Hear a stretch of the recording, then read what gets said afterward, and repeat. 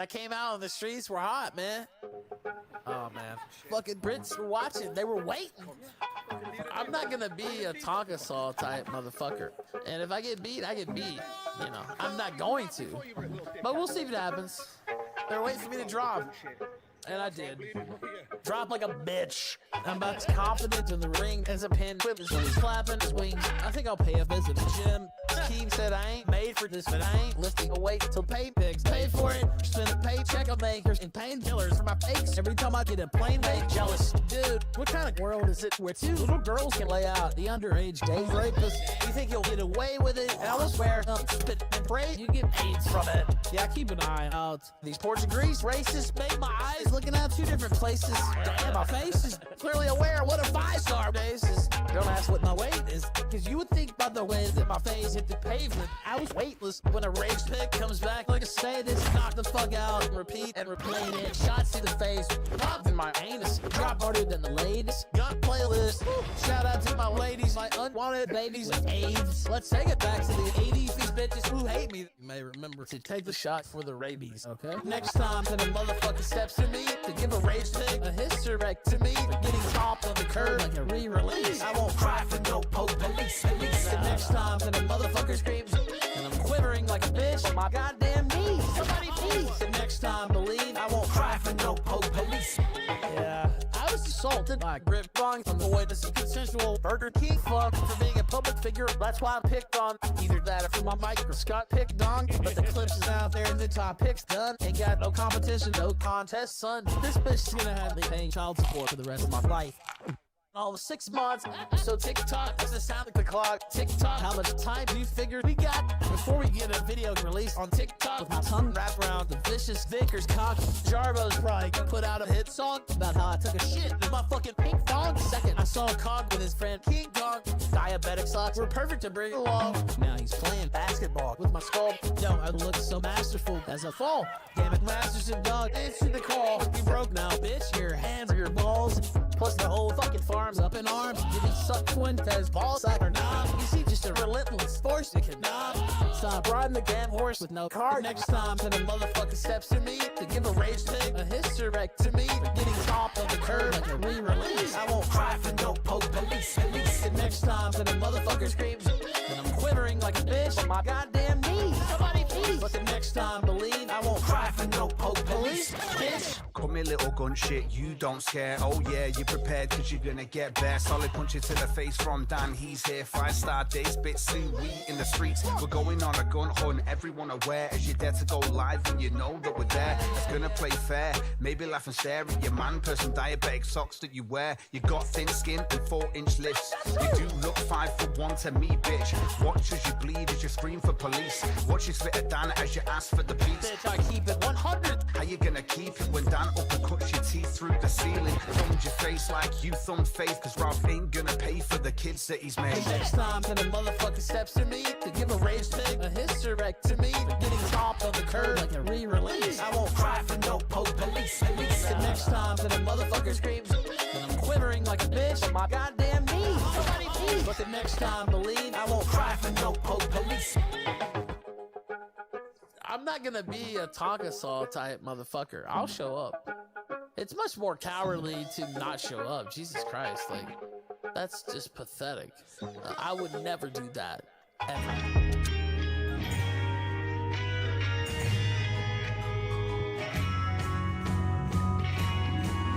Mr. Sun came up and he smiled at me. Said it's gonna be a good one, just wait and see. Jumped out of bed and I ran outside, feeling so extra ecstatified. It's the best day ever. It's the best day ever.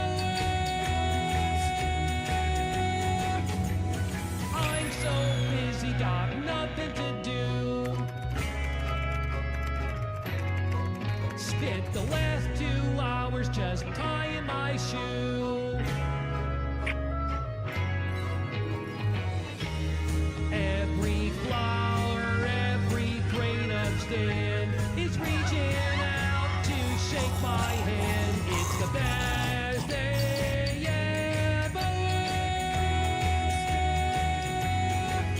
It's the best day ever.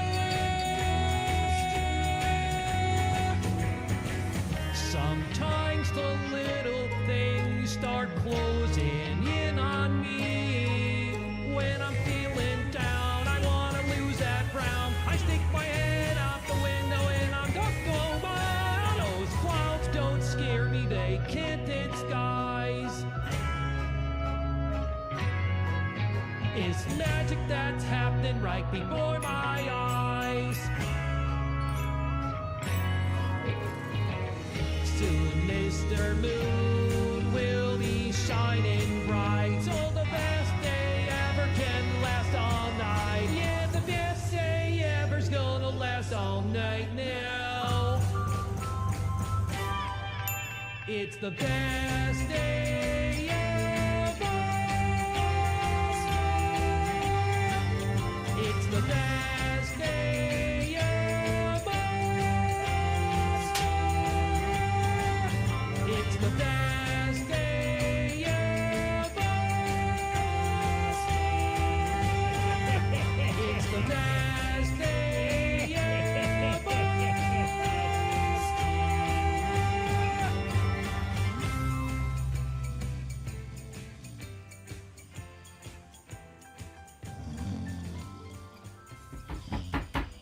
Ted, wake up! It's past 11:30.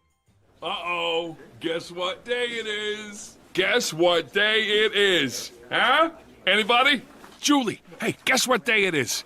Oh, come on, I know you can hear me. Mike. What day is it, Mike? Leslie, guess what today is? It's Hump Day. Woo-hoo! Ronnie, how happy are folks who save hundreds of dollars switching to I'd say happier than a camel on Wednesday. Hump day! Get happy. Yeah. Get 15 minutes could save you 15% or more.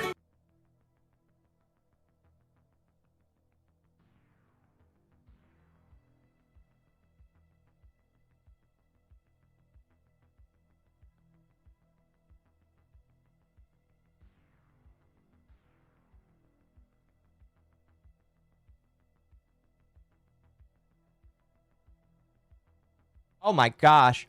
You know, I should have noticed that considering I was looking right at the volume control. Thank you. Oh, no. Oh, boy. Oh, boomer. I'm a boomer right now. Oh, gosh. Happy Hump Day, everybody. Don't worry, you didn't miss anything important.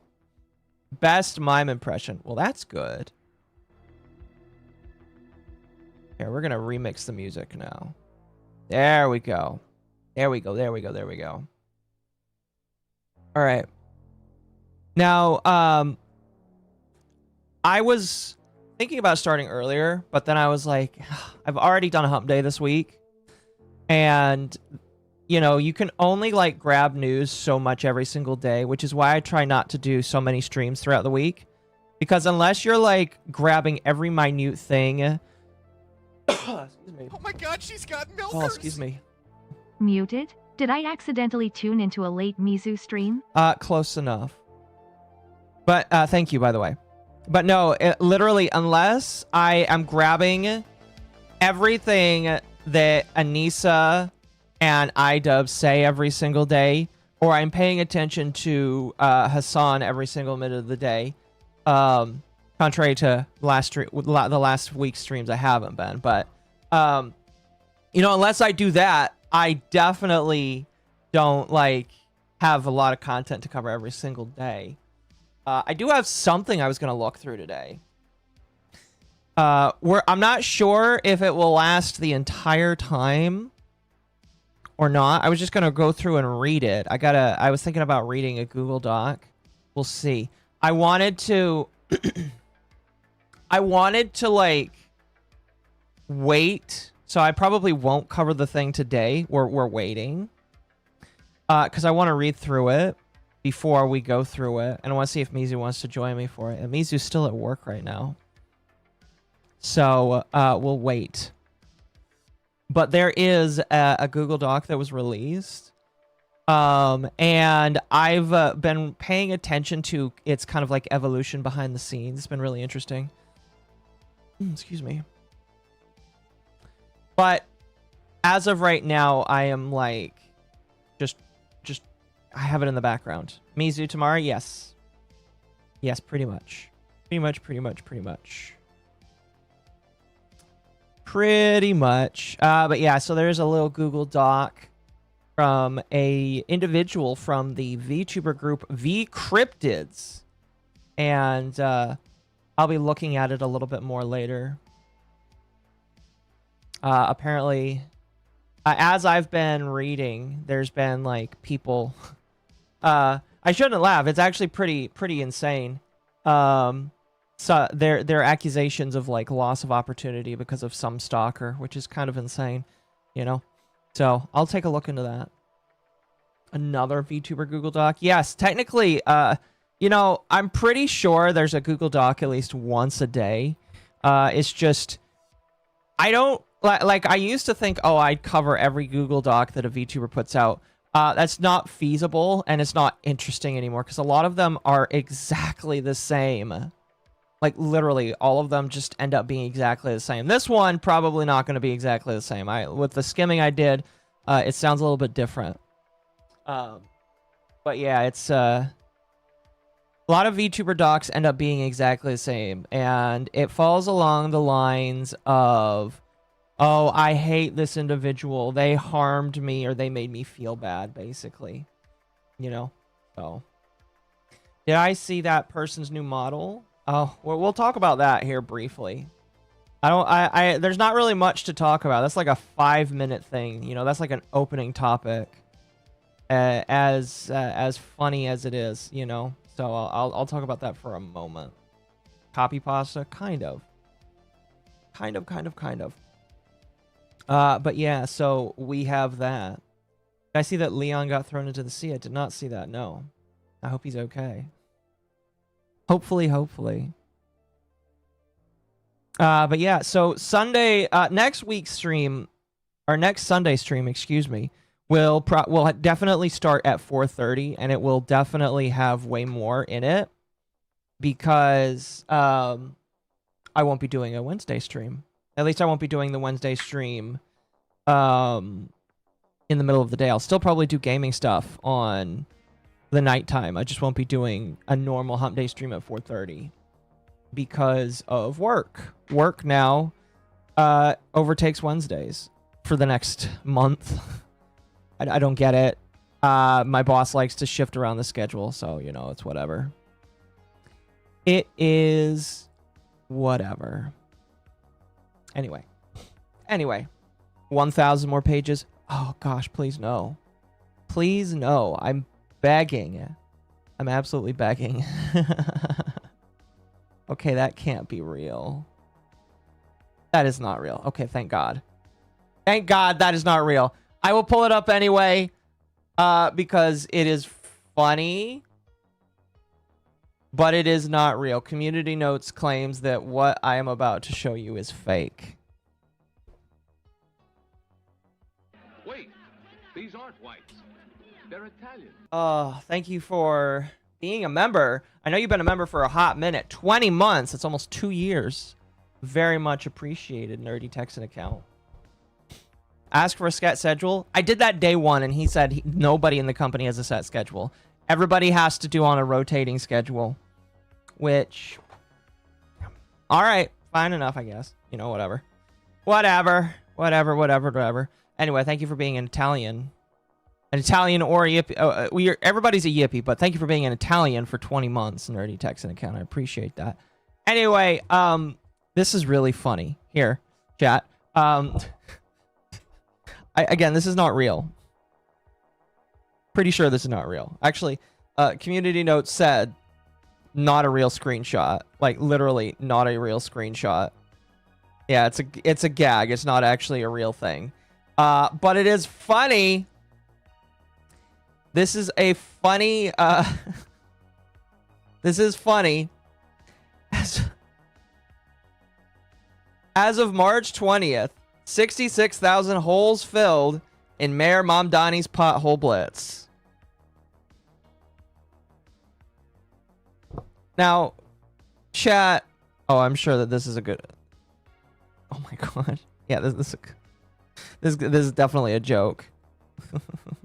Is YouTube a more viable option to Twitch? I'm not sure what you mean by that. YouTube has more people that are on there than Twitch, but I will still to put a. Oh, what the fuck?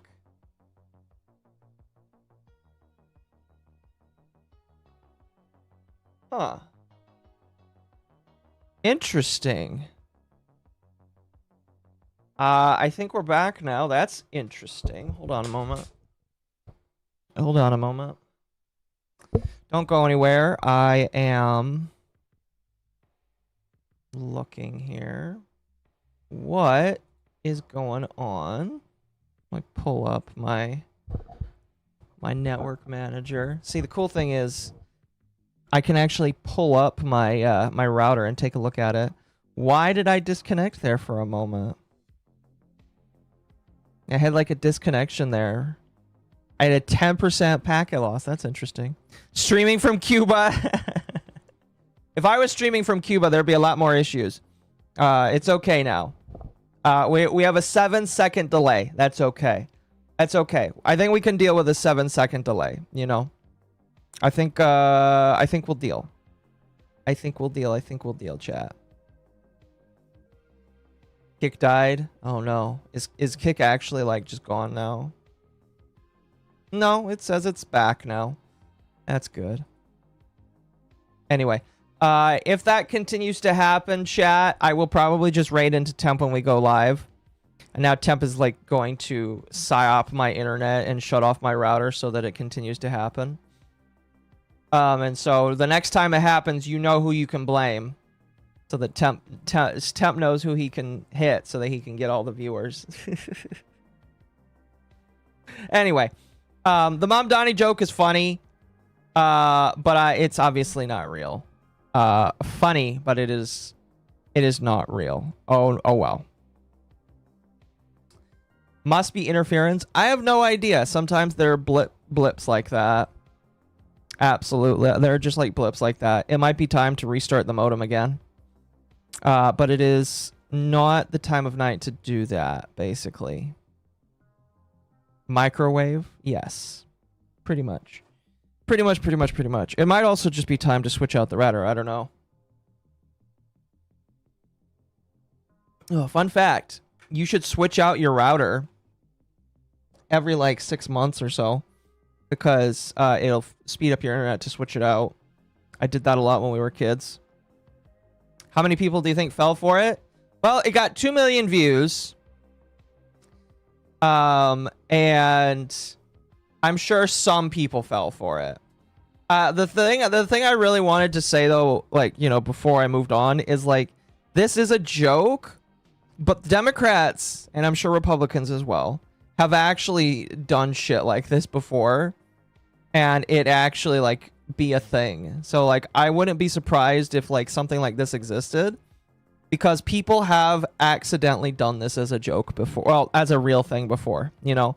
People have actually done that. So, you know, I'm not surprised. I am not surprised that some people would fall for it, because it is legitimately something that that people don't pay attention to. Legitimately, people don't pay attention to. Yeah. Anyway, since somebody brought it up, I figured we'll talk about this right now. This is something that we've already talked about. All right, this is we talked about this when the Google Doc came out. In fact, here, let me bring up the Cinder burden of proof. Let me bring this up, because you all, I want to share this. Let's see. I know it's in here somewhere. The breakdown. It's in the breakdown, I'm pretty sure.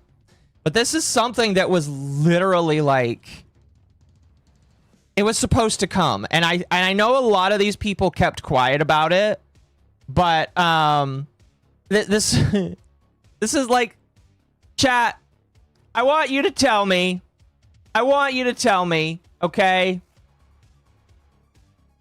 Do you think this was intentional? Like, legitimately.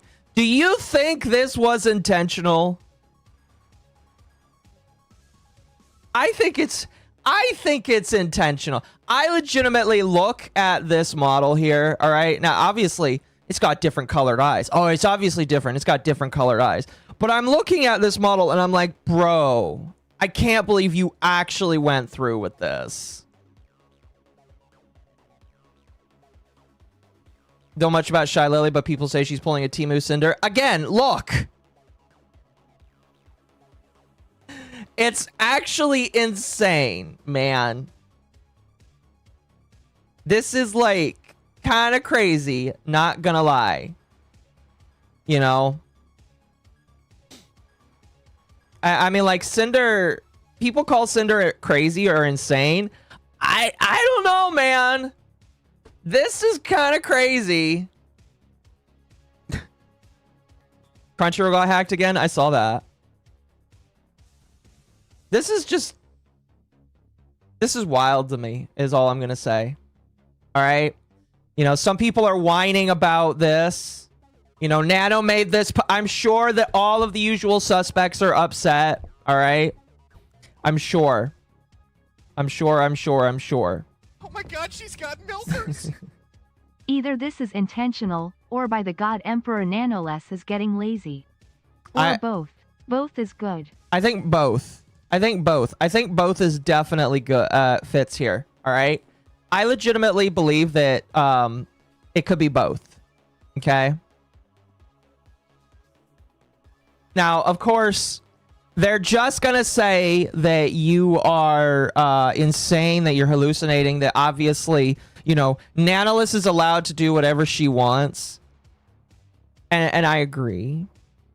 Nanoless is allowed to do what she wants.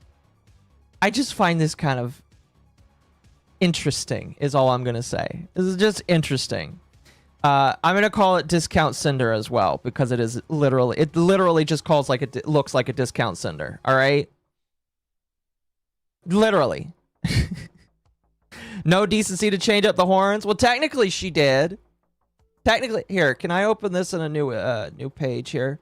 Technically, she's got cracked horns, which is kind of funny, as opposed to Cinder, who doesn't. How much do the models cost again? $10,000. Okay, $10,000. Oh my god, she's got milkers. The more the inner circle of girly pops act up, the more I side with Cinder in this beef. No, I agree. I mean, like, listen, at the end of the day, I am not a fan of any of these people. You know, I like Cinder because I think she's more legitimate than a lot of these other people. I'm not a fan of any of them. Sorry if that, like, hurts people. I'm sorry if that hurts people. But, like, this is just kind of crazy to me, man. I think the thing that's more funny to me is that these people are so blatant about it. And I think the reason why they are is because they know nobody cares. Well, excuse me. They know that their fans don't care. Their fans are obsessive. What's the word? Parasocial. Oh, excuse me. Their fans are obsessed and parasocial.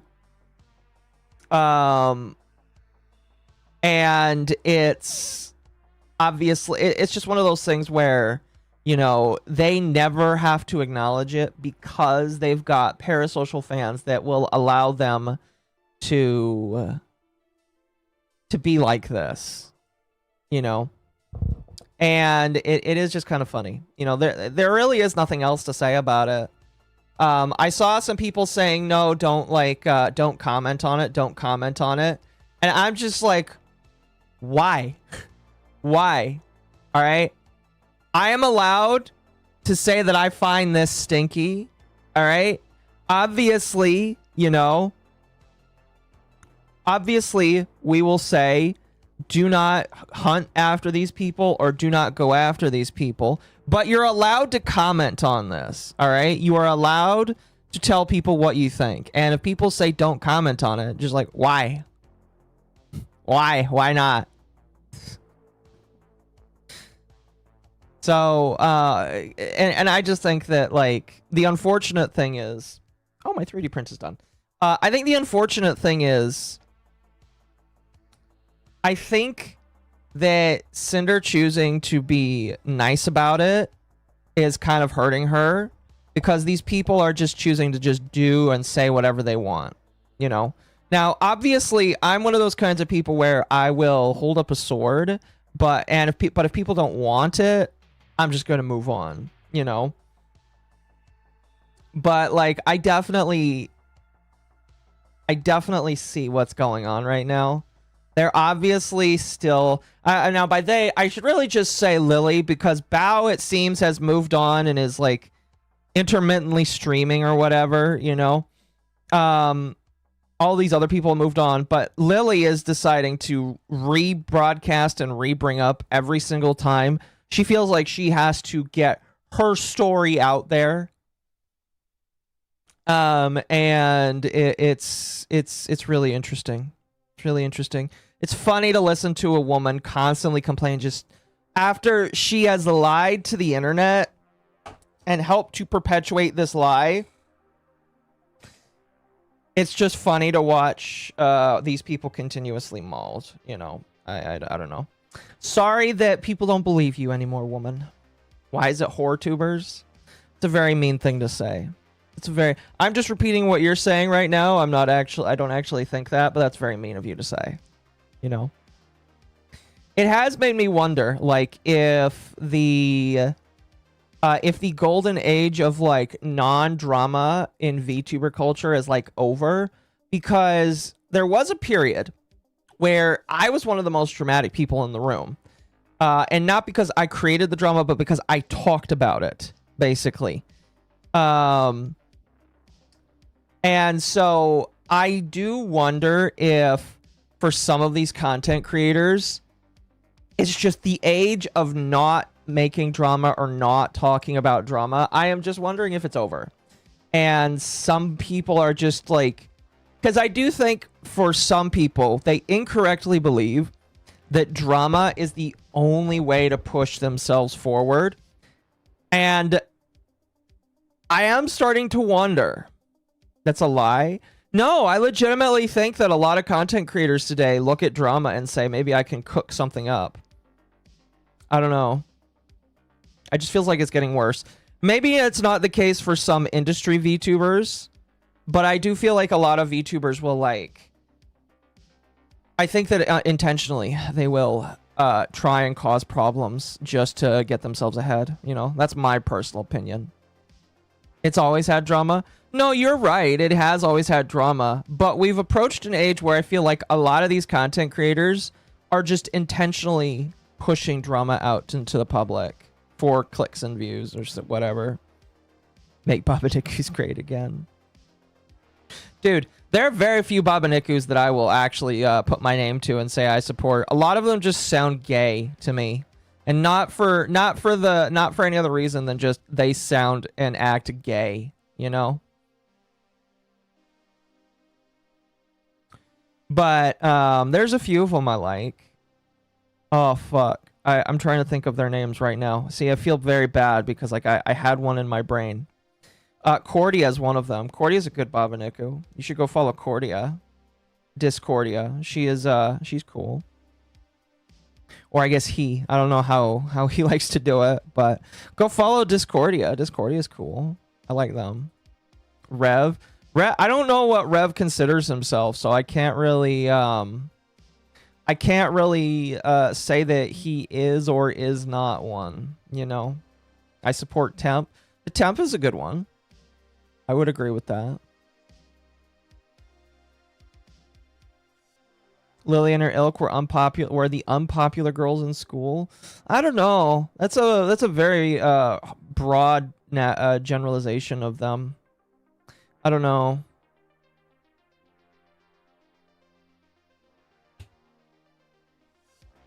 I know this funny dog VTuber. Yeah, me too. He's pretty funny. He's pretty funny. You know, you can just shock this dog VTuber with a shock collar. Speaking of which, I still need to get my shock collar up and running. I have it here with me. It's on my shelf. I just need to ask Atari to get me going through it. Does Mizu count? No. Mizu does not count. Mizu is a Shota.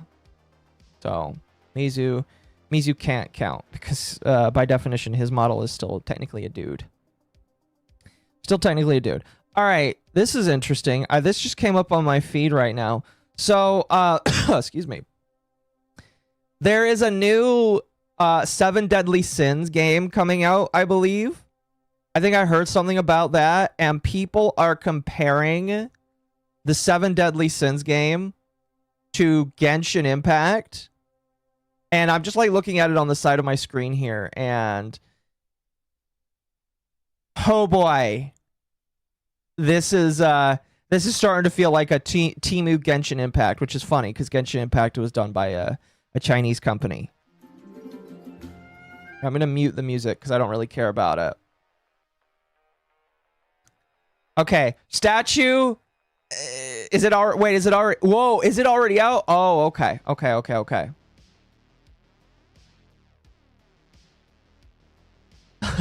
Oh, that's really interesting. Heard it's already gotten censored. Oh, fair enough. Oh, wow, that's really interesting.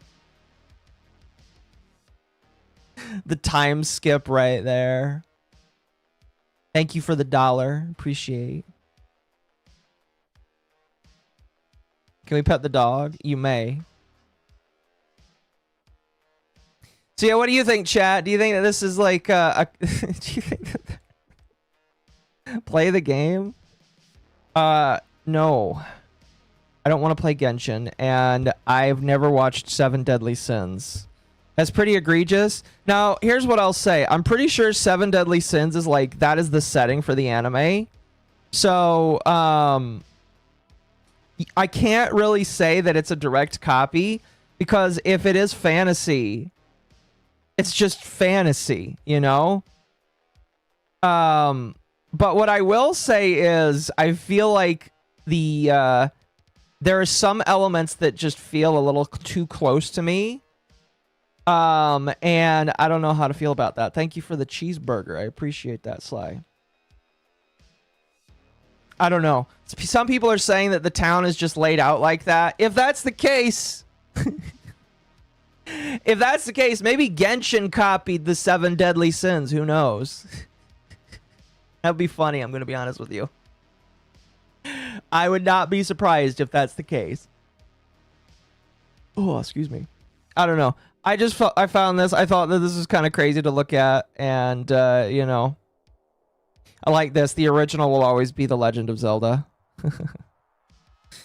Genshin Impact and its consequences have negatively impacted gaming as a whole. I agree. 7DS was established before Genshin. Well, yes, I knew that 7 Deadly Sins was established before Genshin. My question would be whether or not the city itself was established, like the layout was established before all that, basically. You know, if it was established before all that, then that's kind of what I'm interested in figuring out, you know? My messages aren't getting through. I don't know how to fix that. I apologize. Thank you for the 2, though. If your messages aren't getting through... Hold on. Channel activity. Interesting. Don't know why they're not going through, because you're not saying anything that's weird. But you said ho, and YouTube for some reason doesn't like that. But like other than that, I'm seeing your messages. Thanks to Venny, I'm no longer a lesbian. That's funny. So yeah, if the world was already built up and the maps were already like drawn, then I would say that it is. I would say that I don't care. But like if they came up with the builds and all for all that stuff after Genshin, then I don't know. Top Chat is retarded. I agree. Don't use Top Chat. Also, you guys might be a little bit behind, but you're about 7 seconds behind, plus like the 3 to 5 seconds that YouTube has in general. So you're like 15 seconds behind me, all right? So unfortunately, because you're 30 seconds behind me, you just have to deal with the fact that 60 seconds of time has passed before I get to see your message, all right? Anyway.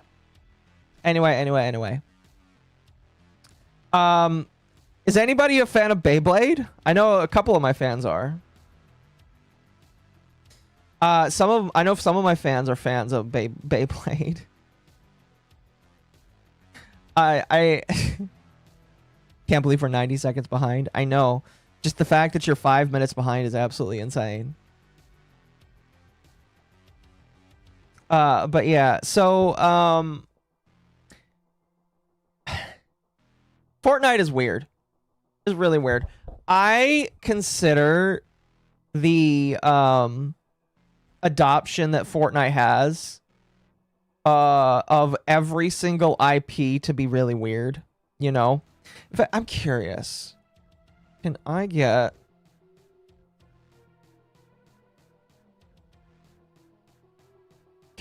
all... Oh, yeah, there they are. Yeah, we can actually look at all of the Fortnite skins. All right. Chat, indulge me. Indulge me for a moment. Let's look at all of the Fortnite skins that exist in Fortnite. Obviously. We're going to look at all of the skins that exist in this game. The fuck? When did the Peak Scout get in there? What the hell? That's new. I don't remember that being in the game.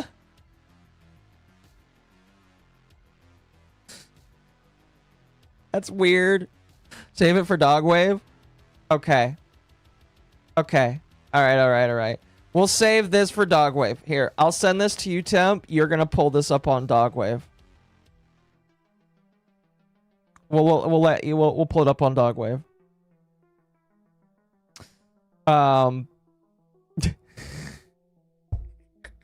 Temp is screaming at me in DMs right now.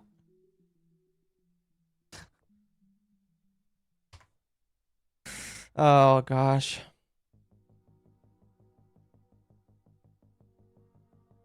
All right. Well, since Temp said this is in the docket, we'll move on and we'll look at this later. Oh gosh. Okay. So I've never talked about Vic Mignogna, have I? At least I don't... No. Okay, that's wrong. I have talked about Vic Mignogna, but I haven't talked about Vic Mignogna when Vic Mignogna like was a thing, basically. And so this to give you guys a brief TLDR, Vic Mignogna was part of a scandal where Monica Rial and a couple other females accused him of sexual misconduct, and it got him removed from a lot of shit, basically canceled him. And this was a very big thing back in, I want to say, between 2018 and 2020, all right? Now, what ended up happening is he sued them.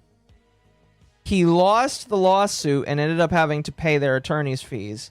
But he also just got to move on. Now, in the aftermath of that, it is my understanding that Vic Mignogna basically has rebuilt his life and he's doing his own stuff now, you know? And that's great. But what of Monica Rial? Well, I saw this post today and I thought that this was really interesting, and so I was gonna read it here. It says that Monica has deleted her ex account and I doubt she will ever return. I don't know if that's actually true. She hasn't touched her Blue Sky in over a year. From what I've been told, hasn't touched her Facebook group in a long time. And on the one account she actually uses, Instagram, she has limited comments. Meanwhile, Vic is doing his best to rebuild his life and is doing his best to keep in touch with fans. So at this point, if you think you're going to get any kind of attention from Monica that doesn't involve payment, you're absolutely wrong. It's time to stop. So, Did Ron Soy get cucked yet? That's a good question. I don't know. I would ask Nick Ricada, but Nick Ricada, I heard, is allegedly doing coke again. So, you know. Thank you for the 5 gifted memberships, Dark Knight. I appreciate that. If you got a membership, make sure you say thank you for becoming the newest Italian yippie. Appreciate that. We'll let one go through. These aren't whites. They're Italian. Thank you. We're gonna pause that there. Is that gonna work? There we go. I'll just do it personally. Get gifted. Thank you. I appreciate that. So yeah, sometimes with these kinds of things, it does take time, sadly, where somebody gets fucked over, and it takes genuinely a decent chunk of time before they get helped out. You know, if you want my personal opinion, Vic Mignogna got screwed over not only by Monica Rial, Jamie Markey, and all of these other like individuals from the voice acting community, a community, by the way, that is eating itself to death over the over a lot of different things. Not only did he get screwed over by them, he also, in my personal opinion, got screwed over by his lawyer and by, again, not Vic Mignogna, not himself, by Nick Ricada. It is my personal opinion that even though it probably did help him in the long term to recapture himself, I feel like Nick Ricada kind of screwed him just a little bit. And it probably led to a little bit of Nick Ricada's, like, eventual, like, it led to a lot of people distrusting Nick because of that. And I want to say that a lot of people ended up disliking Nick a little bit more because of that. So, yeah, you know, I guess in the long term, it hurt Nick more than it hurt Vic, you know. But at the very least, you know, what ended up happening with Vic, while it is absolutely disgusting, it exposed a greater symptom of the animation dubbing industry. And nowadays it's kind of just floundering, you know. I know that they're still getting anime and they're still getting stuff. But I think that because of how these people acted, oh, excuse me. Because of how they acted, I think that just moving forward, you might see them just slowly trickle down in popularity and relevancy. That's my personal opinion. I just don't see them ever, you know, moving forward in a positive way. And that's typically the way it goes. You know, some people will cheer in the short period over your downfall, but it's the long-term period that is actually, you know. So I think that Vic Mignogna is doing better overall. Anyway, what is... Oh, this person... Oh, I guess he's showing proof that she's gone, I guess. Yeah, her last post was literally over a year ago. That's funny. That is really funny. And she has limited comments on her Instagram. That's funny. I think, unfortunately, chat, we had a golden age of anime, and I don't think it's over. I definitely don't think it's over. I think that it is adapting, if you know what I mean. Changing up and adapting because of the way that things have gone on. I think that it's just shifting to a different way of work. I would not be surprised if we get, you know, AI on more things in the future because of this kind of shit, which is unfortunate because I'm not really a big fan of AI voices. But I have to wonder, thank you for the follow, I have to wonder if which is worse, AI voice actors or shitty voice actors. Sam Hyde should be a VO. He should. He should. Also, yeah, I did hear about the Crunchyroll stuff. However, I imagine Temp wants to talk about that during Dogwave, so I'm going to let Temp... I'm going to make sure that Temp has that down, and we'll probably talk about the Crunchyroll stuff during Dogwave. So... Anyway, speaking of which, we have it in about an hour. I want to move on to some funny stuff. Chat, I'm trying to save some funny stuff to go through with you guys, because I don't want to just give you doom and gloom and shit. So I want to show you funny stuff that I found that I felt like would be cool. The US government is trying to ban hentai according to Chibi reviews. Okay. Well, you'll have to send something to me. I don't know how that will go. You literally can't do that. They can try, and all I'm gonna say is that's unconstitutional. And if they do that, like, it will go up to the Supreme Court, and it will be deemed unconstitutional. Let's see here. Let's see.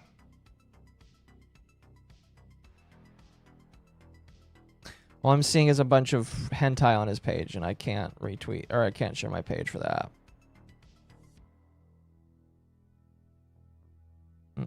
You're gonna have to be specific. I don't see anything in the last, let's see. Yeah, I don't really see anything in the last 12 hours about that. But speaking of chibi reviews... Oh, sorry, I'm going to sit up here. I have this good little thing where I can sit back and then, like, sit up. Speaking of chibi reviews, I've seen a lot of people, like, just going off on him on Twitter. And it's been very interesting. I think when it comes to Chibi, there's a lot of reasons why you can be critical of him. I think he's done some missteps, especially this year. He's put his life online way too much. And you definitely shouldn't be doing that. But I see a lot of people that are like being parasocially negative to a degree that, like, it's kind of insane, you know? And I think that it's kind of funny. One of those individuals, I'm looking into, because I heard some weird stuff, and I'm hearing that it's not real. I'm hearing that it is real. I'm hearing that he's got counterproof and counter evidence. All I'm going to say is, while I'm looking into this, here is my advice for you, chat. And if I catch you being underage as a mod, I will remove you. But if you have moderators for your chat and they are underage and you know they are underage, I'm extremely sus of you. Especially if you're an adult, all right? All right? If you're an adult and you have child moderators, I am extremely sus of you. And I think that you're weird. Even if you're just like a gaming YouTuber, I'm just going to be I'm going to be sus of you. And I feel really weird about it, because I feel like there's no reason why a child should be a moderator of any chat, because even if it is just purely gaming, children still have the ability to be exposed to in the chat to things that they should not be exposed to. And I just think that that's not a good thing. So, originally, like, there was some weirdness about, like, what was being talked about in the chat. But now that I know that this individual just has mods that are children or, like, under the age of 18 is weird. Chibi? No, not Chibi. It is not Chibi. Somebody that hates Chibi. Somebody that hates Chibi has underage mods, or used to have mods that were underage. And that's really weird to me. That is really weird to me. That is extremely weird to me. So, I'm looking into them. Just because that's really weird. All right. There might have also been like this person might also have done like suicide baiting as well, which I find incredibly gay. But yeah, I'll be looking into them because it's weird. Anyway, do you want to see Asmongold throw a lamb in Crimson Desert? I have not played this game, mostly because I heard it was like $70. I guess if you buy this game for me, I will play it. As with all video games, if you want to see me play it, you buy it for me. Oh, excuse me. Asmongold bought this game, I'm assuming, and is playing it, and he decides to just throw a sheep. Yeet it, basically. I know you might not want this. Unfortunately, oh my this is gosh. natural selection. That is amazing. Bully. No! Oh, it's okay! Carry a fucking sheep all the way back over to this. I know that is amazing. Okay, you know what?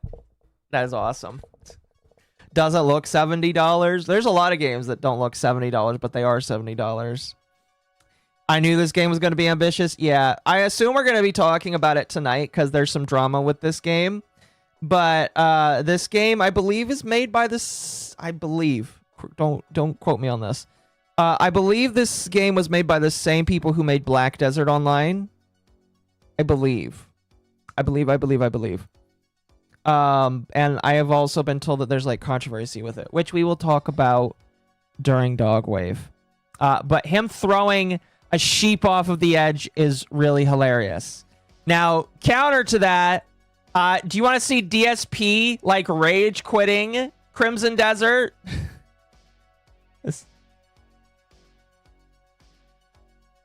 You guys will get a kick out of this. This is amazing. This is absolutely fun.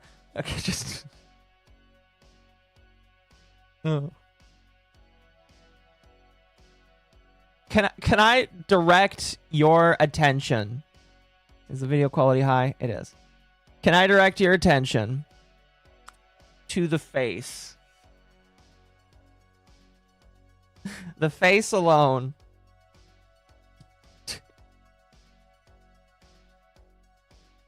Look at his face. He just looks absolutely super duper thrilled to be here. I love this. This is amazing. Look at it. Look at this man. He is not happy that the tutorial boss is fucking with him.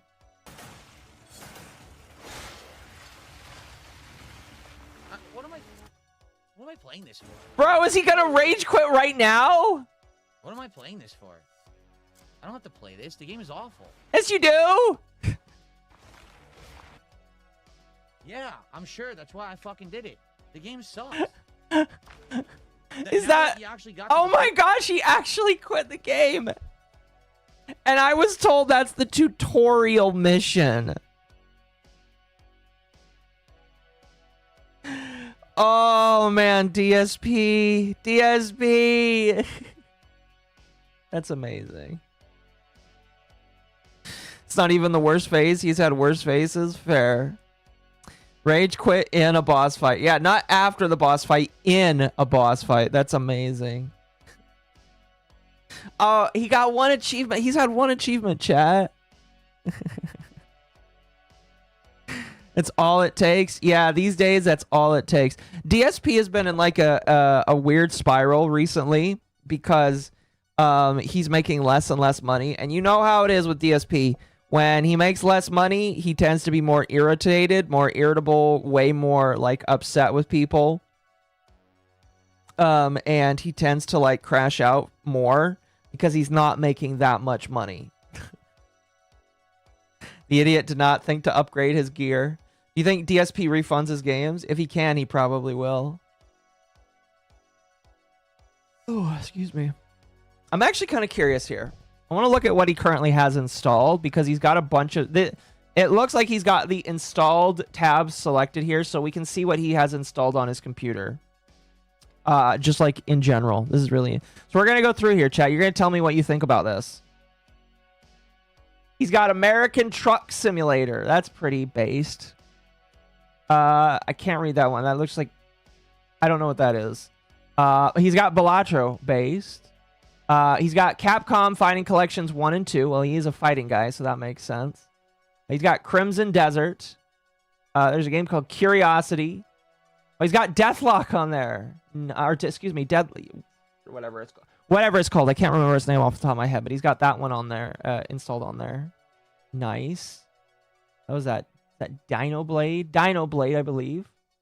Dragon Quest. A game called Egging On. These are some interesting named games. He's got all of the FNAF games installed on his machine. Is he like actively playing those? Does he like go back and play FNAF?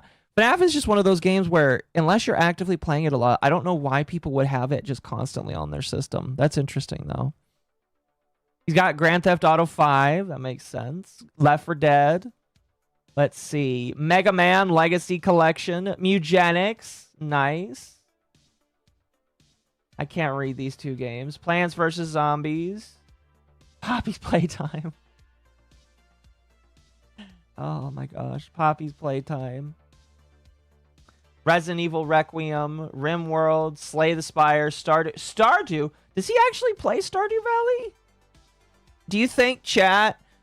Oh man, I'm very curious to see what his stats are in Stardew Valley, just to see if he actually like plays it in his off time. You know, I know he streams like 24/7, but I'm curious to see like if he plays Stardew Valley just as a comfort.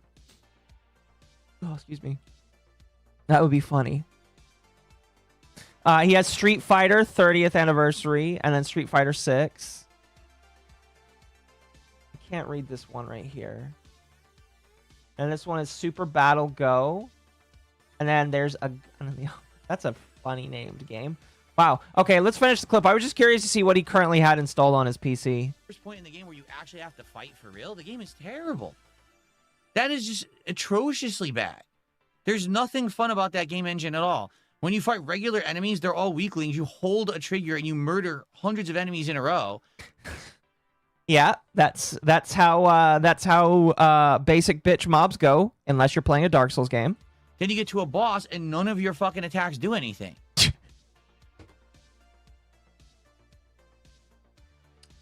Yep.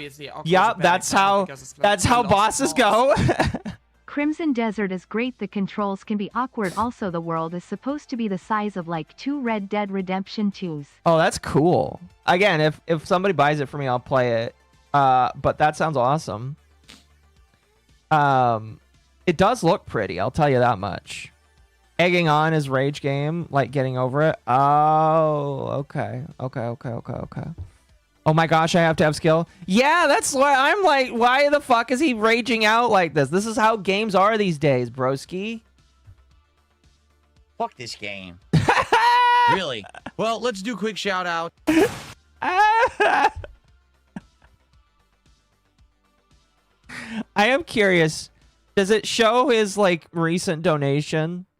Okay, let's see here. Top sub, top kick. Oh, top kicks are nothing right now. Okay. Top memberships. Okay. Oh, this guy gifted 10 memberships. Okay. Cool. It's just, I know some people like to pocket watch DSP because he complains about money. I don't really care, but it is funny. Is that the May 1st stream? What? No? This is from March 20th, which means it was probably from the day before. Let's see what the comments have to say. Locked onto the enemy, not even once. So he never locked onto the enemy. He never locked onto the enemy. That is amazing.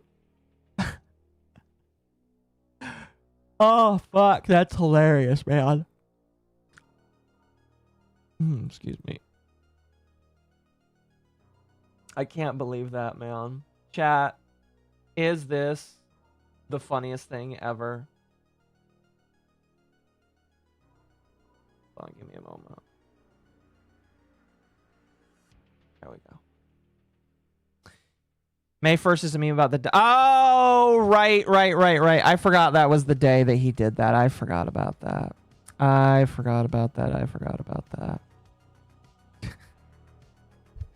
And this year is the 10 year. Has it really been 10 years since he masturbated on stream? Are you serious?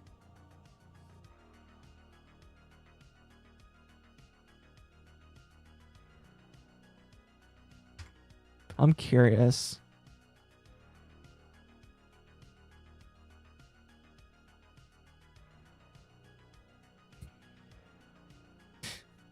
For those that are curious,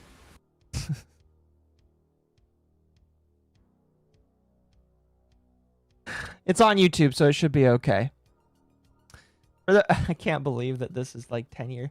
Is it really? Was it really in 26? Holy shit. Here, let me turn this down a little bit. Okay, this is a screen recording of it. This is the clip. Oh, sweet baby Jesus. I can't remember. I can't. Do people actually like?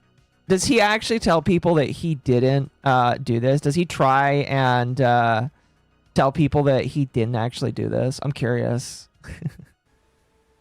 Detractors call this the May burst.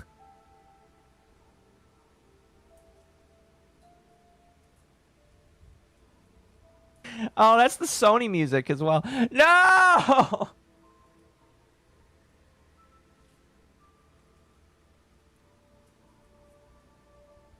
He looks exhausted. He does. It's been a while since I've seen this, chat. It's been forever. I'm grabbing the Windex. No.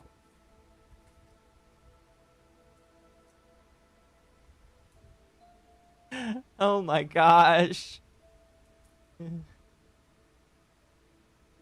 crying, man. This is amazing. Oh, fuck. Thank you for the $2. Is DSP a 2-pump? Probably. I don't know. I just want to say that's not my mouse. That is whoever did the screen recording of this.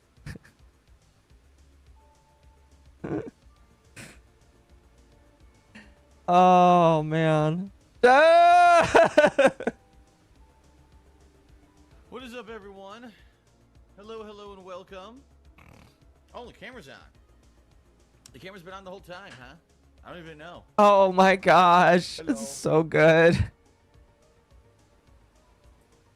So good, man. And by so good, I mean so terrifying. What was he whacking off to? I don't know if he ever said. That's a good question. I don't know. He noticed. Yes, he noticed indeed. Oh, the camera's on. Been on the whole time. Yeah, exactly. So good. Well, chat, since it is coming up in May for 10 years, it is coming up in May. We'll talk about it again when it comes up in May. Maybe I'll get Nianis to come on and we'll do a 10-year anniversary. In fact, let me message her right now. I'm gonna tell Nianis that we're gonna do that.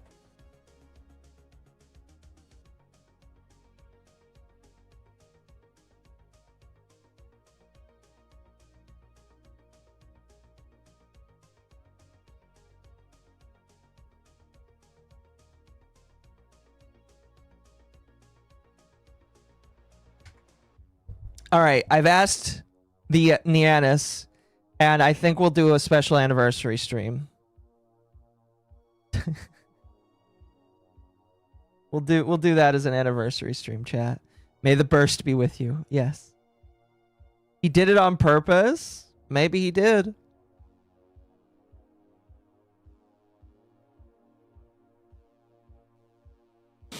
Maybe he did. Maybe he did.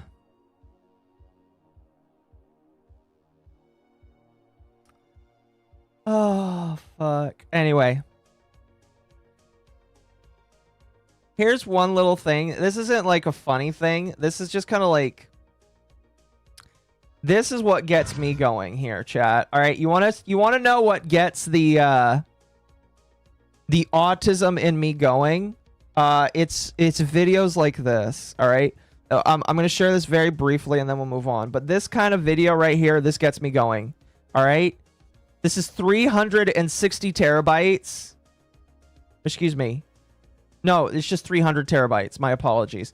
This is 300 terabytes of space with 16 terabytes of caching. Or it might just be 316 terabytes, period. This is I want this, that much space, chat. I don't think I could feasibly use that much space ever in my life. Okay? I don't think I ever could. But I would want space like this. I'm also noticing, by the way, here, if I reverse, they're using a lot of different types of hard drives for this here. Like, I'm seeing some Toshiba drives. I am seeing some Western Digital. Here, you want to know something interesting, chat? I know a lot of stuff about not Toshiba. Well, I know a lot about Toshiba, but I know a lot about Western Digital. Okay? The purple drives are made for NVR systems. Or camera systems. The purple ones are specifically made for camera-based systems. So if you buy a purple one, it's made specifically for capturing video footage. The blue ones are made for normal stuff as well. Also, hold on a moment. That's not 30 terabytes. That's 4 terabytes. Okay, this video lied, chat. This video lied. That's not 30 terabytes each. I bet you that's not even 30 terabytes. Oh my goodness. And again, there's another Western Digital purple, so it's made for an NVR. I think this is just doing this to showcase it, you know? AI video, clickbaited. I was definitely clickbaited for sure. But this whole thing is real. This kind of thing is real. It is an actual real thing that you can get. It's really cool. This is the network. This is your network storage here. I have something like this, except it's made for a server rack. And it's really cool. It's really, really, really, really cool. So, it's just a showcase. Well, I know it's just a showcasing. But, like, it's really cool. But yeah, you can buy stuff like this, and it's really neat. Oh, see, this is kind of what I have right here. Not this. Although I do want a Dell server like that, because that has a DVD-ROM on it. But this down here is kind of what I have. Can you mix and match hard drives? No. What kind of? When you want to make a storage pool of data, I believe that all of the storage has to be the same size. So if you want to have a bunch of 1 terabyte drives and put them together in a pool, they all have to be 1 terabyte. And then obviously it scales up. I am getting a couple hard drives tomorrow because Temp sent them to me. I'll be pooling them in a storage pool together. And so, yeah, that'll be fun. I'll hopefully be able to, after that, start backing up my shit. I'm gonna start backing up my streams for future's sake, basically. Very much not advised, as they can read and write at different rates. Yeah, that's why I wouldn't do it. You can. It's not recommended that you do so. Basically. Basically. I don't recommend that. Pretty much. Let's chat. Before, and by the way, I have the room open so Temp can jump in to say hi whenever he wants. Probably to start yelling at me. Before we move on to Dogwave, I wanted to get through some brief politics stuff that I thought was interesting to me. And I'm probably going to close out a lot of these tabs here if I don't get to them today. Building your own data center so you can drink a gallon of water and spit out a random fact? Yes. Pretty much. What are the hard drive brands to avoid? Seagate. Don't go with Seagate. Okay? Seagate is intentionally made to fail in the future, eventually.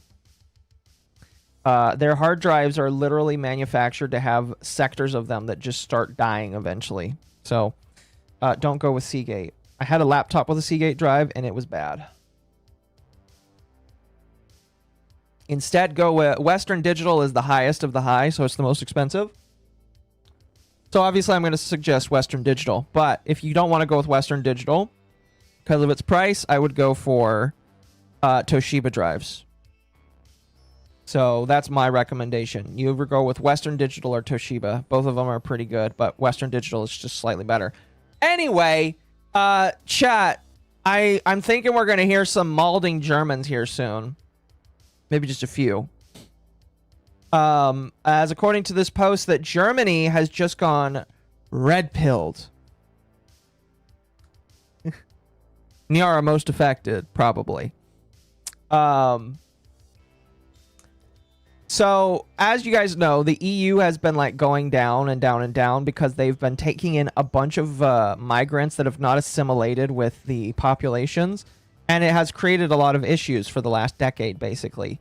Now, Germany, I believe one of their leaders basically closed the border or said that they were going to limit the border. Obviously, Occo is a bad example because it's a lost cause.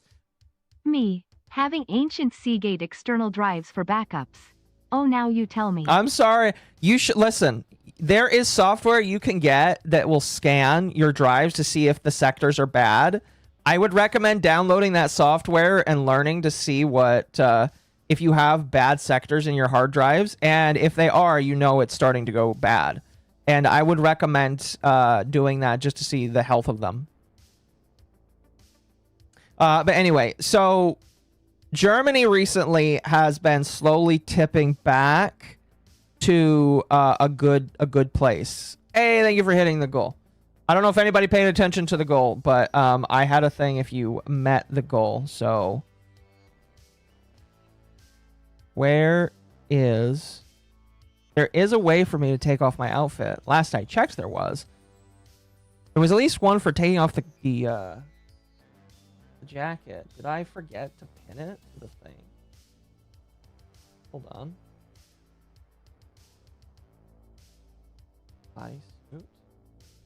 Oh, I forgot to pin it. My apologies. I'll do the next best thing. There we go. Sorry, chat. I need to fix that for next time. I didn't know that it was that I didn't have it saved as a thing. I thought it was or previously. Then I guess once I got the outfit updated, it was different. I'll just give you the latex outfit instead. I'm sorry. I mean, it's not like if... listen, I'll fix it next time, but hopefully this is a good enough substitute. We'll move the Yippee. She can go away for now. You can get the full view. Here, we'll remove the Yippee. She can go away. Can go away for now. Rip off. I'm sorry. I don't know why it's not working. Here, let me okay, that doesn't show the gesture on screen. Good.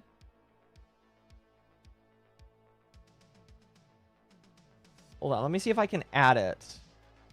Hotkey, that expression, jacket.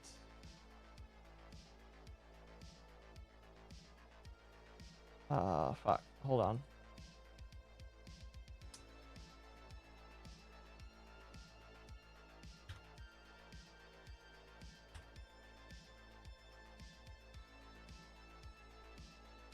Okay. Let me see. I can get this done. Hold on a moment.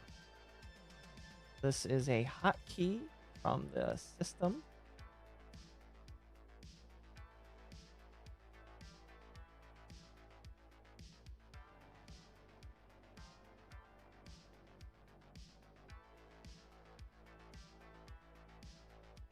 Oh, does it want the specific keys here? What did I do? Oh, I see. Hold on.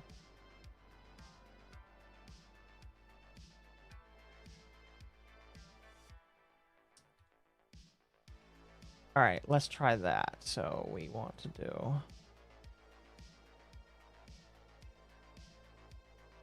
That should be... done. So then if I do this, it takes off the jacket.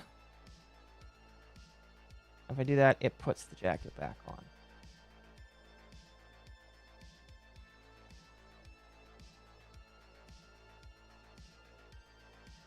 There you go, chat. Hope you enjoy. Crooked, I did it. I did it for you, chat. I hope you enjoy. W goal, yes. Really quickly, Wolfsbane, thank you for the 2 supers. Got an X drive for my Xbox that didn't last a week. It was Seagate. Yeah, if it's Seagate, yeah, that makes sense. Seagate just kind of sucks. I'm sorry. Anyway, going back to Germany, I guess that their more right-leaning party is gaining massively in the country. So we'll see if it gets more and more popular. But allegedly, they might get more ground to just close their borders and kick out all their migrants. So we'll see.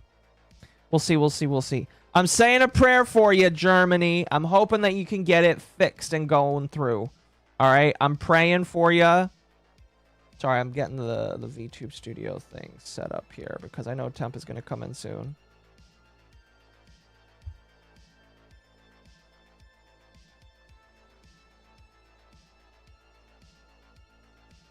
There we go. Hope they do. Yes. So yeah, sounds like someone being paid by a big storage would say, Akko. Listen, this is what Temp told me. So, just saying. Just saying. AFD is their big tent right-wing party, as anywhere from normie conservatives to far-right people. Good to know. Good to know. I like how you started talking about Germany, and the most recent dono sound was Nyara. Yeah, I'm sure that Nyara is going to be very happy about all of this. I, for one, will say it would be very funny if Germany moves. If Germany did a complete 180 right back to where they used to be. I would obviously be very bad if they advocated for a lot of the same shit that happened back in the 50s. Hopefully not. That would be very funny, though. You know, hopefully they don't go down that road. Hopefully they can just correct in a more chill way. You know what I mean? Hopefully they can chilly tell all of those illegal aliens and those migrants to get the fuck out of their country. You know, hopefully. Now I should be happy that the future prime minister might be a lesbian that likes brown women. That's interesting. That's funny. Who knows? Anyway, not just Germany, by the way.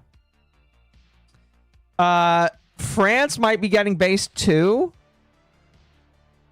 Maybe? I have no idea. France might be getting more base too because a right-wing nationalist party has won some of the left-wing districts in France. So we'll see.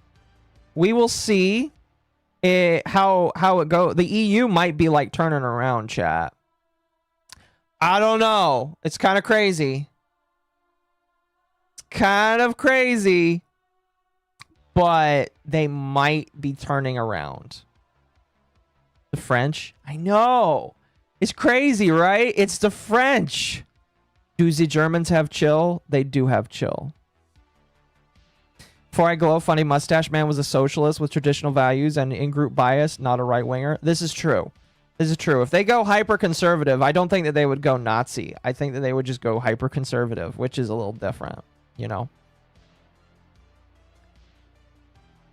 I do want to make it known that I am joking about that. If you didn't catch on, I was joking about that. But you know, hopefully they don't go that far down the rabbit hole. Hopefully they just become heavy nationalists, shut their borders down, and fix their shit. You know, I'd be down for Germany doing that, and France. Honestly, fix all of their countries. You know, fix them all. The yippie conservative. There is yippie conservatives. Yippies believe in ice cream rights. They believe that they should conserve their ice cream so that they can have it for the long summer ahead. All right. And then all those damn Doro leftists, they try and take away the yippies' right to conserve ice cream.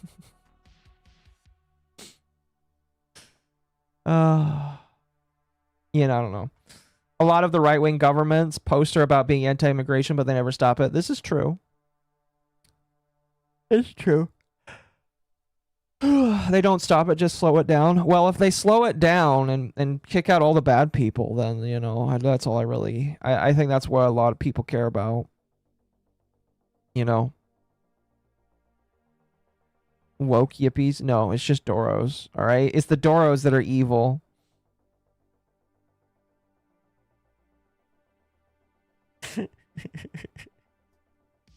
Oh my god, she's got milkers! Oh, goodness.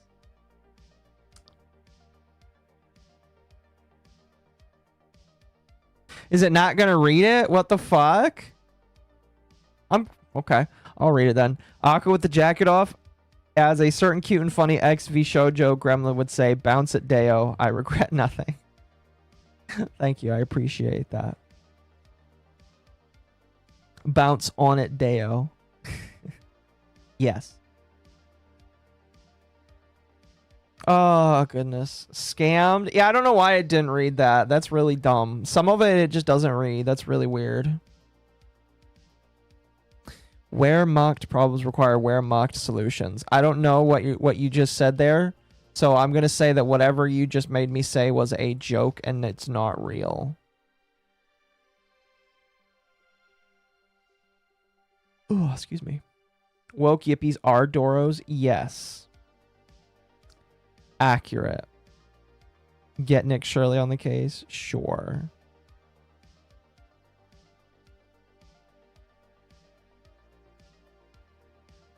Sure. Doros cast 67% of the spells. They cast 67% of the spells, yes. And commit most of the yippie crimes. Pretty much. Okay, I'm going to close those because that's old news by now. That's old news by now. There's a lot of political news I just never got to. Here's what I'll say. Sorry, at this point, I'm waiting for Temp to come in now because it's almost Dogwave time. Chat.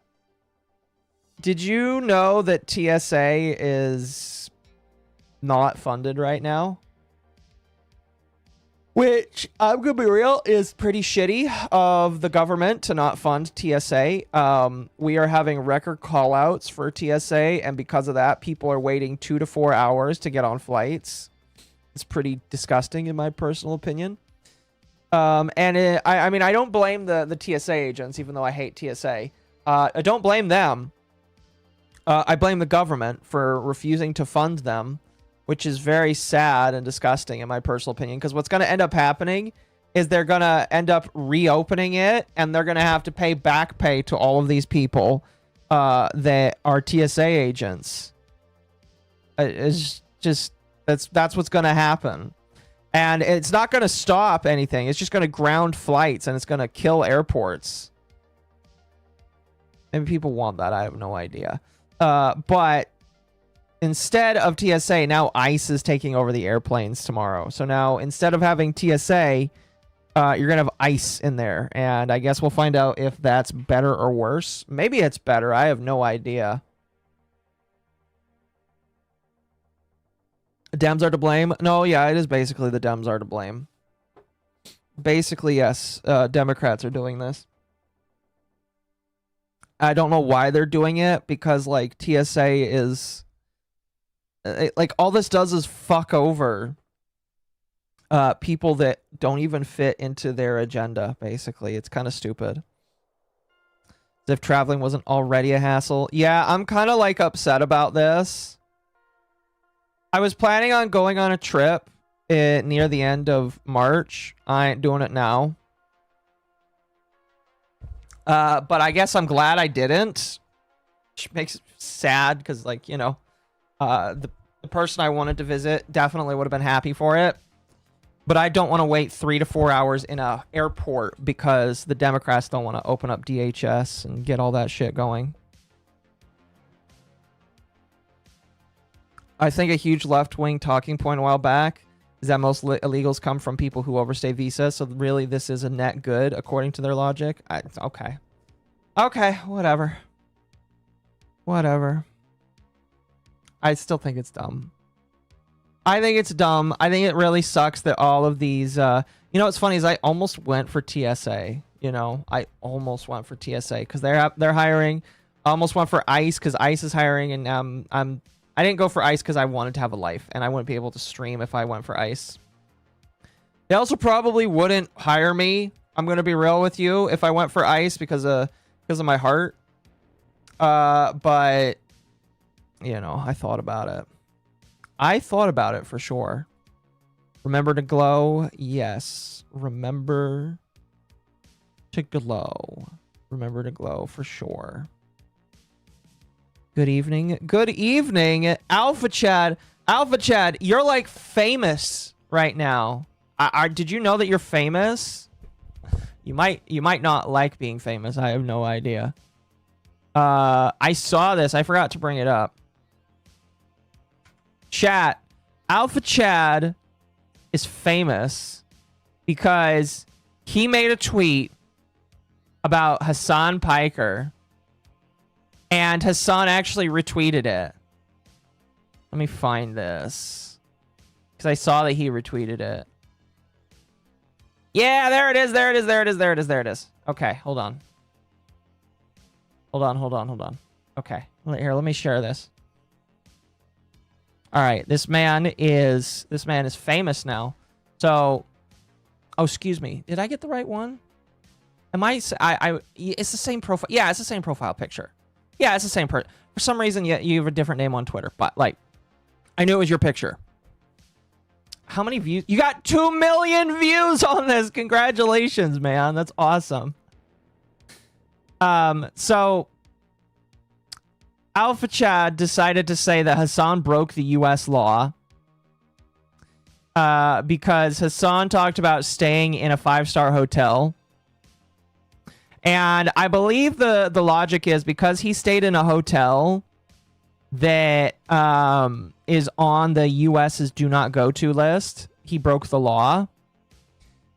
And so that's what he is referencing here. And Hassan got decided to reply to this. Basically. Feds? Yeah, feds. It's the one time where people are like, feds, go at him. See, you've got people replying saying your hotel is on the list of prohibited hotels, basically. Certain ban. Yeah, there are hotels that the US says you can't go to, which is... I'm gonna be honest with you, that does sound kind of retarded in my personal opinion. I don't know why. Well, okay, you know, I say that, but I the more I think about it, it kind of I think the logic from yesterday, I think the logic is literally because of who owns the hotels. And the hotels are like owned by people that are government, like in Cuba, and they're banned for that reason, I believe. And Hassan is like saying you're wrong. State-owned hotels, yes. That's basically what it is.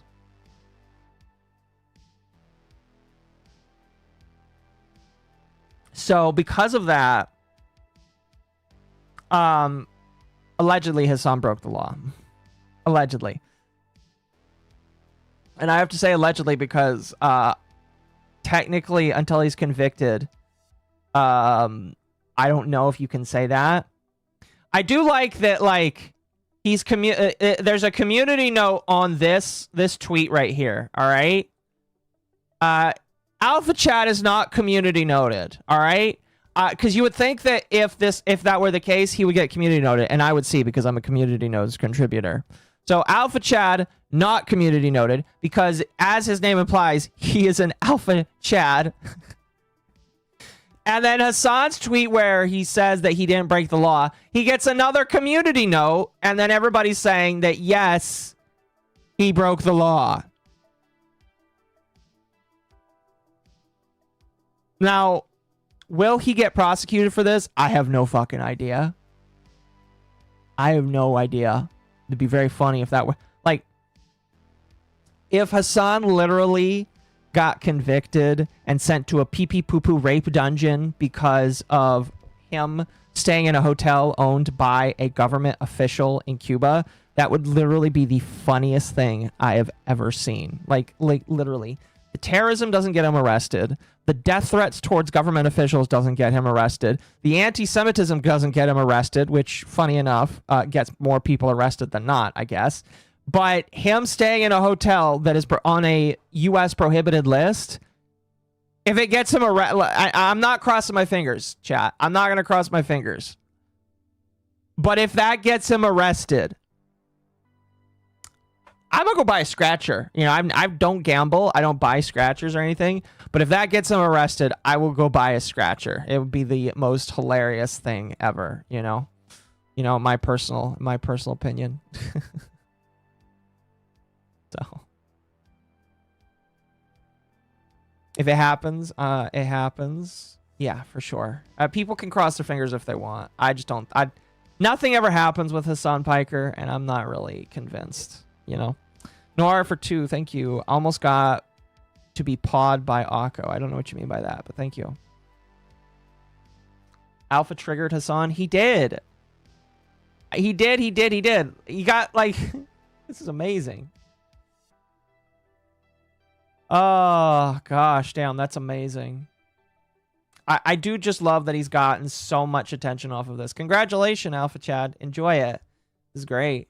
You probably won't get prosecuted, but the feds probably have questions. No, I agree. Hello there. Hello.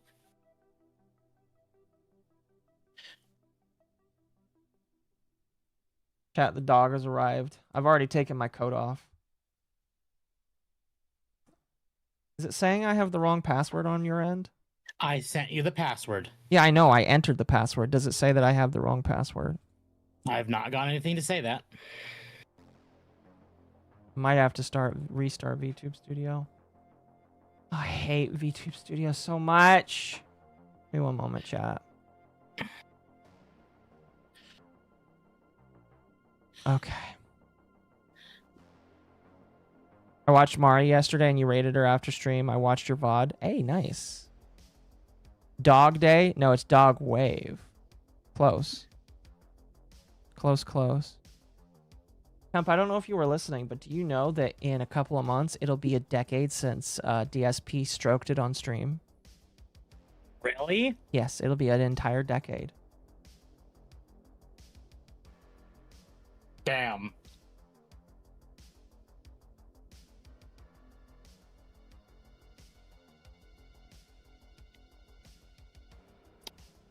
Ironically, we do have something for DSP tonight. What are we gonna watch? Yeah, I'll say it when I'm actually properly alive. Don't tell me it's the clip of him rage quitting at Crimson Desert. It is. Okay, we just watched that. You need to stop doing that when it's Dogwave Day. I told you we had that. You did? Why did you tell me that? I'm so glad your ears work. Was it during a time when I was away from my computer? No, you were at your computer. You clearly ignored me. I've already taken my coat off. If you were a white woman, Occo, I might be concerned by the implications of that sentence. Thank you for the 5, Internet Zenmaster. Fair enough. I'm gonna be honest, I think I was away from the computer when you said that, man. Chat, if Dogwave doesn't happen, you know who to blame. What do you mean? You tried saying so many things that were for Dogwave. Please tell me you've not talked about Subnautica or Crimson Subnautica Desert. was on Wednesday, man. We're talking about it anyway. Well, I mean, yeah, that's fine.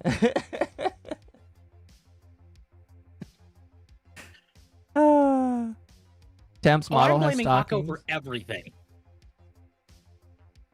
He gets unnaturally mad, chat. He's a very chatty dog. A very angry dog. What dog are you based off of, by the way?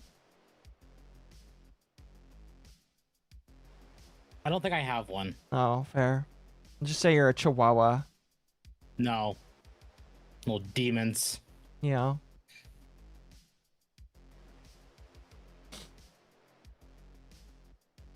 Oh, goodness.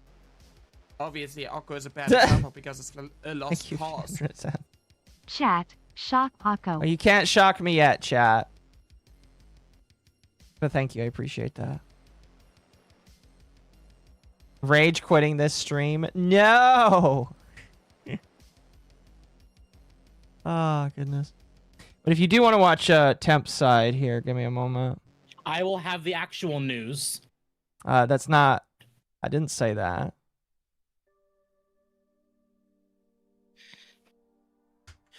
All right. Let's do this. Oh, Hi, goodness. chat. How is everyone doing? Temp is upset, chat. Ah! It's already been a stream. It hasn't even started yet for you. It's already been a stream. Occo already ruined Dogwave? I know. I It's a did typical not. octopus. Wow, these lies and slander. This is lies and slander. I can't believe this. I can't We'll believe make you it would up, do but that. clearly Occo has said too much about what we're doing tonight. Chat, he's very tilted. Kind of funny, actually. Oh, goodness. Yeah, if you want to go watch on Temp's side, you may. I will pull up his screen when he pulls it up. Oh, you guys can't hear Occo. Hold on. Wow, now you're censoring me too? Holy cow, chat. Occo went over more Dogwave stuff. Don't believe his lies. I know. It's probably only be like a half an hour stream. Can't tell if you're Occo being has serious right now. Clearly said so many things in the docket, even though he never contributes to the docket. That's not ever. true. I throw things in the docket occasionally. Like once a month. I Temp have is to a yell at corgi. you to put things there. See, chat, he is a dog. Isn't that amazing? He's being a woman. He is being a woman. Yes, chat, I agree. I agree. Nerdy Texan, thank you for the membership. I greatly appreciate it. Oh man, this is amazing, chat. How could the octopus do this? I don't know. Wow. Use your words, Temp. It's okay. Speak. Speak. Okay. 1, Internet Zen Master, thank you for becoming a member of the channel. 2, PR Arity, thank you for the $100 super chat. Oh, Here, man. made the dog feel better. I greatly appreciate that. Winter Jolt, just finished making my 20th hat since I hit 50. Consider myself a journeyman hat maker. Fantastic. Oh man. Glad to hear it. Make hats. That sounds amazing, actually. Okay. Chat, by the way, I am playing this game in creative right now, so. Ugh. You activated bottom dog. Oh, goodness. Well, welcome, everyone. Welcome to Dogwave. We actually do have some stuff tonight. Yeah. Probably won't be talking about Minecraft or Crunchyroll or... I didn't or even talk Fortnite. about... Listen, we didn't talk about these things today. You're just assuming here. You do that a lot, dog. Slime Maverick with the 5 gifted. Thank you very much. Making hats helps me with my PTSD and the shit I see in cybersecurity. Fair. And big mood. Oh, God. The lion yelling at the monkey moment? Yes. I'm surprised your chat's aren't shared. I didn't even set that up. I can set that up right now. We can do that, yeah. I mean, I'm only going to be streaming on days that I do Sunday stuff. There we go. The knock is up and shared chat is up whenever you're ready. I always picture Temp as a corgi. Fair. Speaking of chat, I learned that we need to have 3 consecutive viewers for several streams to hit affiliate on Twitch. Yes. That is the only thing left to hit affiliate on Twitch. So if you want to give me money on Twitch and have emotes over on Twitch, we should do that. You don't want to give him money on Twitch. He loses more if you just donate I would directly. technically lose more. But if you want emotes on Twitch, that is the way we do it. Yes. Internet Zen Master for 50 We need Gabby to make fan art of Temp being shocked / intimidated by the big black super chats. That reaction was priceless. I could totally get Gabby to do that. You totally could, yeah. That'd be I funny. absolutely could get Gabby to do that. Thank you for the 50 on Zen Master. Oh, good. Temp is a mutt, not derogatory. This is satisfactory, chat. I am a mutt. The rare dogs are on YouTube. Yes, they are. The rare dogs are all on YouTube. Where do I want to build this?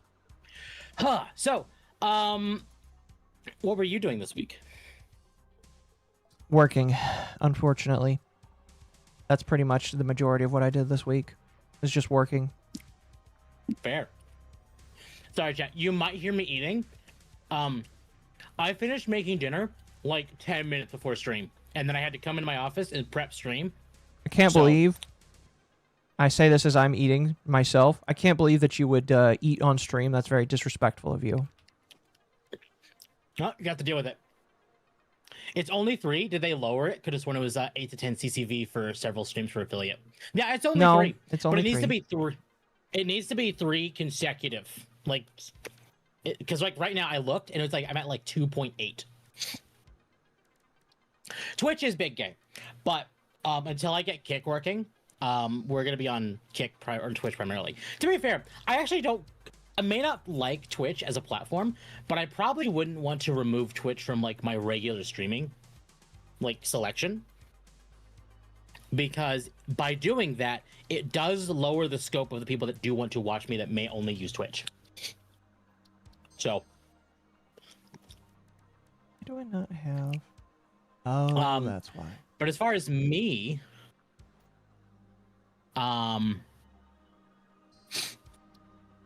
it's been a busy week.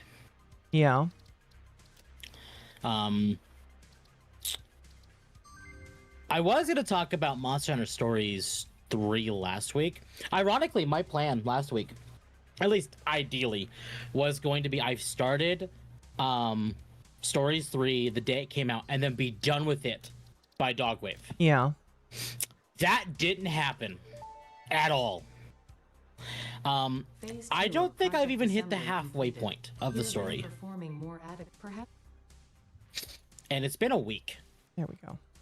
So, we do not need another T-site access. We don't. Because I got affiliate with RE2 Remake was released, and I had to have like 8 viewers consistently. They have lowered it since then. They have, because they want to yes. get people to use Twitch. They want people to use Twitch, and they want people to, like, you know, stay on there, even though it's like kind of going down, and even though they've lowered the requirements for a lot of things. So, you know. Absolutely. So I played more Stories through this week. I got some work done on the new model, kind of. I need to see the progress on that, if it's even been started. I don't know yet. Oh, what do you mean? Hold on, I can let my dog in. You gotta let... Oh, that's right, So, chat. okay. Because the dog owns dogs. I own dog. So what I do when I close my office door, and he's outside the office, he gets moody. And he will like go outside my door and just whine until like we let him in. Right. So, we didn't. Hi Temp, I'm playing Stories 3. I can't wait for Capcom to start releasing the title updates. Yeah, Stories 3 has been fantastic. I have one massive complaint with Stories 3, and it is very much a it's a me thing. Does the new model have exposed belly? I don't normally care, but your belly is right. Yes, that I will say. Yes, it does. That's funny. Mine, I mean, technically mine will too, depending on the outfit.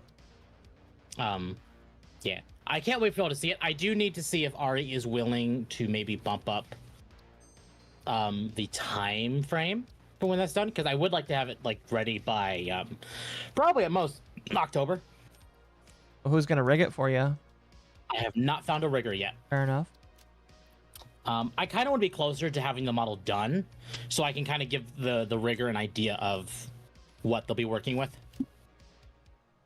Instead of just being like, hey, I don't got anything to show you, but I want you to do this for me. So, right. When I have something, I'm going to start looking for a rigger, but I want to be able to get closer to when that's done to talk with them about it. So it's a quicker transition of like going from RE to the rigger. Mm-hmm. What am I playing? I am playing Satisfactory, chat.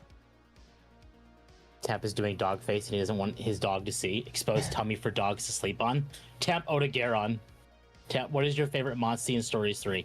I have not had a favorite yet. I have ironically had a little bit of a problem with my team. Because a lot of my team is just kind of some oldies from like 1 and 2. And I'm like, because I've kind of been treating stories like Pokemon, where I want to have, besides Ratha, because it's been Ratha in every single game, because it's like you're guaranteed Rathalos. I want to have a team that is something I've not run before. I wanted to do it with weapons as well, of like a whole bunch of weapons I haven't used yet. But, like as far as the franchise is concerned, but the only weapon in the arsenal for Stories 3 that I've not used in Monster Hunter period is the longsword, so I'm using longsword instead of greatsword. And they took out sword and shield, which is weird. Welcome, Requiem. Odegaron, I need to see Odegaron armor, but we're gonna talk about this. I need to talk about this. About Monster Hunter? Yeah. So let me pull this up. Yes. And we're gonna talk about it real quick. This is my rant from this week. It's not like anything bad happened with the game.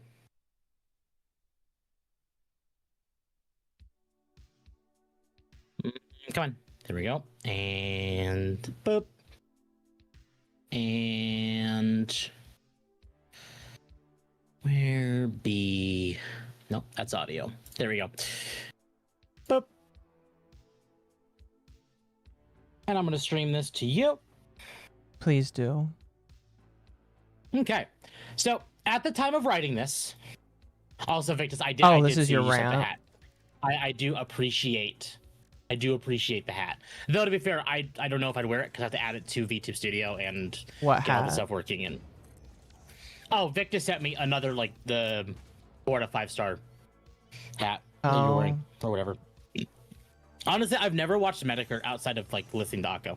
Yeah, Temp has to listen to me for his Medicare information, so he doesn't really know that much. Yeah. Anyway, so I had this to say. I'm 36 hours into Stories 3 now. Sometime is idle and sometime is farming, grinding, and side quests. And the game is fantastic in both gameplay and story. But if I have one complaint about Stories 3, it's our main character. And it's very much a why do you care issue. But the point of the story is you are a prince/princess and you journey with your crew and a neighboring kingdom's princess as your permanent party. For context, for those who don't know about Monster Hunter stories, you primarily play as like your main character who is just from a basic ass village. Like the village kind of doesn't matter in the grand scheme of things. But you kind of have like a subset of characters that like are kind of in the main story with you, and that's about it. Okay. But primarily you're by yourself and you kind of rotate party members based on where the story takes you. Stories 3, you have a whole slew of party members and they're with you, as far as I'm aware from where I am, with you the entire game.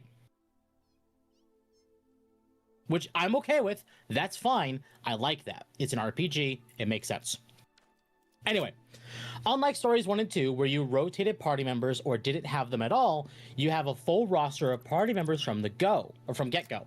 And so far, they are all fun and great. But for a Monster Hunter game, having the rest of your party not also require upgrades, or they evolve with you in armor and weapons, they do with weapons, it makes it feel like if you want to wear monster armor, like the franchise is known for, then you have to sacrifice the overall game's aesthetic, because the rest of your party retains their main outfits, minus pre-chosen outfits for real money or unlocks. It just makes it feel like your player character needs to ignore the Monster Hunter norm of fashion if you can stay thematic with the rest of the party, and it bothers me to no end. Rant over. So I posted an image of this as an example.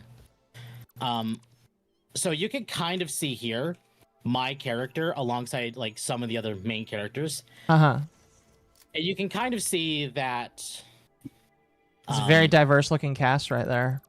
It is a very diverse looking cast, and the cast is great, but you can kind of see where this armor doesn't really look like it fits with everyone else's unique designs. Right.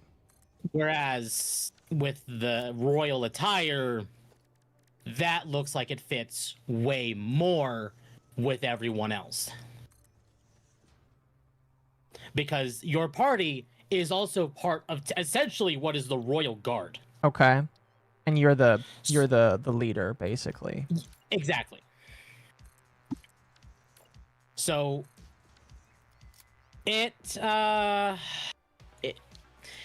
makes it feel like wearing the actual like point of Monster Hunter is irrelevant here. Like you could go grind out monster parts, you can make the armor, you can make the weapons, but you're probably just gonna end up layering over the monster armor with the story armor. Uh-huh. And it is, and that kind of takes away from the main thing that makes Monster Hunter interesting, which is building and creating the armor. Exactly. Right. But so far, that's my only complaint. For a Monster Hunter game, that's probably a very big complaint. But it is also as like a JRPG. Okay. So, not gonna lie, it looks like generic warrior armor from Sword Art Online. Not the show, but the fictional generic. No, that's fair. Heartbox, how many roster characters are DEI though? None of them, actually. That's good. In fact, you have in your party 3 males, 3 females, not counting yourself, because you could be male or female. Mm-hmm. And everyone looks great. Even like one of the main female characters, you could see her right here. She's thick in every spot. The redhead? No, that's me. Oh. To be fair, also thick in every spot, but I mean like the blue-haired chick over here. It kind of feels like that Zelda Breath of the Wild aesthetic. It does, yeah. I wonder if that was intentional. Temp wants to feel pretty with ribbons in his hair. Yes, he does. Look, if I'm playing Monster Hunter, I want the fashion. Cell shading do be like that. It do, yeah. I'm sorry, Temp. But That sounded very gay. Besides the whole armor thing, I've been enjoying Stories 3. The combat feels great. The world exploration feels great. The story is great. I think my other biggest complaint is with the voice cast in English, but I've been playing Stories since Stories 1 in Japanese, so maybe it won't bother me as much. Because like the main female protagonist is voiced by Kaylee Mills. Oh. For anyone who knows who Kaylee Mills is, we were talking about the Kick she's Vic one stuff of the earlier. other SAG-AFTRA problem children. Was she part of Kick Vic? I can't remember. No, but she was a part of the whole like Paimon shit. She voices Rappy in Nikke, and she also voiced Kaching in Genshin. I forgot they're literally named Kaching. No, she's not the voice of Paimon, but she was a part of the problem. I'm sure she would have loved to be the voice of Paimon. Yeah. Fashion is every game's endgame. It is. And in this game, it just doesn't. Like, maybe in the end game, I'll feel different. But when a game offers you the option for doing different outfits, I typically stay with the main outfit the game gives you. Just for, like, story consistency. Really? And I typically do, yeah. Interesting. So, having a game like this where it promotes you to wear other armor and then do something like this, it's like, not a huge fan of that. Please don't moan like that ever again. I can excuse it a little bit. I'm sorry. Because, don't moan like that ever again. Gabby's gonna go feral over you. Don't do that. Does this game have the Monster Hunter language? No. But you can choose to play as a human or a Wyverian. You can play as a dragon? You can play as an elf, essentially. Oh, okay. Which is actually a series first. Is there any specific reason why they did that? No idea. Fair enough. Stop doing the sun moan. Is there not layered armor? No, there is layered armor, which is what this is. Because the royal armor technically counts as another armor set like the rest of the monster armor, but you can use it as layered armor, which is essentially transmog. For like people who don't know, transmog, glamour, etc. She is the sister of Damon Mills, the gay PDF that was a part of Kick Vic. Oh, I didn't know that she was related to him. Oh. Wait, really? Damon Mills is a fucky son of a bitch. I mean, who basically needs to leave the industry entirely. That makes... The only thing... Wait, he was a pedophile? Apparently that's highly alleged, actually. There's no proof on that, at least as far as I'm aware, but it's highly alleged that he is. Interesting. Interesting. He is actually the current voice of Frieza in Dragon Ball. I feel bad for Frieza. Yeah, I don't know how I never make that connection either, but that makes so much sense hearing about it. I mean, hearing that that's what his first name is, yeah, for sure. Otherwise, chat, I just wanted to complain about this. It's a big nothing burger. Like, I feel like this won't matter in the grand scheme of things. It's just a me complaint. It is definitely a you complaint, but that's fair. I do think that when you make deviations from a game series where the main thing is like having pretty armor, when you do something like that, you are gonna like get people that are. Here's my question: how many people are actually upset over this? I haven't seen anyone complain about this. Okay, so it is just a you thing then. It very well could just be a me thing. It is just a you But thing. again, I don't know. I don't know. Anyway. Chat, what do you think? Is it just a temp thing? Like, I haven't bought a Monster Hunter game since World. I don't play Monster Hunter. Just temp. Okay. Yeah, it's probably just me. Yeah. And that's fine. It's just I like to keep with the consistency of the rest of the cast, if it makes sense. And considering the rest of your party actually like travels with you in the story. Just a doggo thing. Just so doggo as far things. as that Victus, Rise is fantastic. As like Rise is not DEI at all. I love Rise. And honestly, Wilds isn't DEI either. Wilds actually is even better now than when it was at launch. Yeah, So, they finally I do fixed their recommend FPS problem. I actually had a mild theory about that, actually. So I know I talked about it before with Capcom removing Denuvo and basically going anti-SAG. The anti-SAG thing doesn't really matter in this instance. They have not removed Denuvo off of Wilds, but they did remove Denuvo off of Resident Evil 4 Remake. We talked about that last week. But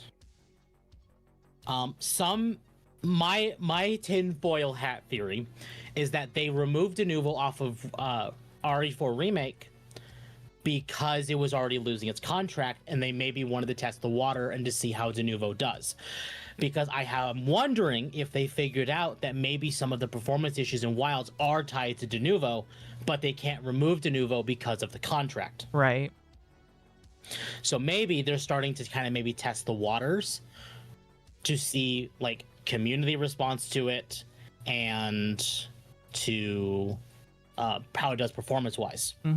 Of course, when they tested this as RE4 Remake, they did add their own proprietary DRM, which, oh well, not a huge fan of. They ended up removing it, but Temp is right though. Art direction is very important, and one thing I noticed with stories is it lacks art direction. Look at any mainline Monster Hunter game, and you know which is which. Well, this game could easily be mistaken for any cel-shaded gacha slot game. Not with Stories 3. Stories 3 actually, you can really tell it's Monster Hunter. Honestly, I could tell with any. Well, all three of But them, looking at it, yeah, if you're looking at it with no idea what's going on, yeah, I could see it. I could absolutely see it. He's voicing Johnny in the new JoJo's. MommaOcco. Oh, fun. My character in any game always looks like every meme about Rise your Break is my character favorite. being It's in a vibe and a cutscenes. blast. I need to get back to Rise Break. I mean, thank you, Nora, for the 5. My favorite video games are the ones where whatever the fuck you do with your character, it translates to pre-rendered cutscenes. Yeah. I think that's why I really liked, fuck, what was it called? They just had a second game of it come out. Code Vein. Code Vein, all of your characters' stuff was in the cutscenes. It was amazing. Yeah, I gotta get back to Code Vein 2. I don't The know problem that. with Stories 3 is the monster variety sucks a bit. Yeah, a little bit. They added some ones from Rise and Wilds, which is nice. But so far, the only ones from Wilds I've seen is like what? A Chotacabra. You just made that up. a- That doesn't exist. No, You just made that up. No, that's the first monster. That's the frog in the beginning of the game. That don't exist. Chat, did he make that up? It's a Chotacabra and then an Ajaricon. And I know Arkveld and Ray Dow are in the game. But as far as I'm aware, that's it for Wilds.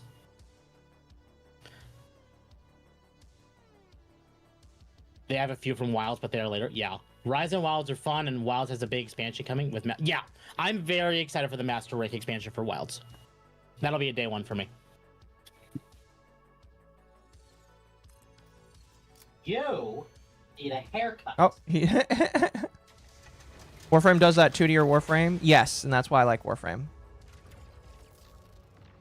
So, Warframe is okay. good. To kind of give an idea of what I'm talking about with the dog, when he needs a haircut, is his... I've been so busy, I have not had time to give him a shave.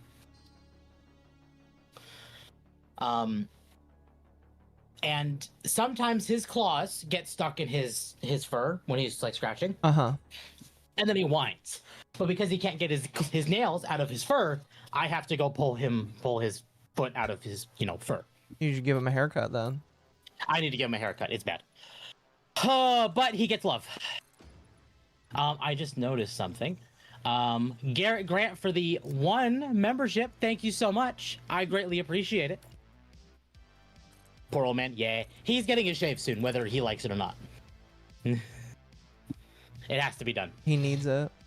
He needs it. He needs Dog it has dog. Yes, Temp is a slave owner. Anyway, so that's my rant about Monster Hunter. Fair. Is that your opening topic for tonight? I guess. Fair. Do you want to talk about Minecraft? Speaking of... Well, I was going to say, speaking of Capcom, because we have one Capcom thing in the docket. So, chat, who all knows what happened with last week? With DLSS 5. Oh yeah, DLSS 5 is a brand new thing, huh? Yes, it is. And a lot of people don't like it. He is a poor hairy doggo. But he is a poor hairy doggo who will be getting some much needed, love and attention very, very soon. Good. I think people would riot if you don't give him tender love and care, man. Oh yeah, absolutely. He needs it. Work has just kept me away from him. From what he needs anyway. But it'll be done. Anyway, so we had a Capcom actually responded to the DLSS 5 stuff, and it's funny. Okay. From it's a fan account thing for, someone, I don't know, maybe role-playing Grace or something, I don't know. But they said Capcom developers had no idea what NVIDIA was going to reveal. And in fact, they fear that people might think Capcom supports this initiative when in fact they are against AI. So the actual quote from Capcom, or the actual thing says, speaking with developers and artists at studios that have agreed to DLSS 5, including Capcom and Ubisoft, Insider Gaming was told that the DLSS 5 tech was revealed to them at the same time as everyone else, stating, "We found out at the same time as the public," said one Ubisoft developer. Developers at Capcom tell Insider Gaming that the announcement and the publisher involvement were particularly shocking, as Capcom has previously been historically very anti-AI, with projects such as Resident Evil Requiem and other unannounced projects in development. Some at the publisher fear that the DLSS 5 announcement could prompt a change in the publisher's view on generative AI and its implementation in its games. So I want to make it clear. This is the developers, not corporate. Yeah. So maybe corporate Capcom did approve it, but the developers, according to this, were very upset about this. And this is something that they're just kind of forced to have on the system. Yes. Okay. Now, according to Jensen Huang, you can kind of change things and, control it based on developer needs. But I don't know, man. But Jensen Huang has been stroking off AI like it's his own dick. Well, listen, I kind of understand why he's doing that. It kind of has to work out for him, because if it doesn't work out for him, his company is probably going to go under, and a lot of America is probably going to go under too. So he kind of has to have it go well for him, otherwise he's kind of screwed. Yeah. So, that's fun. DLSS, deep learning, super slopification. I don't even mind DLSS in like DLSS 4. Because the point of DLSS was, yes, it's AI upscaling, but it was supposed to allow like a 3060 or even a 3050 to be able to run some newer games without beating your computer smithereens. Yeah. And now that's not really fine. possible. It's still possible, but now it's no longer upscaling. It's a flat-out replacement. Okay. Which is a no-no. Like AI or not, upscaling is better than replacement. Yes, obviously. I am not really quite sure how I feel like forcing an AI... I listened to somebody else talk about this. The thing with AI upscaling is AI, unless it's pulling from a memory bank of data for what it's supposed to be rendering, it's going to render something different every single time you look at it. And the example that I heard of was, you remember when somebody made Minecraft with AI and how the AI worked? It like gave you something completely different when you turned around.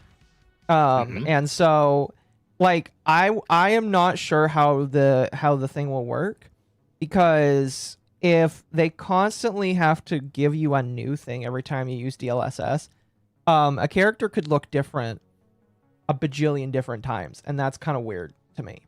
Absolutely. So I don't know if they're gonna like be using from a bank of textures or memory. I don't really believe that, but I'm actually going to pull up one of the examples. I don't know if you saw this one, but I had to save some because I was testing out for the thumbnail today. Because I wasn't quite sure if we were going to do DLSS 5 or Crimson Desert for the thumbnail today. I decided on Crimson Desert because DLSS 5 was technically last week. And Crimson Desert is literally right now. But I grabbed these, and this is Resident Evil Requiem as the greatest example.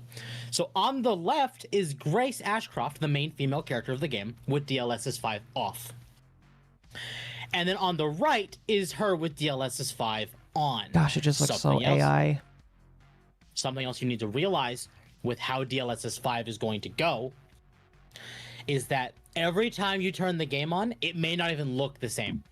Yeah, that's what I was saying, is she might look completely different. Like, she might look like her grandma the next time you boot up the game. Exactly. Which is weird. Another example. I forget who this... I forget who this character is, but this is also from Starfield. On the left is from Starfield without the AI on. And on the right is with DLSS 5 on. Yeah.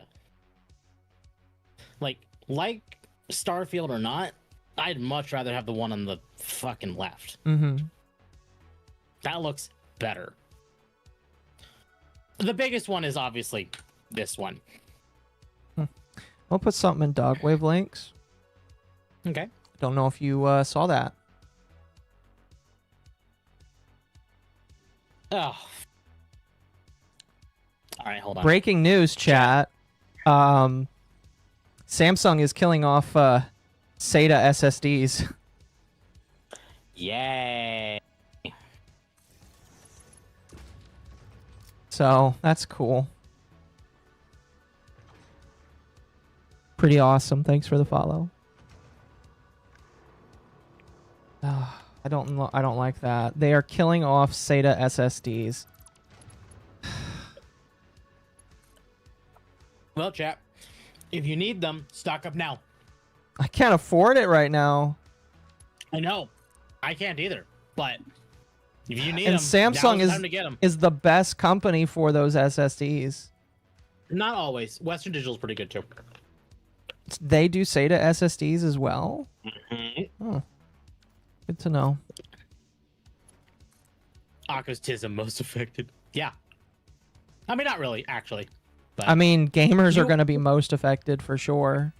like in my computer right now, I have 2 NVMe and 2 SATA SSDs. I mean, I would like more NVMEs, but SATA SSDs are still going to be like... I mean, that's what I was going to get for the boot for my new media server. So, like... And even a 500 gigabyte one? Seriously?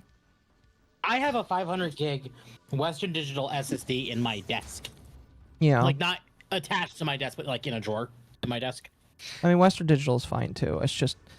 I love Samsung as well. That's fair. Got It's the 1 most terabyte common for connector Christmas. type, like 90% of the market. Yeah. SATA is still very, very useful. Even though it's slower than NVMe, it is still like the most common used thing. It's what a lot of people use in their business computers. I might be wrong on this, but it is what they still use in a lot of server racks as well. It is, yeah. Just because it's cheaper. I'm sorry, what? I said just because it's cheaper. Oh, I thought you said Discord is cheaper. I'm like, what?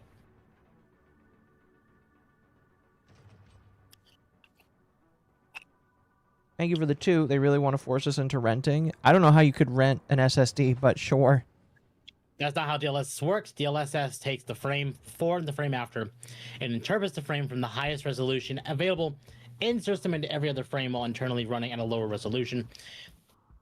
It is not an SLM or LLM model that pulls from the database or databank. It's trained to do that and has several models to choose from. The problem is, and I agree, it shouldn't do that. But will it do that?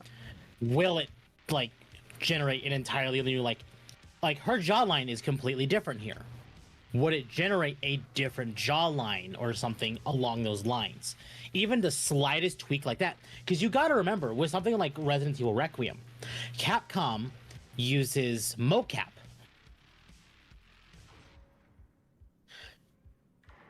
For those who don't know what mocap is, Motion you basically capture. put on a suit. It's motion capture. That's exactly it. That's the And they $10,000 suit that I want to have, but I can't afford because it's $10,000. It uses in-game data. Right. It does. But the common consensus is, will it not pull from game data? Well, I need to see more DLSS 5 in action outside of the hands of NVIDIA. Because it should work the exact way you're talking about, Victus. I agree. You would hope. I hope that's how it does. I really hope that's how what they're saying is true. Because I don't trust NVIDIA right now. But that's how it should work. I hope that's how it works. That'd be great. But I need to see it outside the hands of NVIDIA itself. I mean, I don't really care if people want to use this, but this itself, DLSS 5, to me, feels like the next step of like ray tracing, 4K, like make your the prettiest game possible kind of thing. What the fuck? What? This is Hassan Piker related, so I don't really want to bring it on stream. But people are alleging that the members of the group that Hassan is a part of right now in Cuba are throwing food at children in Cuba to make them dance for their social media networks. I could believe it. I hope that's not true. I will take a look at that later, but that's disgusting if true. Agreed. So, again, I agree with Victus. Victus is 100% right. That is how it works normally, and that is how they have said it's going to work. But again, I need to see it in action myself. If it works that way, based on what they've said, what NVIDIA has said, it's actually true. Great.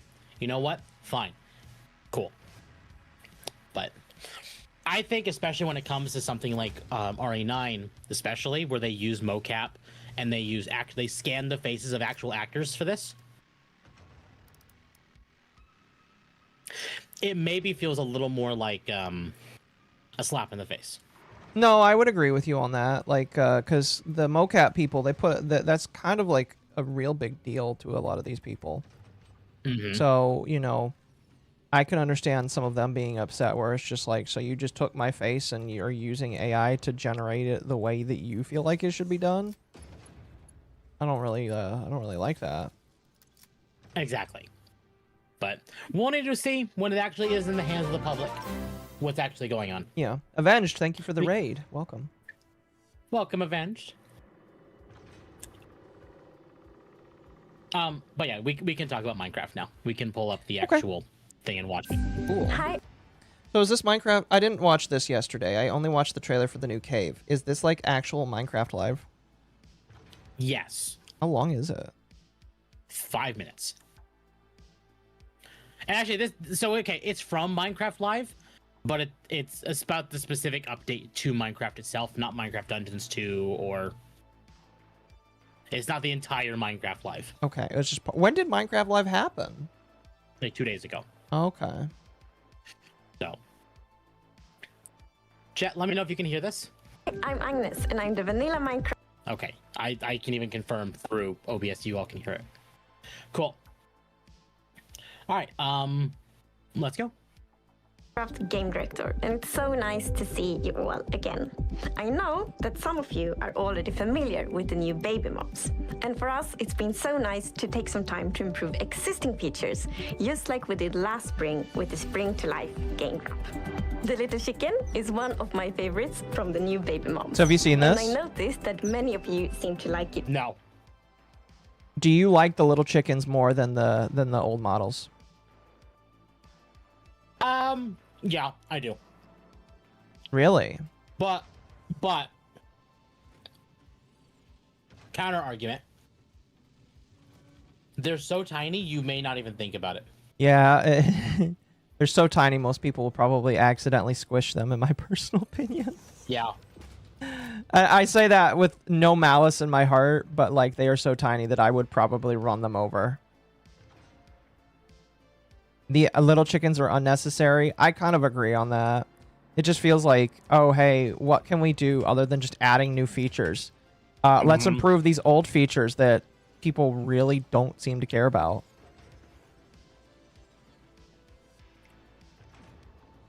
Absolutely. We can continue. Too. I love that it's so simple but still has so much character. And the turtle. When we added the turtle around 8 years ago, I really wanted the baby to be like especially small, and I'm very happy that we kept this super tininess. Another thing is that we are making name tags easier to obtain. We are always thinking about the balance for words in game. It's about finding the right. I hate this. I'm sorry, but like there's just some things in the game that shouldn't like name tags are a bit of a pain to get. I agree. But like that's what made them fun. You know, there's a lot of things that they're doing now to the game to quote unquote balance it, like with saddles. You couldn't get saddles the normal way, and I know that a lot of people probably wanted recipes, but a lot of other people also really enjoyed the thrill of getting saddles the way that you got them. I'm just like, I am just upset that they're taking features of the game that were the way that they were just because, and they're just trying to make it way too easy, in my personal opinion. I don't know. I'm fine with them. I was fine with it the way it was. Yeah. No, I was too. Have we talked about Crimson Desert? Not yet.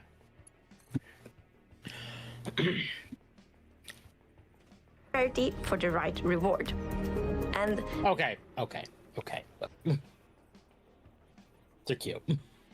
The baby dogs are cute. Yeah, they're fine.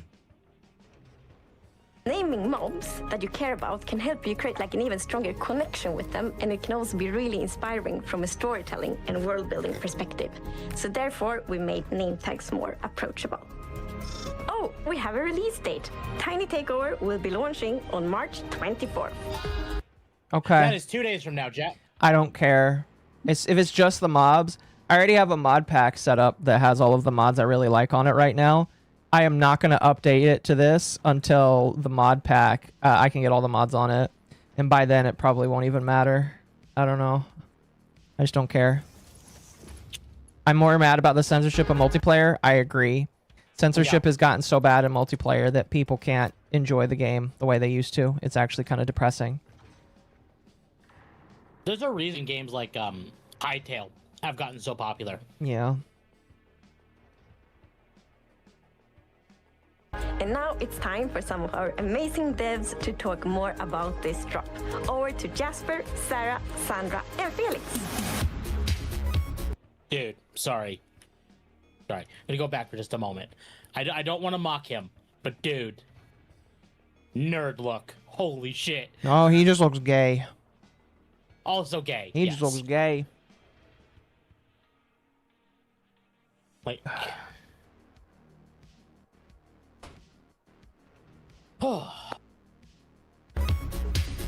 So Tiny Takeover is exactly what it is saying. It's a tiny takeover. We have redone all the big... Did they censor profanity in chat in Minecraft? Yes. Yes. Completely recensored in Minecraft. Pretty much.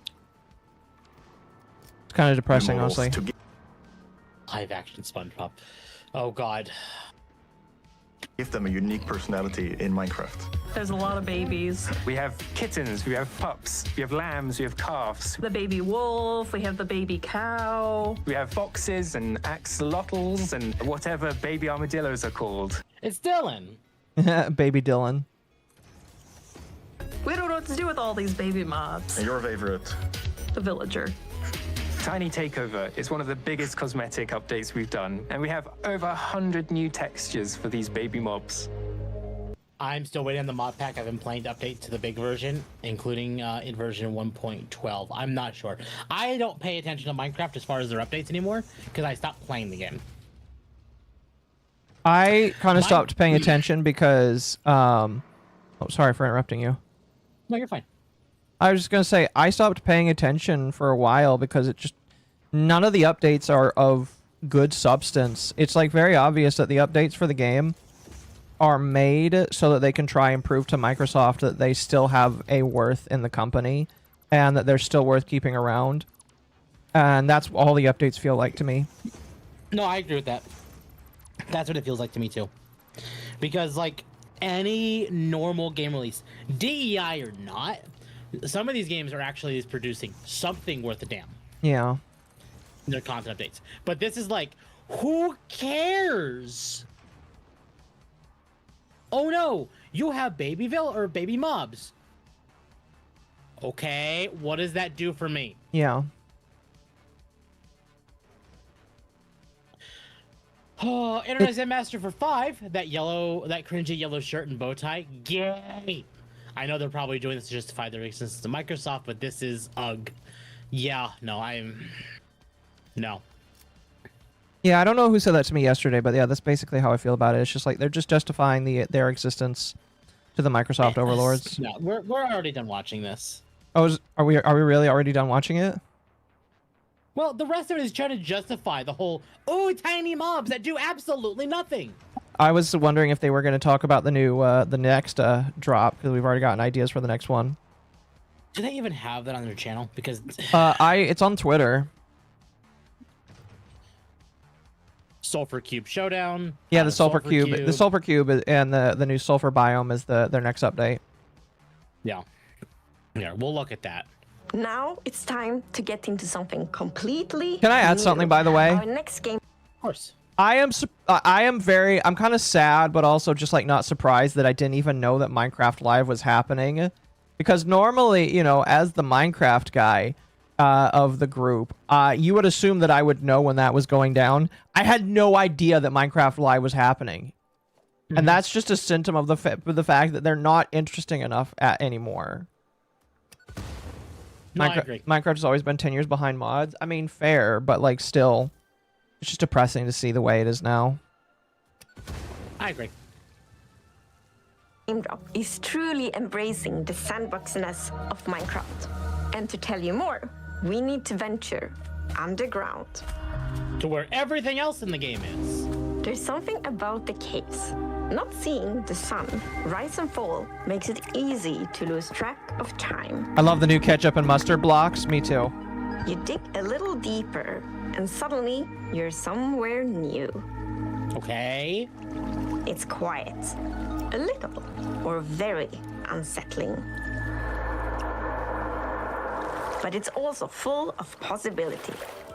You never know what hides behind the next block. Welcome to our new cave biome, the sulfur caves. Oh boy, it's yellow and red.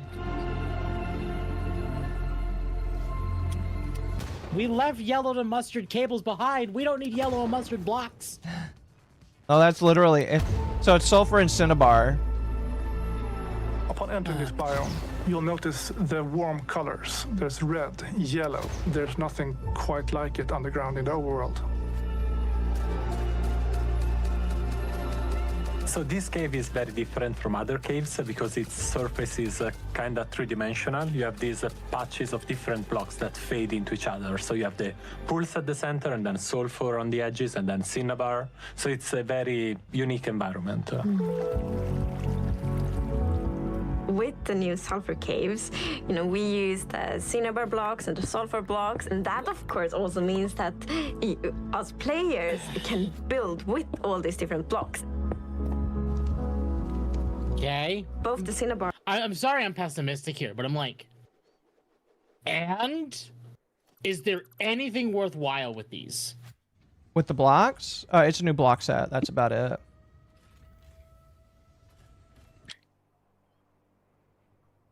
And sulfur come with like full block sets, which really powerful cave with the world.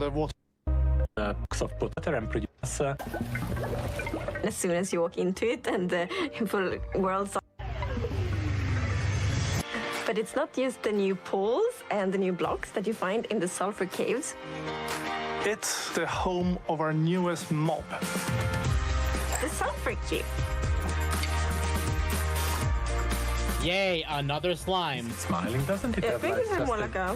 Yeah, right. It's up to interpretation if it's smiling or not. And it has a little secret. The sulfur cube is unlike anything we've ever done before, and it's a mob that has an ability to absorb blocks.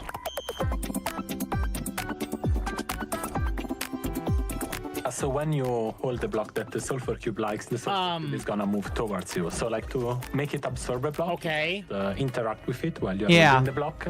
Pause real quick. I should say I'm fine with like variant mobs as long as they're interesting. Yeah. This is not interesting to me. This is not interesting. Like, I think I saw someone use it in like with a piston. Yeah, no, that was a mod. Somebody was making a mod. Okay, that's what I thought it was, but I wasn't sure. That was Fingies. He makes weird Minecraft mods. So, you're removing that idea is like. So it can blackface? Yes, chat. It can blackface.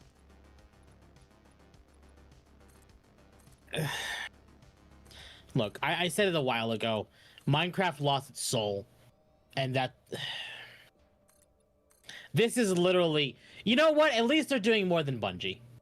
What I said is like it's time for Minecraft to be done updating because they're not adding anything of substance that's like worth coming back to. Because like if you look at Google Trends, they've been going down and down and down in relevance year over year. They had their resurgence with PewDiePie when he played Minecraft, but outside of that, like this is just not interesting anymore. No, yeah. I agree with that.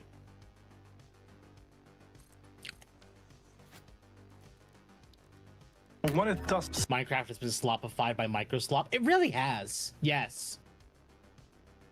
Been that way Like- for a while, chat.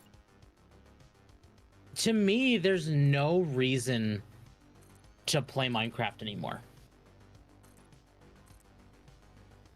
And that sucks. But honestly, like, if I were to go play, like, a crafting game that felt like it still had a soul, ironically, I'd say Satisfactory.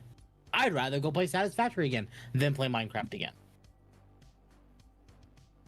I'd rather go play Power World or Valheim or, you know, a slew of other survival crafting games than just Minecraft. Because the idea of what Minecraft is just gone. Magma's It's gonna be been upset that you didn't say Vintage Story. I mean, Vintage Story falls along the same line, too. Like, I'd rather play Vintage Story than play Minecraft. Minecraft, literally, why it's still relevant to some of these people, I don't understand. Because it has literally lost the soul of what it was to begin with. Hytale. Yeah, Hytale. Hytale's brand new. I need to log in and play Hytale's new update. Well, quote unquote update. I need to buy Hytale. I forgot you don't own Hytale. No, I don't. You know what, chat? Here. I wanted to buy it, but...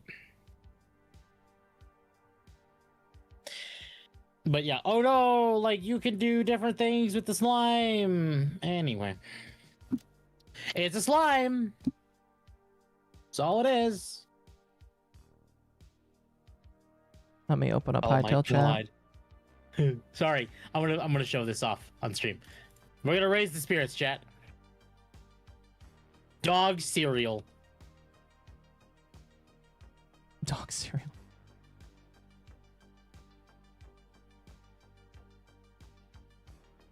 One escape spawn on 6B6T and Hytale. No idea.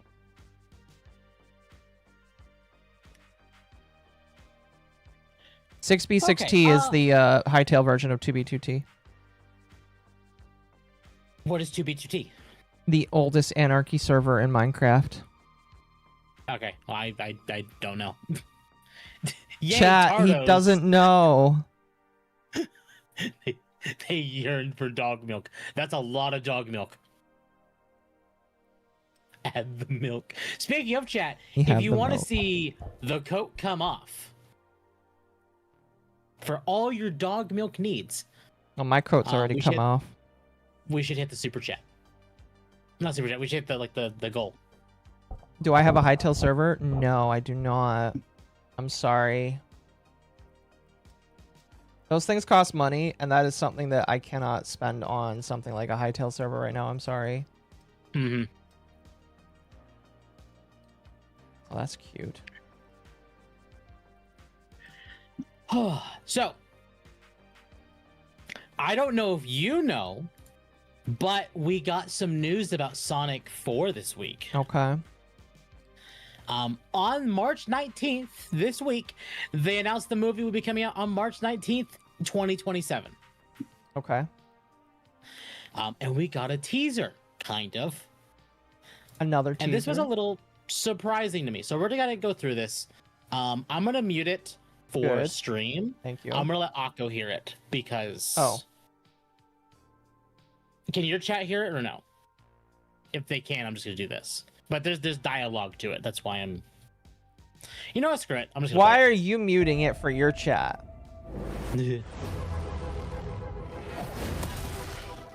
I'm muting it. That's fine. Here, we'll just bring it up. There we go. Actually, I don't want to get claimed by Sony, and they definitely will do that. Yeah, no, they will. So I know it has time travel in it, so yeah, it's got time travel.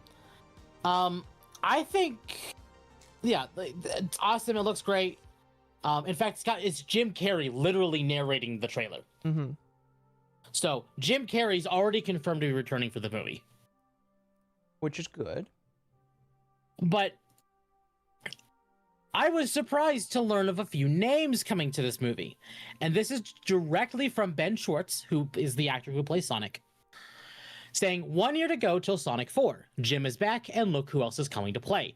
Kristen Bell, who is playing Amy, Idris Elba as Knuckles. Keanu Reeves. Which means that Shadow's going to be in there. I was a little surprised to hear that Shadow was going to be in this movie. I'll be honest. Because I figured they'd take a movie off with him and then have him come back later. And yeah, he's going to be in the movie. He's going to be in the movie. Now, to be fair, some people are like, oh, it's just going to be a cameo. You're not going to pay Keanu Reeves for a cameo. No, he takes a lot of money for that shit. Yeah. So, Keanu Reeves is definitely, or Shadow's in this movie in some capacity. I've talked with my chat in Discord about this because we kind of talked about it the day the trailer came out. And some people suggested that Shadow could actually be really important to the movie when it comes to time travel, actually. It's possible. Oh. Your model just disappeared. Yours just disappeared. Yeah, you're still in the collab. Steam has died. She's gone. Oh, did Steam die? Steam is coming back, I think. Okay, we'll give it a minute, chat. Anyway. So, James Marsden, Tika Sumpter, that's fine. But then Colin O'Shaughnessy, which is Tails, and then Lee Madoob? I don't want to butcher his name. The guy that plays Agent Stone. Okay. Is also coming back to this movie. But there are some names here that are weird. Ben Kingsley. It's very mean to say just because you can't pronounce their names. Well, I could pronounce all their names. Ben Kingsley is in the movie. Matt Berry is in the movie. Nick Offerman and Richard Ayoade. For those who don't know, Matt Berry and Richard Ayoade are both from the IT Crowd. Okay. Which is a British comedy around IT, essentially. Fantastic show. But Nick Offerman is also from Parks and Recreation alongside Kristen Bell and Ben Schwartz. Uh-huh. Ben Kingsley, some of you who are... He's been in a lot of other stuff. The thing I know him the most from is Iron Man 3. Oh, he's the, fucking, what's his name? The Mandalorian. Not Mandalorian. He's yeah, not the Mandalorian. He's not the Mandalorian. Well, he plays the actor who plays... He's not the Mandalorian. That's not his name. That's the wrong world. It's the Mandarin, Temp. Mandarin. No, you're right. Sorry, you're right. It's the Mandarin. Fucking Disney. I blame How Disney. is this Disney's fault? What the fuck? Because they use so many similar... I know they're, like, different, like, franchises, but they wanted to make the Mandarin more a thing in Marvel, and they wanted to make Mandalorians more a thing in Star Wars than they already were before, and they're using the basic ass names, and I'm like, oh my god, stop. It's the Mandarin. Everyone's right there. I'm wrong. Okay. He also plays the same character in the Wonder Man show. That's also for Marvel. It's actually brought some people to suggest that we could be seeing the Chaotix in this movie. Okay, maybe. Mostly because of how, like, some specific dialogue where Eggman specifically says something about, like, getting chaotic in, like, the trailer, which some people have kind of taken that to be like, oh, they're talking about the Chaotix.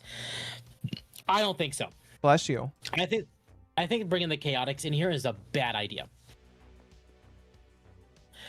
Because this movie is going to be pushing Amy and Metal as, like, 2 new characters, jumping up from 2 to 5 new characters in one movie is a bit much. Uh-huh. Don't tell Temp that both names were created before the movies were even a thing. No, I know they were. It's just... He did mention something about time. He did. But that is actually why some people might think that Shadow has a bigger role than normal. So in Sonic 06, they acknowledge that Shadow can use Chaos Control to actually time travel. because they had a big scene in Sonic 06 where Sonic and Shadow both use Chaos Control together to time travel. Some people do think that Shadow's major role in this, because in the trailer they don't show the time stones because they're kind of basing this off of Sonic CD, which were the time stones were. They're using the Chaos Emeralds, and they're actually making a very big note of the Chaos Emeralds, even though the point of them really has only been because they're tied to the Master Emerald and they cause Sonic to turn super, and that is it. They're irrelevant otherwise. Right.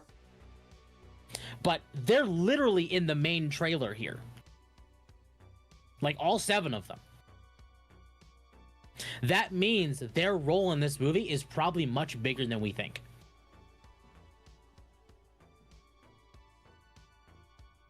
I could be wrong, but based on that, that makes sense. We'll have to see. Obviously, now that we had this teaser, we're going to start moving up and up and up until we have like a proper teaser, proper trailers and everything.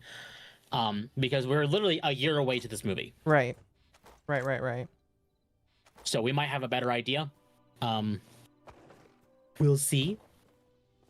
But I'm excited. But of course, to me, I don't think that they've failed a Sonic movie yet. I know they had problems with the first one with the whole design issue, but that doesn't obviously count. They have since rectified that. I don't feel like that counts anymore. It doesn't really, but that is a thing. I don't think they will make the DC mistake of clusterfucking characters and making it hard to keep up with the plot. And also, it doesn't technically matter if the chaotics are a thing in the movie or not, because if this movie is all about time travel, they literally have no relevancy. Period. Like, I could totally see them doing like a TV show behind them to introduce them. I think that would work fine. But having a movie where you literally are introducing Amy and Metal Sonic, no, that's irrelevant. Chaotix are literally pointless. I just watched Legal Mind's latest VOD. Self-proclaimed alpha male Wes Watson is screwed. I know nothing about that, sadly. I know nothing about that either. The fuck are you? Anyway, I wanted to talk about that. That was interesting. I think I'm most surprised by Keanu Reeves. You just didn't expect him in this movie? Well, I figured they'd take a break from Shadow until like a 6th movie. Because I figured what they were going to do is kind of pull what is kind of been coined a little bit as like an Avengers style event movie. Where like you have every character that you've created, not created, but like introduced into like this one storyline. Because I figured like Sonic 6 would kind of focus on, ironically, Sonic 06. You know, they'd introduce Silver, they'd do maybe Solaris, or even like, because they mentioned Chaos in the first movie. Yeah. So I kind of figured maybe they'd take a Sonic 06 route and they'd have Sonic, Shadow, and Silver all together for that. That would be that cool. Makes sense. No, yeah, that would be pretty cool. But, I mean, maybe they'll still do that. But it makes me surprised that we're seeing him here, because there's been a lot of dialogue from the directors and writers and stuff of Sonic 3, where they literally said if Sonic 3 did well, they'd do a TV show, and Sonic 3 even beat that expectation to the point that people think they will now just do a movie. And on top of that, we know there is a Sonic movie coming out in 2028 as well that is not tied to the main continuity. Wait, or at least really? tied to, like, the main 4 movies. Oh, it's going to be in the same continuity, but it's not tied directly to the main 4 movies at that point. It's a side thing. So I thought maybe that would be a Shadow-specific movie, and they'd introduce, you know, Team Dark Rouge, maybe Omega. That would be interesting. They're really building up the Sonic cinematic universe here, huh? They are. You sound a little perturbed by it. I know some people have mentioned Rouge. I do think Rouge will be in this universe, in this, like the movies. Hopefully. I just don't think it's going to be this movie. I think it's going to be, she's going to be introduced either as a post-credit thing for this movie, or she will be introduced in a Shadow-specific movie. I think she would work better in a Shadow movie. I think she would too. Do you know if bombs can be used to destroy blocks in Hytale? I don't. I haven't played Hytale in a while, so I haven't experimented with bombs yet. Black You'd expect Doom. them to take a Black break Doom would be from cool. You expect them to take a break from the moneymaker that is Keanu, classic Tart Terrier. The problem with that, and I agree, if you think about it from just a money perspective, it makes sense for Keanu to be in this movie as Shadow. It does. But No hiccup counter? No. Maybe I should add one, though. I don't know. I don't know how to do that. But to me, maybe it feels weird having Shadow in a movie that, in a plot that originally he had no involvement in.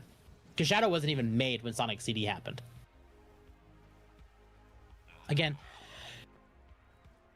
you know, obviously now that they're adding Shadow to this, it's probably going to be a combination of like some bits and pieces from 06 combined with Sonic CD. Because I've kind of been of the camp that I believe that Amy has kind of always been from the future. And is in this sense replacing what is Blaze from Sonic 06. So for now, at the very Amy's least. Probably coming back in the stead of Silver, because she knows that Silver might just go nuts and just try to kill Sonic. Well, that would be funny, wouldn't it? I kind of just want that to happen because it would be funny. So, we'll see. Just got a sudden bout of nausea, lightheadedness, and vertigo. Sigma Fox is real. Well, Magma, go to bed. Get some sleep. You're allowed to sleep. No, you're not. No sleeping for the fox. And to anyone that's like, oh, maybe maybe Silver won't be in these movies. They're, especially with Sonic 4 with time travel, they're setting up Silver.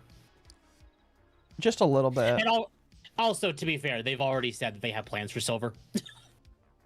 Well, that's good to know. It's just when. Jim Cummings is one of your actors. Jim Cummings is really good. I woke up at 2 and I downed NyQuil. It's a fight right now. Fair, but when you need sleep, get sleep.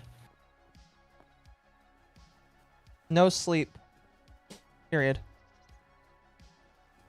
So, you've seen the stuff about Subnautica this week, right? I did. Yes. We even talked about it on Thursday. Okay. I know. I was kind of yelling at Dylan because I'm like, Mizu keeps talking about stuff and talking about Dogwave now. Mizu's favorite things. Sorry. Talk about it more than once, though. I know.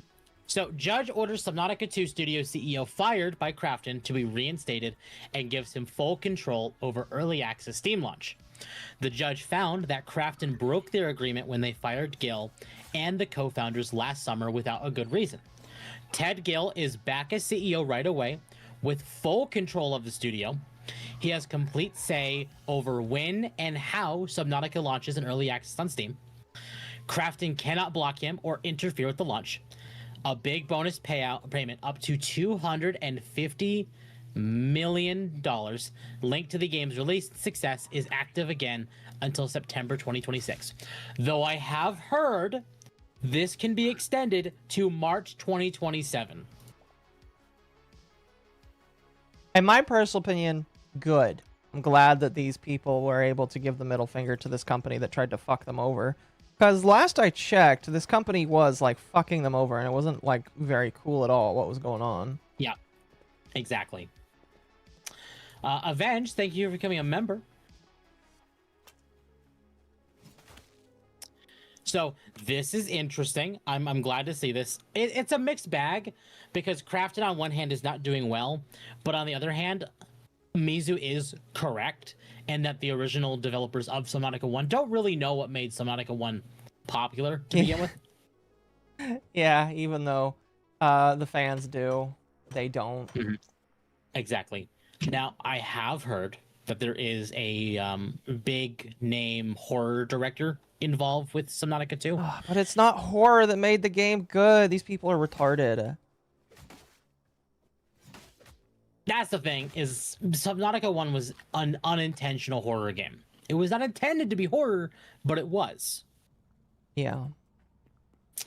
But now they did Below Zero, which kind of like... It was neither, and it was more of a story-focused game, which kind of removed what made Subnautica 1 so popular. So, Below Zero failed, but the trailer we got from Subnautica 2 made it feel like they were doubling down on the horror element from the complaints of Below Zero. But that also kind of is a mixed bag because Subnautica isn't a horror game. Mm-hmm. It was just a game with unintentional horror in it that made it flow really well. So that's a problem. But, so remember how he says here, he has complete say over when and how Subnautica 2 launches in early access. Didn't actually happen. Last I checked, that's not what's going to go on. One day after the judge's ruling, Unknown Worlds confirmed Subnautica 2's early access launch for May. It's been only 2 days since a judge from the Court of Chancery of the state of Delaware ruled, where is it? Hold on. Ruled that Unknown Worlds founder and CEO Ted Gill should be reinstated to his position after being ousted alongside fellow founders Charlie Cleveland and Max McGuire in an alleged attempt from parent company Krafton to avoid paying up a massive up to $250 million earnout connected to the early access launch of Subnautica 2. The judge found that the 3 Unknown Worlds founders had settled on an August 14th, 2025 early access launch date, and Krafton stopped the launch in a desperate attempt to prevent the earnout from triggering. Among the provisions decided in this phase 1 of the lawsuit was the restoration of Gill's access to the Steam platform to allow the game's launch. Yesterday, and I'll be fair, chat, this was on March 18th when this article came out. So when they say yesterday, they mean on the 17th of March. Yesterday, the studio, through a message shared internally by Steve Papoutsis, who had joined from Striking Distance Studios as the new studio head after Krafton kicked out the original founders, and reported by IGN, confirmed that Subnautica 2 is launching in 2 months, stating, "Over the past 9 months, you have worked incredibly hard to bring Subnautica 2 close to the finish line. That effort has resulted in a game that we are truly proud of, one that each of us and our partners at Krafton unanimously determined is ready for early access release in May. Thanks to your dedication and talent, we've added more story chapters, built new creatures, and created new biomes. Along with many new features, with this significant progress, we have passed Krafton's milestone review last week and are now ready to start our open development journey alongside our community. We have full confidence that we have reached a point where we can deliver an experience our players will love." So, the studio head that was installed by Krafton after Krafton removed the original founders so they could avoid the $250 million per founder payout. At least that's what I assume. I don't know if it's $250 million total or $250 million per of the 3 founders. The guy that should not be in charge of the studio still, according to the judge, is saying the game is now launching in May, even though that is not his decision, according to the judge. Hey, Krafton, what's going on, I think? Something's funky here. Papoutsis also mentions that he looked forward to working with Ted Gill and to making the transition as smooth as possible, while finally delivering the game into the hands of fans who have been waiting a long time. The Subnautica series, comprised of the original game, launched in 2018, and the 2021 spin-off, Below Zero, has already sold over 18.5 million units, and that was before the recent launch of both games on Switch 2.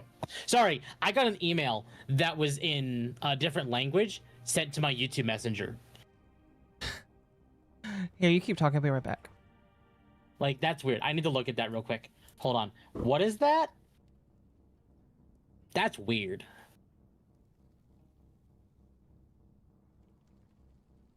I didn't even know that was like a thing. Backquill's kicking my ass and I'm heading out. But before that, read my previous message. Subnautica 1 is also a Metroidvania in the 3D space, and no one is ready to have a discussion. No, I agree with that. I agree with that completely. To be fair, I think the major difference there is it's less of a Metroidvania. Oh, I see. Never mind. I see. Okay. Close my email. Never mind. Never mind. It was a different email. So this is weird. I don't know how I feel about this. This feels interesting. I don't like that. Unless Tim Gill approved it, I don't know how I feel about that. I don't think he did. So here, ironically, we have another thing from Video Game Chronicle. Reinstated Subnautica 2 studio CEO says publisher Krafton self-servingly chose its release date without permission. Unknown World CEO Ted Gill, co-founder and creative director Charlie Cleveland, and co-founder and technical director Max McGuire were fired by Krafton last year, with the publisher accusing the trio of an absence of core leadership and claiming it felt a profound sense of betrayal by their failure to honor the trust placed in them by our fans. The three claimed, however, that Krafton had betrayed them by firing them right before delaying Subnautica 2. A move they allege was designed to deliberately prevent its early access release and avoid it selling well enough to trigger a $250 million bonus for the development team. Earlier this week, the Delaware Chancery Court agreed, with Vice Chancellor Lori W. Will declaring that Gill was hereby reinstated as CEO of Unknown Worlds. As part of the conditions of the decision, Krafton was ordered to immediately restore Gill's access to the Steam platform and was told it was not allowed to impede Gill's authority over the early access launch of Subnautica 2. The following day, IGN reported that Steve Papoutsis, who had been put in charge of Unknown Worlds by Krafton after it fired the previous leads, had sent a memo to staff telling them that Subnautica 2 was a game we are truly proud of, one that each of us and our partners at Krafton unanimously determined is ready for early access release in May. This did not sit well with the original trio, which is why GameFile reports that their lawyers are now accusing Krafton of ignoring the court's demand that Gill now be in charge of the game's launch plans. That would be hilarious. I hope they do that because it would be amazing. According to the legal team, Papoutsis didn't have the authority to declare a May release for the game because as of the court's order, the previous day, he was no longer in charge of Unknown Worlds, and only Gill should be able to make that call. Stating, Krafton self-servingly announced the launch without any regard to its impact on the game, the team, or the community, let alone this court's opinion, their letter to Vice Chancellor Will read. Announcing the release of a game is momentous, and it is typically accompanied by a significant marketing activity, fanfare, and community coordination. And most importantly, the announcement is carefully designed to maximize excitement for the game. That entire process was supposed to be driven by Mr. Gill. However, in defiance of the court's opinion, Krafton has now taken that away, further damaging the game and sowing additional confusion among the Subnautica community. One of the main allegations of the initial complaint was that Krafton was trying to delay the game's release and thereby avoid paying a $250 million bonus to the development team if it hit certain sales targets. The court's decision on Monday also stated the eligibility period for this bonus was to be extended to September 15th and noted that the co-founders have a contractual right to further extend this to March 15th, 2027. The trio's Wait, they want to delay it by a year? Thought about getting Crimson Desert, but I may get Bravely Default Remaster instead. Context?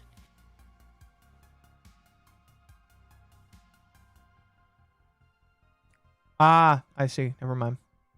Okay. The trio's lawyers have suggested that Krafton may have intentionally leaked the memo, then confirmed it in a later statement. Thank you for the presumably because this would have made the release date announcement as low-key as possible in a potential attempt to soften initial sales and avoid triggering the $250 million bonus. Krafton's lawyers claim the publisher has done nothing wrong, saying on Wednesday, Papouse's message was simply celebrating the Unknown Worlds employees' efforts towards the past event. Krafton's pre-opinion of determination that Subnautica 2 was ready for early access release, there was nothing improper about conveying the results of the milestone review or thanking the development team for their dedication and talent. It added, in his role as CEO, Gil will be able to assess independently his views on the state of Subnautica 2 and the appropriate release schedule. Nothing in Papouse's message alters Gil's authority or discretion.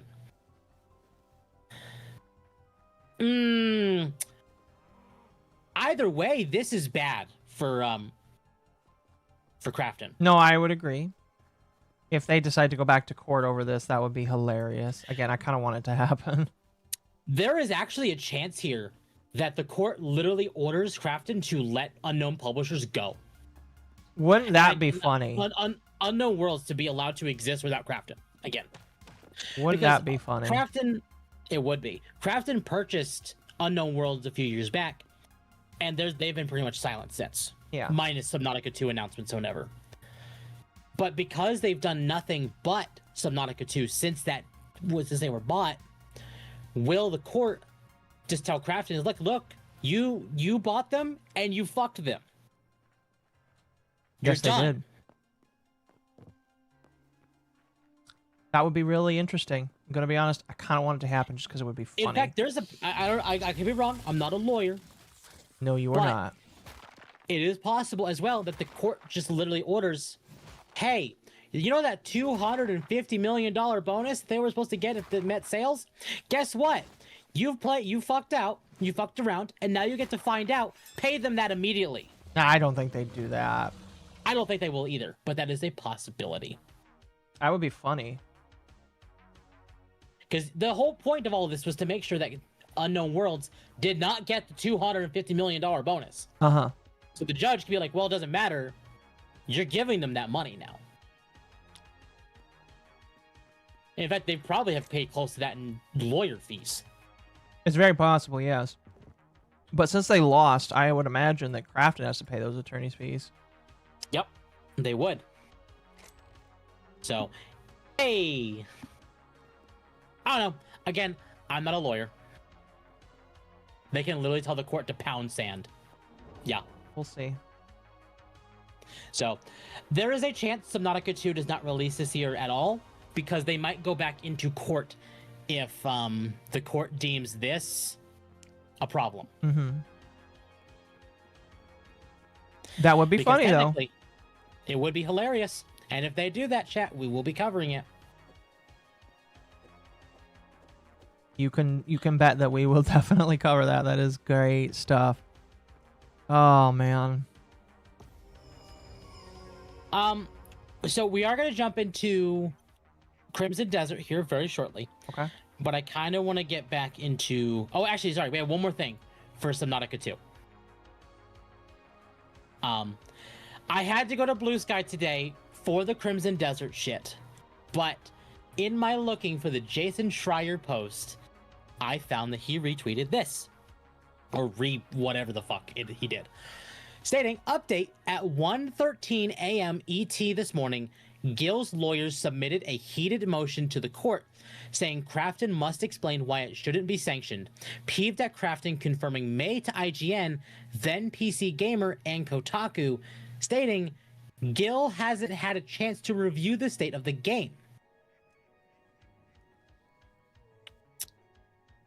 So they don't even know. So Krafton okayed a May release date before the CEO, the one that was told to be immediately put back in charge by the court, hasn't had a chance to review the game yet because it sounds like Krafton is trying their best to keep him out.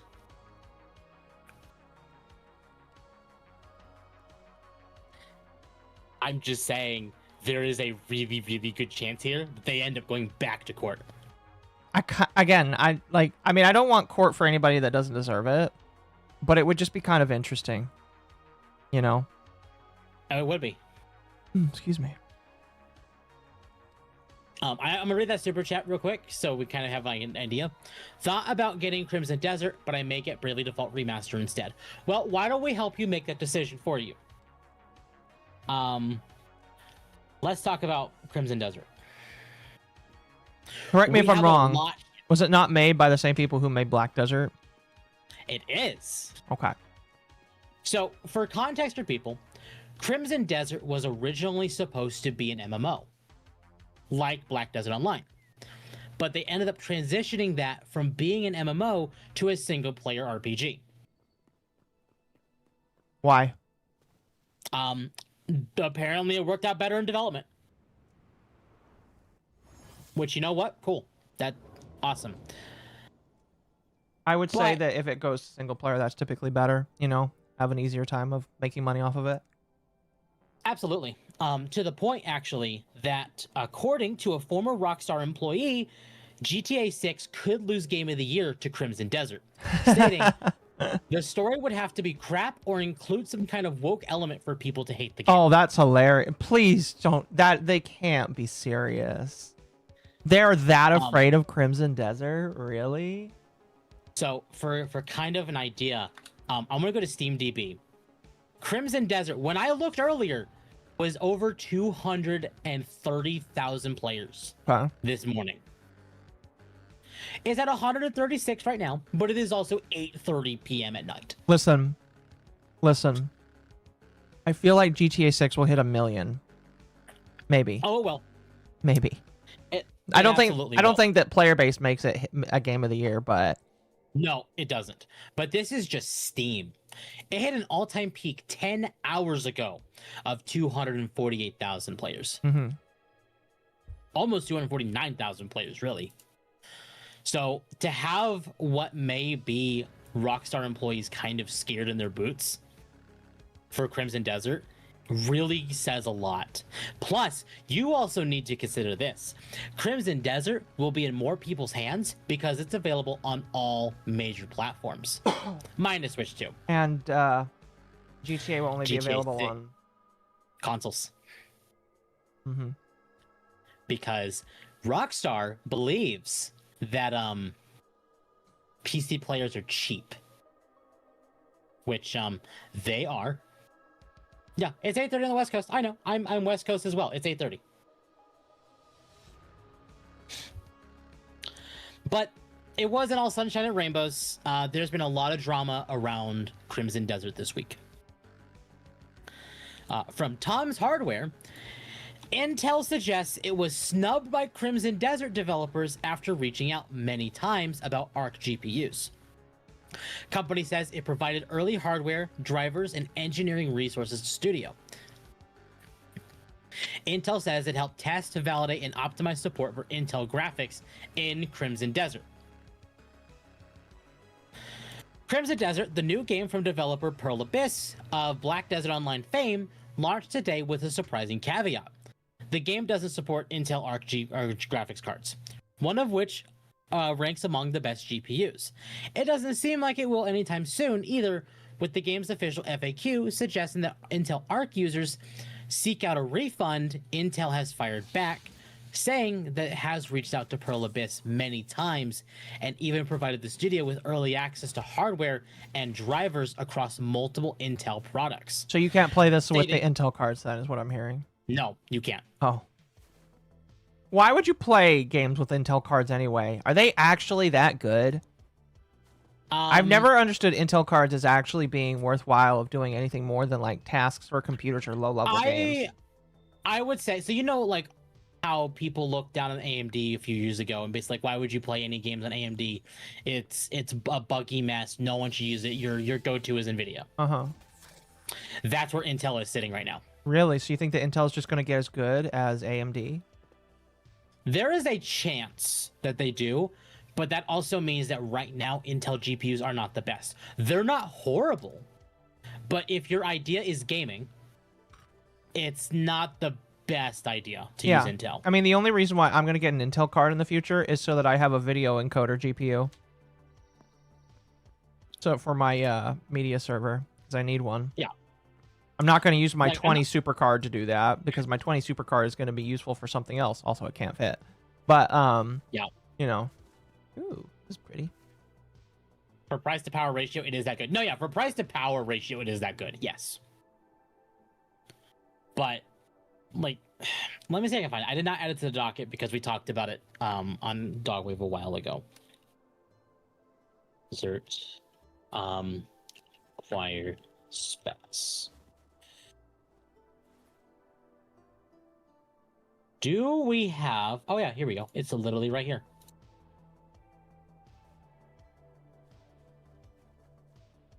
So these are their PC specifications. Okay. For a minimum, they want you to use an RTX 5500 XT or a 1060. Okay. Oh, that's old. Man, but that tells that they're trying to do at least some form of optimization. But for Ultra, AMD RX 9070 XT or an RTX 5070 Ti. That is like top of the line for current gen GPUs. Yeah, very much so, yeah. So I'm wondering where in here Intel would sit, and maybe they came to the determination that when it came to like the specific specs, like recommended, it wasn't going to be able to fit that.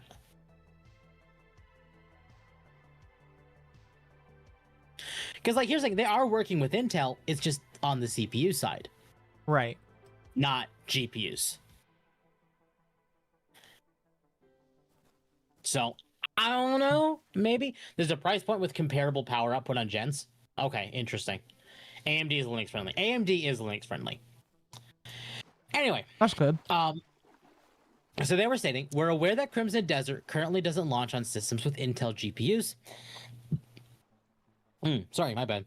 We're hugely disappointed that players using Intel graphics cards or graphics hardware can't jump into the world of Pywell at launch, wrote Intel's developer team in an email sent to Tom's Hardware and other outlets.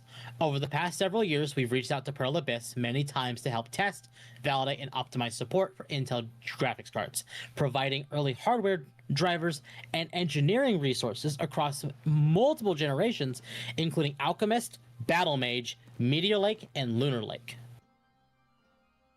Currently, if you try Crimson Desert with an ARC GPU, you'll be presented with an error message that reads, graphics device is currently not supported. Although, Pearl Abyss has said that ARC graphics cards aren't supported officially at this time. Other users have encountered similar errors. So, stating at this time means it's entirely possible that even with the resources that Intel provided them, they weren't able to get the game running on them. Well, we already know that they're fixing a lot of bugs right now anyway, such as the UI problems that they're having. Yeah. I'm going to read the super chat. Avenged for 5, I'm on the Xbox and I'm still having fun with the game. It scratches that itch for no hand-holding exploration. I'm looking for an open-world game. Fantastic. I was actually thinking about picking it up this week. Picking up what? We'll see. Black Desert. Oh. Or not Black Desert, Crimson Desert. Like I said, I won't. It's like $70, isn't it? It is, yeah. Yeah, I'm not doing that until somebody buys it for me. Yeah. The only reason I might is because it is one of those games I think I would enjoy. I've not actually watched gameplay for it. Minus, we'll have gameplay tonight. Minus watching Asmongold toss a sheep off the mountain, I have not seen gameplay for it. No, wait. I've also watched DSP decide to rage quit a boss. The first boss, excuse me, the tutorial mission. Yes. They could have used Vulkan. So that was something as well. And specifically here, it says DirectX 12 is required. So they're not using Vulkan.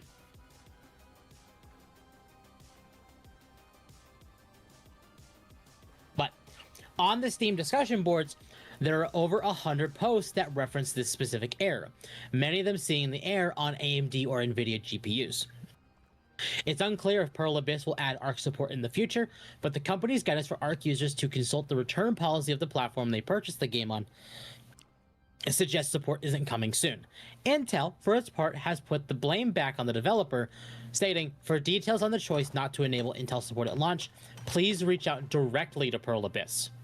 Intel's discrete GPUs make up only a sliver of the total market. In JPR's most recent IAB report, Intel cracked just 1% of market share against AMD and NVIDIA. However, Intel graphics extend far beyond the discrete desktop market, with Arc GPUs in Meteor Lake, Lunar Lake, and Panther Lake laptops. Stating, our teams are deeply committed to helping all studios deliver the best experience possible, providing open tools, documentation, and direct engineering support to make sure their games run well for everyone, including the tens of millions of players using Intel GPUs. We remain ready to assist Pearl Abyss however we can, wrote Intel. So maybe they will get it running on Arc GPUs. Eventually. But I would not hold your breath. It just feels like Intel's GPUs are just kind of too behind right now. They'll get there eventually. Exactly. They will get there. It's just right now they're not even able to keep up with AMD even. Mm-hmm. Granted, all of the GPUs kind of slowed down so they can cater to AI. So this is the best time for them. Exactly.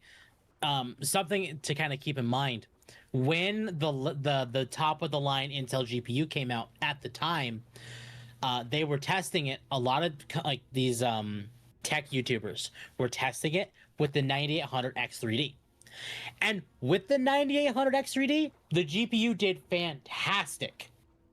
To the point, even people were even suggesting that people actually use that like the Battlemage GPU, the B550, I think it was, or B580. It was the B580. Okay. As a potential replacement to maybe AMD or even NVIDIA for like a budget system. That sounds great.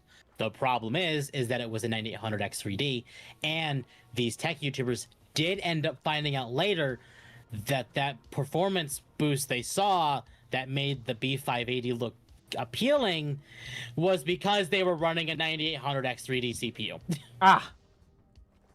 Understood. I'll be right back. So that was a problem. That's funny is what it is. Yay. Intel GPUs are targeting the mid-range, which is where they accelerate. 560 Ti, 570, but this is not an Intel issue. It's the devs not supporting it properly. No, I agree. It's on Pearl Abyss to fix this, and I hope they do. I do agree that people with Intel GPUs should not be locked out because they chose to buy an Intel GPU. Like, if Pearl Abyss comes out and says, look, we've tried running or getting the game to run well on an Intel GPU several times. Even with what Intel has sent us, we just can't get it running, even like a stable 30 FPS on an Intel GPU. If they come out and say that, that's one thing. But if they don't say anything and don't discuss why did they choose not to do that, it is kind of excluding people on purpose who use an Intel GPU and are basically telling them, oh, you're poor? Well, too bad. Damn. I don't think they're saying that, but... Well, no, but they do need to express this, because if what Intel's saying is true, where they provided every resource possible they have to Pearl Abyss to make it work right for their user base, it is on Pearl Abyss to make it right. Mm-hmm.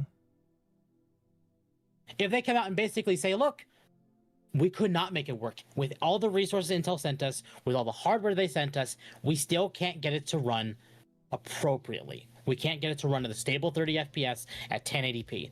That should be the minimum that they can get it to run at. If they can't get it to run at that on an Intel GPU, that's on Intel. I agree.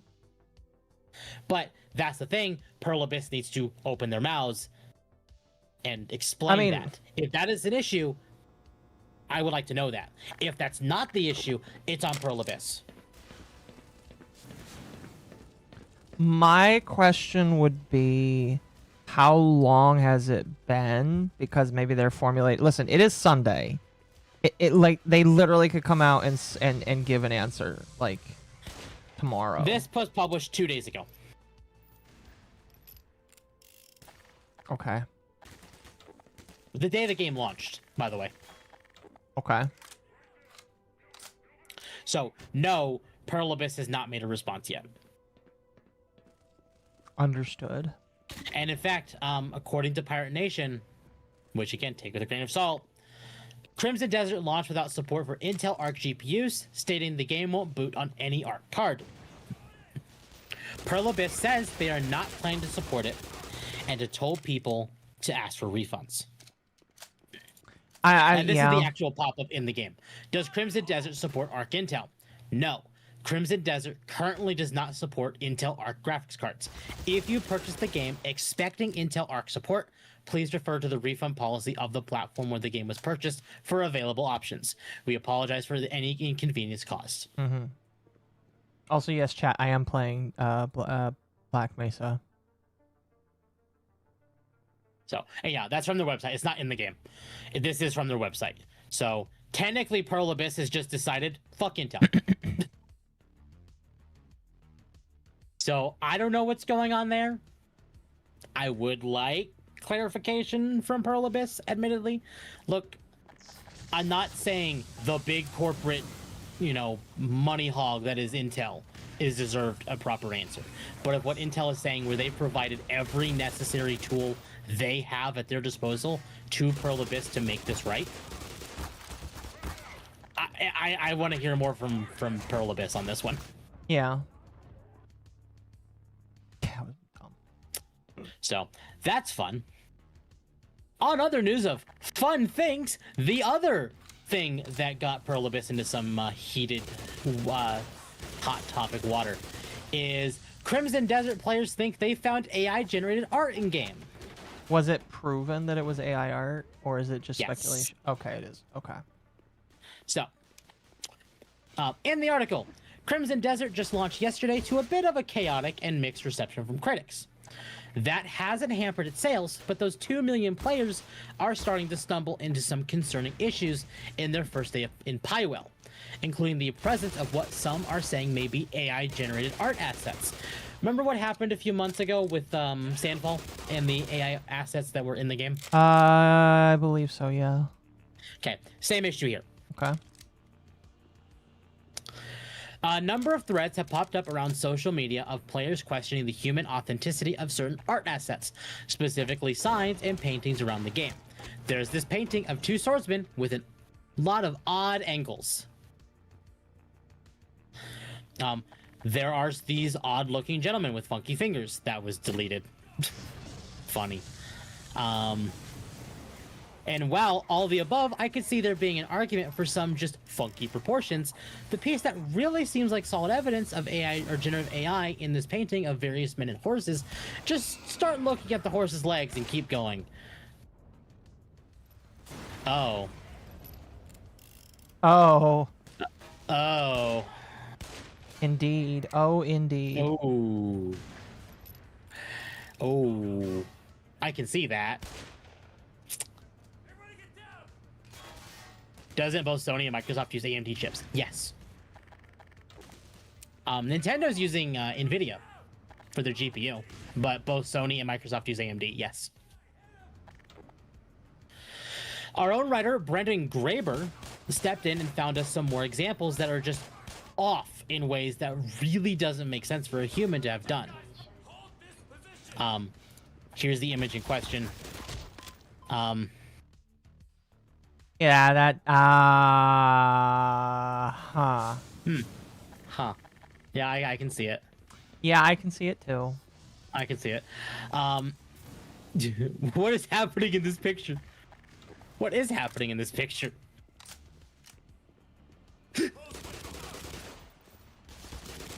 No, like, is that a chair? Is that a screaming person? Like, I see a face here. Health station. What is that? I guess you'd have to ask the AI what it is. I have absolutely no idea. Legs for days. That's amazing. Those are some legs. Those Kitchen are in some the dungeon. legs. Those are some legs. Oh no. Those are indeed legs, and they do Use of indeed generative goes for AI. days. I mostly find these AI funny. I do too. They're funny. And that's all they are, is they're funny. Use of generative AI to create assets, particularly final published ones, have been a hot topic issue in games over the last year. Multiple companies have been under the magnifying glass both for confirming they did use it or even seeming to use it. Nintendo had to deny accusations of generative AI use in Mario Kart World for various billboards. Activision had experienced an ongoing outcry for generative AI assets found in Call of Duty. I remember that one. We did talk about that one. Don't. That's crazy. I didn't know that. As has EA for Battlefield 6.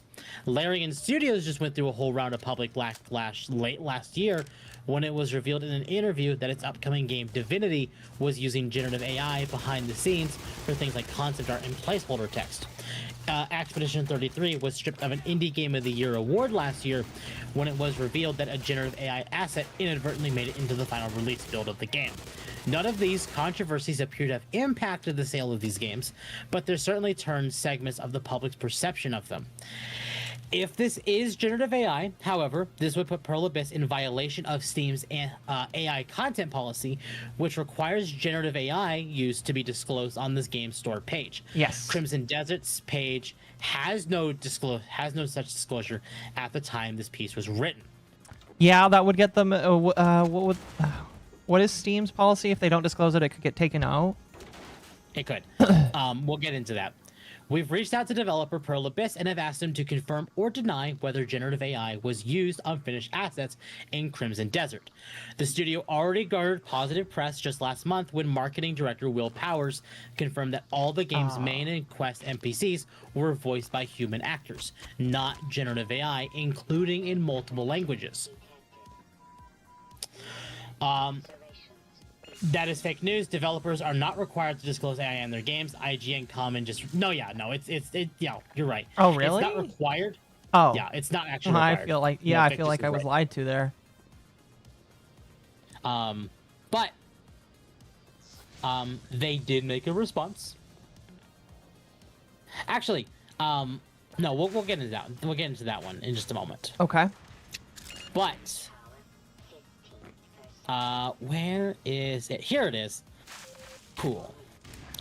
So, Pearl Abyss made a response.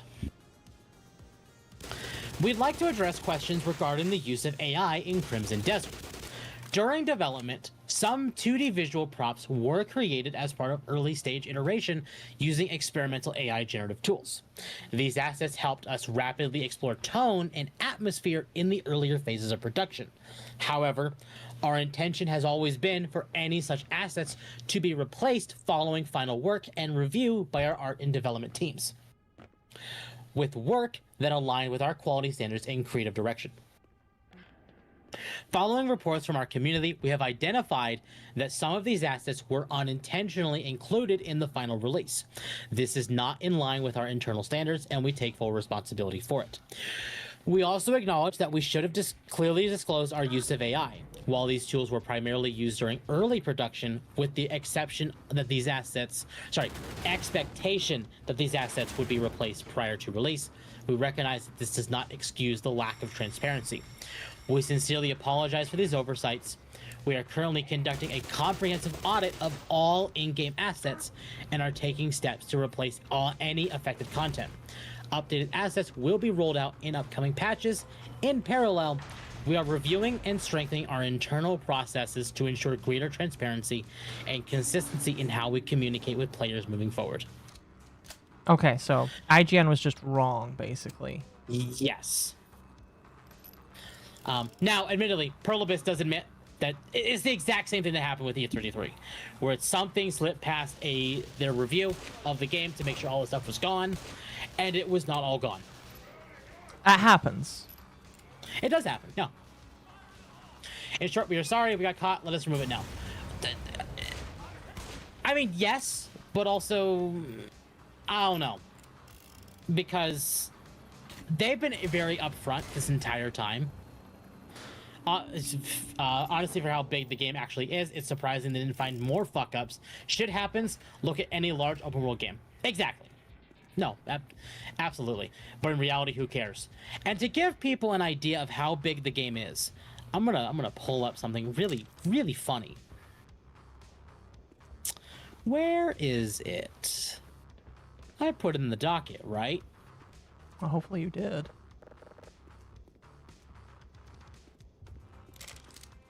I didn't. Oh, never mind. Hold on. I could have swore I did. Hold on. It's on Twitter. I can find it.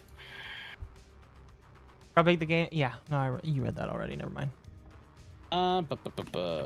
Crimson Desert.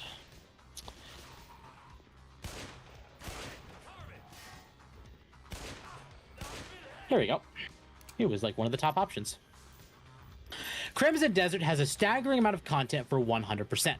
76 unique bosses, 467 unique characters, 29 different mounts, 110 different factions, 401 creatures to discover, 355 crafting blueprints, 573 territories to explore, 150 different materials, 430 feats, and 94 secret collectibles.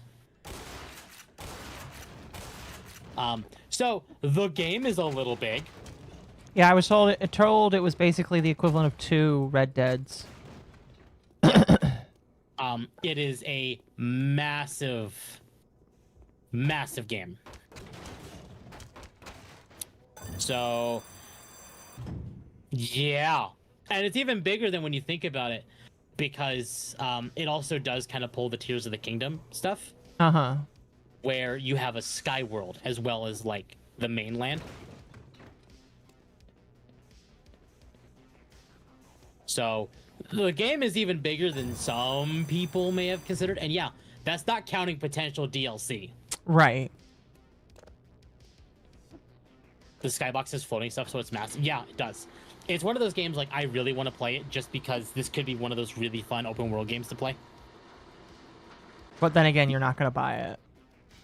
I'm actually considering it. I really am considering it. So, okay. This is from Bandman. Okay. BUSIGN. Chat Where salute. winds meet. Oh, I'm launching a rocket. I'm asking my chat to salute the rocket. BUSIGN. Where winds meet, 6 out of 10. Now Crimson Desert, 6 out of 10. Meanwhile, Concord, 7 out of 10. Dustborn, 7 out of 10. Also, strangely, IGN Brazil gave Crimson Desert an 8.5 out of 10. I'm starting to see an odd pattern here with IGN US. A very odd Phil Fish-shaped pattern. Just my opinion, though. I get it. Which is true. Like, it's weird that IGN is giving 2 games that are not woke at all 6 out of 10s, but 2 games that literally pandered to the woke mindset higher scores. So another reason I want to go play the game, because clearly IGN hates it, which means it's good. Yeah. I love me some bright neon green grass, OG Oblivion style. I do too. It's really nice. I genuinely want to play it, but I don't want to buy Denuvo. That is the big problem, but I've sadly come to a point where Denuvo doesn't bother me enough not to buy these games.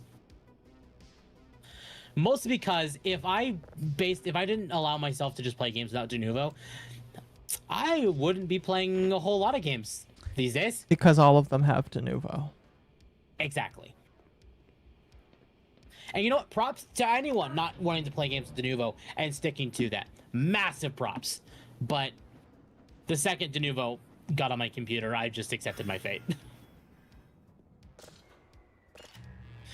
Also, tons of shit that needs fixing, quality of life, like the controls. Yeah, I've heard the controls are pretty bad. They're working on that. They've actively said they're working on it. They have. As far as I'm aware, it's only on PlayStation controllers that's a major issue. But I'm not sure of that. But when I made the thumbnail chat, I basically said that the community is split.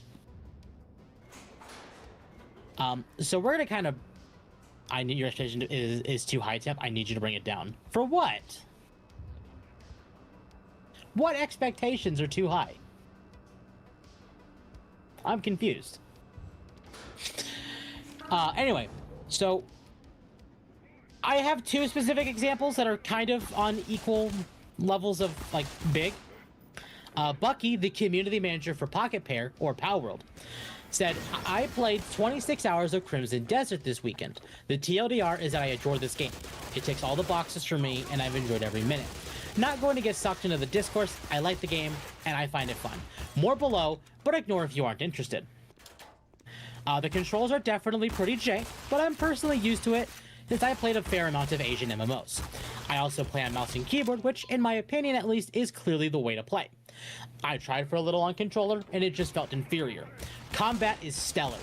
I think you can easily get fooled into thinking you can just hold button to kill, but there's a ton of depth to the combos you can. Parrying bosses is so satisfying, and it also is very cinematic. Taking the time to learn the combos really opens things up. Cliff is bland, for sure, no arguments. I don't think the bigger story beats are boring though, but the story as a whole is definitely on the weaker side. That said, the banter between the campmates is fun, and the VO across the board is pretty great. There's a lot more I could say, but I'm not a reviewer, nor do I really want to get into arguments with contrarians on Twitter. I love this game. If you don't, then don't play it. March has had several absolute bangers, so there's more than enough for everyone to play. That's me. Slay the Spire 2 is the obvious call, but don't sleep on Blossom, the Seed of Life.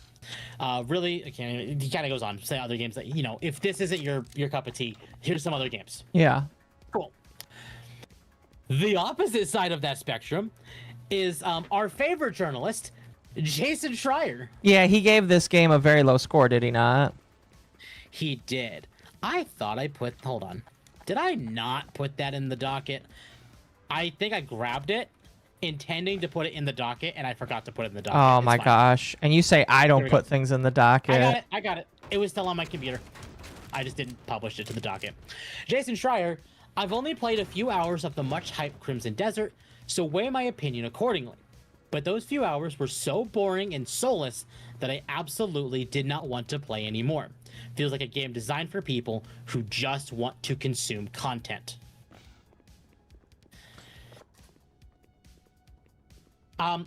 So that sounds pretty damning, I will fully admit. But this is also from the same guy who, and I love that people actually pointed this out. Here's a hot take. I like Avowed way more than Claire Obscure Expedition 33. This was from Jason Schreier a year ago. So, with that information, take his opinion with a grain of salt, chat. No, I never take his opinion seriously. Didn't make the dog kit. Ah. So, Jason Schreier, Jason hates it? Oh no, I guess I'll have to buy 3 copies now. Thanks for the recommendation.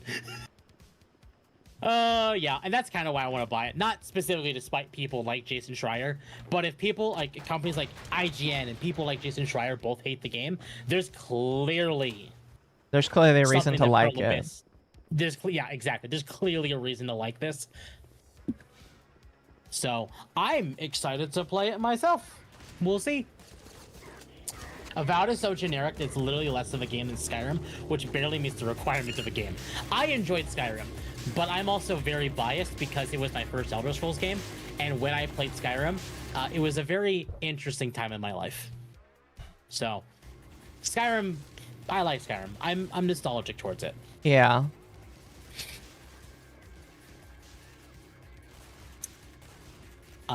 But despite this, investors are not happy, apparently. Really? Perlibis shares dropped nearly 33% today after Crimson Desert received reviews below the high expectations investors had built up over its long development. Look Thank at that you, user, dip. for the follow. How much of a dip is that? Damn. 33%. That's pretty big. That is a big dip. Who actually listens to that clown? I don't know. I guess investors. But Savvy made a comment on this, stating, let me pull this over so chat can see this while I'm reading it. Come on. Come on. There we go. That is the issue with investors and games. Once something launches, it loses value to the company because the game has to perform. When it is in development, you can keep asking for money, essentially. Investors have no idea what sells and what doesn't. My husband is playing and he says he likes it, but he can see how it isn't for everyone. But even he notes that it feels like it was an MMO, scrapped and repurposed. That is not a comment he has ever used before. And I did mention at the beginning of the stream that Crimson Desert did start development as an MMO, kind of pseudo-sequel to Black Desert Online. Yeah. Now it is, I think it's still in the same universe as Crimson or as Black Desert, but I don't think it's no longer a prequel or a sequel directly tied to it. Right. And it is no longer an MMO, but a single player open world RPG. Which is just fine, in my personal opinion. Yeah. No, I agree.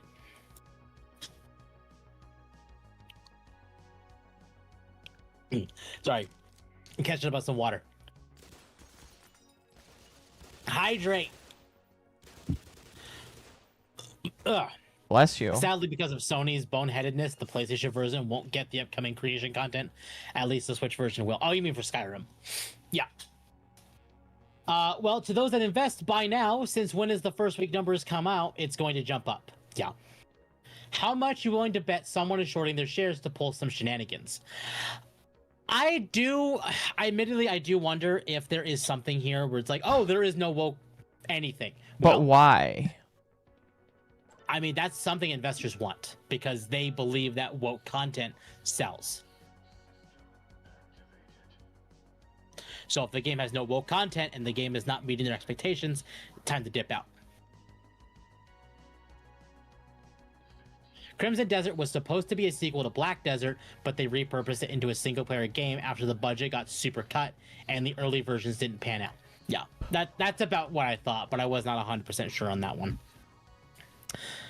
But I'm excited to sit down with this game, like quite a bit. But when it came to the AI thing, Mike Ybarra responded. Former Blizzard president Mike Ybarra, now CEO of a gambling site, tells Crimson Desert devs not to apologize for using AI in-game. I don't get why devs feel the need to bend over for the few folks who can't accept the reality that AI will be in everything, from video games to your fridge. It already is. I mean, I don't disagree, but I also hate that. I don't disagree, but I hate it. Tencent has used this tactic to get into numerous companies. Exactly. So I could fully believe that something tied to like this is like, oh, hey, there's something fucky here going on. At least I believe so. To a degree. I don't think the entire thing is fucky, but definitely some things feel it. And they did actually eventually end up adding the AI generated disclosure on Steam for Crimson Desert. Good. As they should. As they should. Our last thing for Crimson Desert, chat, and this happened today. And actually, there's some patch notes that Victor sent me, so we'll go over those in a minute, too. Before we get into this last thing for Crimson Desert, though, I'm going to use the bathroom, chat. I'll be right back. Okay. Well, chat, yes, I am playing Black Mesa. Because I have not finished it ever, and I want to. I will say this game is fun. I get lost very easily, though. So, ow, fuck, bitch. I like my Desert Eagle, though. I'm a fan of the Desert Eagle. It's my understanding that I'm not very far in the game, though. I'm only like, what is it? On a Rail, and On a Rail is chapter 5 or 6. Or mine is chapter 8. So we're 8 out of 20. Yeah.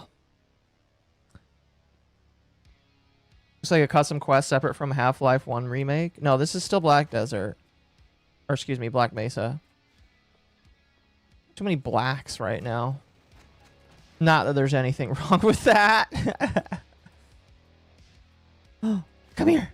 I'm gonna murder you, little head crab. Ooh.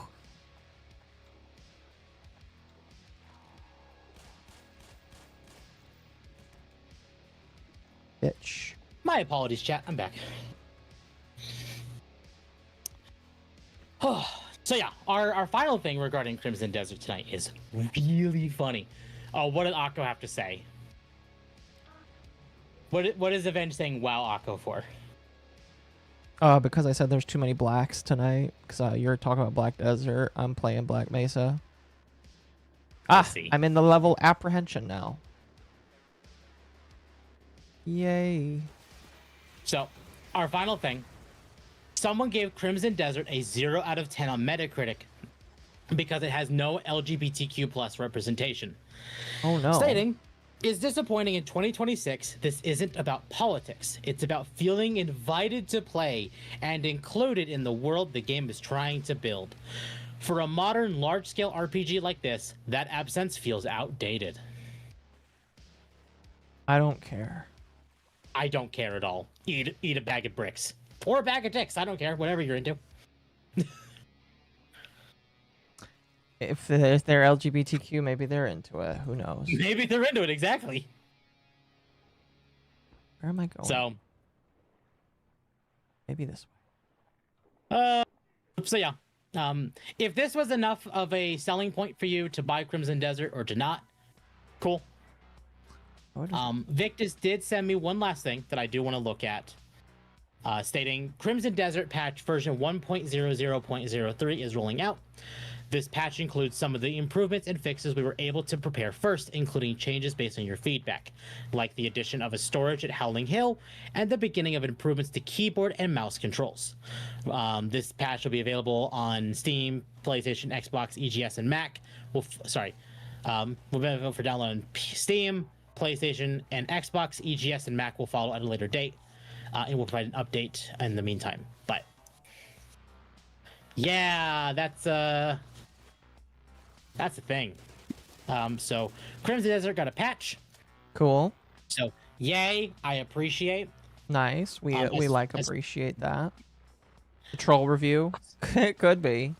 It could be. Absolutely, it That'd could be funny. It feels too insane to be not a troll review. So, I don't know. Maybe it is. I'll tell you why, Occo. ESG and 5DG have both corporate programs designed to incentivize corporations to go green. Social incentives, initiatives like DEI, D&I, DEE, and governance, the way they hire by injecting money into stocks, markets, etc. Sometimes in the case of the UN, reduce taxes, vouchers for capital gains, taxes, etc. They convince companies through HR departments that are exceptionally woke and use companies like Asakasi and Bridge to provide skewed data, charts, trends, peer-reviewed studies. I mean, I'm not saying that doesn't happen. I'm just saying that, like, that's... I don't know. I just think that's retarded. No, I completely agree. I thought those incentives were starting to die off. They are starting to die off, but we're not there yet. No, I mean, like, just like Kirsch said, if you thought that woke was dead, you're retarded. Yeah, no. It'll be many, many more years before it's dead. And in fact, it may never technically ever be dead. It's just, it's leaving the public eye for like a little bit. Until people forget about it, and then when people forget about it, they're going to bring it back. Yeah, decades, yeah. Not to say it's not possible. That's why we keep fighting it. Not to say it's not possible. It's just, you can't relent. No, you can't. Chat, it's been 2 hours. As a reminder, chat, if you like the content I produce, I would greatly appreciate it if you have to like, subscribe, hit the bell for more notifications, join the Discord, as it is the best place to know when I go live. You should also become a member of the channel so you get dog emotes and dog emotes on YouTube. And I am looking into adding a members-only part of the Discord, so people who become members on YouTube will have access to a members-only section of the Discord.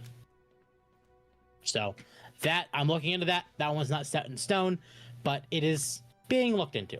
So if you want all that stuff, you should become a member of the channel. And I greatly do appreciate the continued support. Okay. And actually, we're getting much closer to 1,000 subs. Woo! Congrats.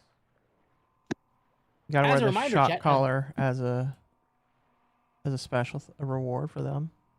I might have to. We'll see. As a reminder, chat, at 1,000 subs, we are doing a Sonic character Smasher Pass tier list. That's gonna go very well for you. Tape, thank you for becoming a member of the channel. I greatly appreciate it. Where am I going? There's many rare dogs. The dogs do be rare. They do be rare. All right. So we were going to talk about this one. And I yelled at you about this one. Which one? Fortnite. There's no reason not to talk about it. You make it sound like it's a big deal that I mentioned it. I know. I was telling you to save it for Dogwave. Yeah, now you make it sound like you don't even want to talk about it.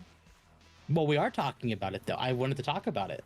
Good. So, this was posted to the official Fortnite Twitter. I actually saw this through Mia, the pink-haired girl that was canceled by Alara. That's right. You follow her, don't you? I do. But I saw this through her, and it's perfect for Dogwave. So we'll go ahead and play the trailer. It is 18 seconds long.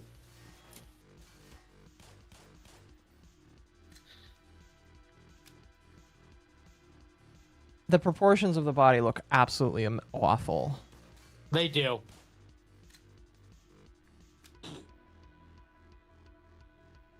I hate it. Quite a lot, actually. Do you do Sonic content with Miyasu? No, I don't. I'm sure he would love to, though. It'd be fun. So that's happening. Did I soft lock myself? But we've gotten more stuff about this since this was announced. I want people to keep in mind, this was from the official Fortnite Twitter, not Landfall. Oh, it gets even better. The peak skin is 2,000 V-Bucks, 2240 at the current rate, or just 22.99 with the 2400 V-Buck pack. That's enough money to buy 2.8 copies of Peak. Before the changes, it would be 1780 or 22.99 with the 2800 V-Bucks pack. So this was something we didn't talk about last week. It was on the docket, but we didn't have time to get to it. So I'm going to bring it up because it's very relevant to what we're talking about right now. Where is it in last week's docket? Oh, excuse me. Here we go. From Dexerto, Fortnite is raising V-Buck prices by up to 25% to help pay the bills. Fortnite announced plans to increase V-Buck prices by up to 25% starting March 19th and cutting how many players can earn through the Battle Pass at the same time, Epic confirmed on March 10th. It is not the first time, as Epic already pushed V-Buck bundles prices up by 12 to 15% You can do it. in late 2023. And the broader games industry has spent the better part of 2 years moving in the same direction, with full price titles creeping towards $80 and hardware prices increases from platform holders. This latest round, though, hits the wallet in from two directions at once. Epic confirmed V-Buck packs are shrinking and Battle Pass earnings are dropping. Epic announced the changes on March 10th and stated plainly, the cost of running Fortnite has gone up a lot and we're raising prices to help pay the bills. Every major V-Buck pack will deliver fewer V-Bucks for the same price. So they gave examples. The $8.99 pack drops from 1,000 to 800 V-Bucks. The $22.99 pack falls from 2,800 V-Bucks to 2,400 V-Bucks. And the $36.99 pack goes from 5,000 to 4,500. And the $89.99 pack shrinks from 13,500 to 12,500. That's actually a pretty big drop. Yeah. The Battle Pass changes land just as hard, as it now costs 800 V-Bucks instead of 1,000, and players can earn back exactly 800 V-Bucks by completing it. The previous 500 V-Bucks sitting in the bonus rewards section disappeared entirely, so where players once recovered 1,500 V-Bucks across a full pass cycle, they now recover 800. The OG pass drops from 1,000 to 800 V-Bucks, while the music and Lego passes each fall from 1,400 to 1,200, and Fortnite Crew subscribers also lose 200 V-Bucks from their monthly grant, down from 1,000 to 800. To put that in concrete terms, the Hoppers bundle listed on March 10th's item shop at 2,000 V-Bucks would cost the equivalent of $22.49. The upcoming Chapter 7 Season 2 Battle Pass, priced at 800 V-Bucks, would consume an entire $8.99 pack on its own. Epic did introduce a 20% Epic's reward credit on purchases made through its own storefront and payment system across PC, iOS, and Android, and web, redeemable in Fortnite, other Epic titles, or the Epic Game Store, and existing V-Buck gift cards will redeem at their printed values. So, to kind of take that into account, along with this bundle, this skin being 2,000 V-Bucks, which is a lot. $23. Yeah. Or $22.40.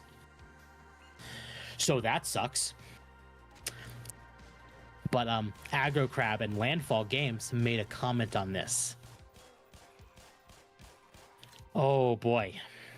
From Landfall Games, Peak is on sale and is now 538 V-Bucks. That's funny. So, and ironically, there's a community note, like, oh my god. So, it sounds like the devs over at Landfall are not too happy with this. Yeah, I wouldn't be too happy either, but you have to understand all skins are worth that much, I believe. Yes. Here's my problem with their whole, oh, we need more money to keep the lights on. What happened to your House of Mouse money? Because I know Disney gave you a giant fuckload of cash. It must be gone for them. Who knows? So that's interesting. Ooh, imagine spending $20 on a skin. Looks at his Spirit Guard Udyr. Imagine spending $30 on a skin. Don't imagine spending $500 on a skin. Don't look at my ultimate misfortune skin. Spend way too much money. It is. You spend way too much money on that shit. I did. That was the last skin I bought in League 2, and then I quit the game. I literally bought it, played like 2 games of it, and then quit the game entirely.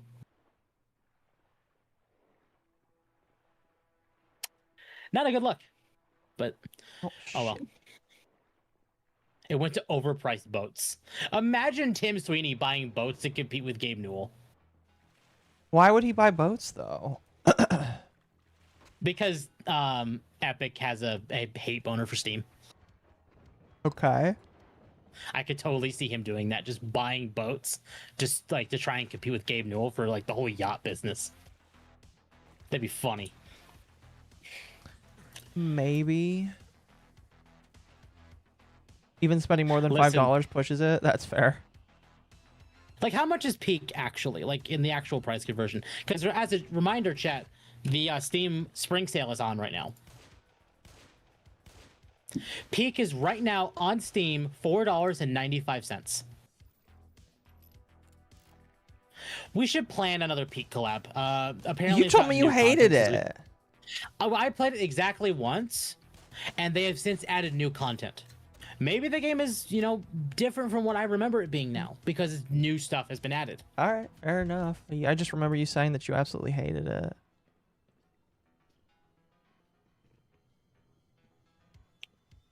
The only new skin you need is 4. You friendly? Oh god. You're friendly. Oh my god, I wanted to talk about this one. Who's ready for their weekly Destiny rant? Gross. We don't need it. Destiny 2 Magic the Gathering collab announced. 2 dead franchises that are trying to revive each other. Just this upset me maybe more than some other people. Why? Because so the current DLC Destiny is on is Renegades, which came out in December. We were supposed to get a roadmap of several years of Destiny 2 earlier this year. Yeah, right. That ain't gonna happen. That's what they told us, is it'd be coming early 2026. Well, they have not much longer for Q1. Uh-huh. But there's been no word on a roadmap. And actually, we've already passed the date that the free content update was going to be coming for the Renegades expansion. Which isn't happening at this point. They've now said it is coming in June 2026. An entire 6 months. So it came out mid-December and is not happening. The free content update is not happening until mid-June. That is literally half of a year gone with no new content for a game like this. That's not good, especially when it's not an expansion. Yeah, Destiny's dead. I'm sorry. Well, I'm not sorry to you, but because you don't care, but Destiny's dead. I kind of care, but I also kind of don't care. Mm-hmm. Ooh, crossbow. But it's like, so you're willing to take an entire half a year to bring new content to Destiny, but oh boy, it's time for our usual round of collab skins in Eververse. Can't use the Magnum underwater? Well, don't blame me for trying. This upsets me to no end because what Destiny needs right now is its roadmap and that content, not more shit added to Eververse. Let it die. Yes, let it die. But nothing we can do about that. I'm just going to say let it die. These skins are fugly. I'm sorry, I don't like any of these. The only nice one I'd say is Hunter. I can see Hunter working with some specific sets. Yeah. But Titan, ew. Warlock especially, ew. Oh, that's a great quick save. So,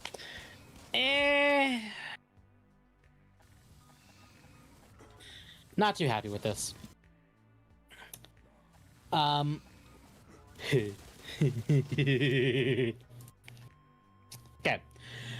Ofcom.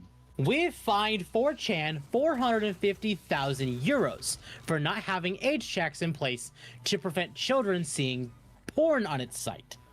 The Online Safety Act is concerned with protecting people in the UK. It doesn't require platforms to restrict what people see and what other countries see. Ofcom, if according to this contribution, Ofcom has sent multiple fines to 4chan, but where did it go? I clicked on that. But 4chan has not paid any of them. Their lawyer claims they only operate in the US and their conduct is expressly protected by the First Amendment. In addition, most of the nearly $3 million euro fines which Ofcom has sent have not been paid. And why would you? Exactly. I think, yeah. The UK censorship agency Ofcom issued 4chan with a giant fine today. We responded to Ofcom with a giant hamster. Yeah, the owner of the farm showed this off. They just sent him a hamster and said, "Go fuck yourself." Based 4chan. Basically, every time they ask for more money, they're gonna get a bigger hamster. I love what the it. Fuck?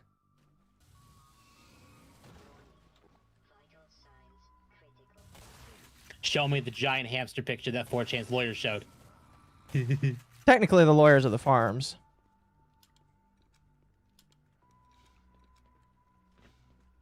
Base hamster. Hamzilla. It is Hamzilla, yes. So, this is funny. I love this. I did make sure I grabbed this in case Ofcom decided to like delete this tweet. Like, if they were ratioed enough, they could have ended up deleting it. I don't think they would, but that's fair. They didn't. So have you heard of a game called Guns and Nuns? Yes. Okay. We're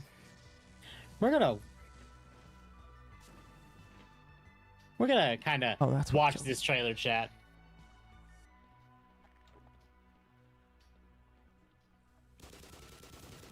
Someone decided to let the Sisters of Battle have some fun.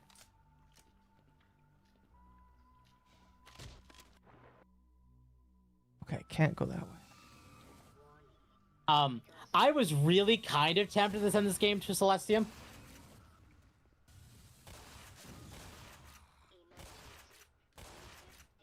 I know, it was very loud. I had to turn it down. It was very, very loud. I don't know why it was so loud, but it was. Her smug aura offends me.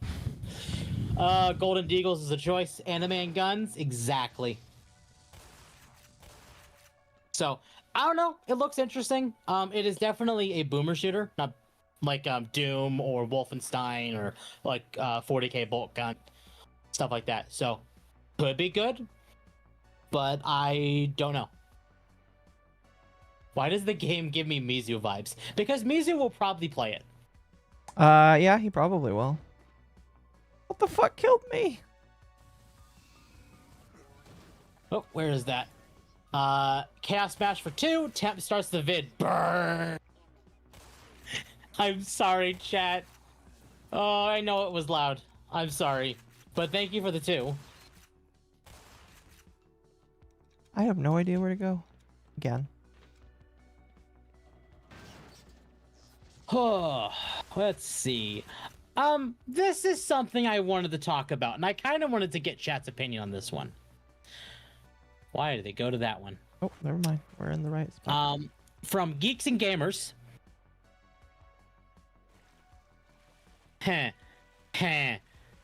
Oh, is their site broke? God damn it, their site is broken. Geeks and Gamers? Yes. Hold on. Of course, the site is fucking broken. Well, anyway. Basically, actually, can I get this to work in a different browser?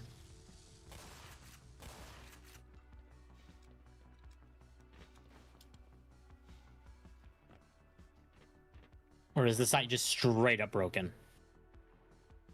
It'd be ironic that... Okay, it's... Okay, cool.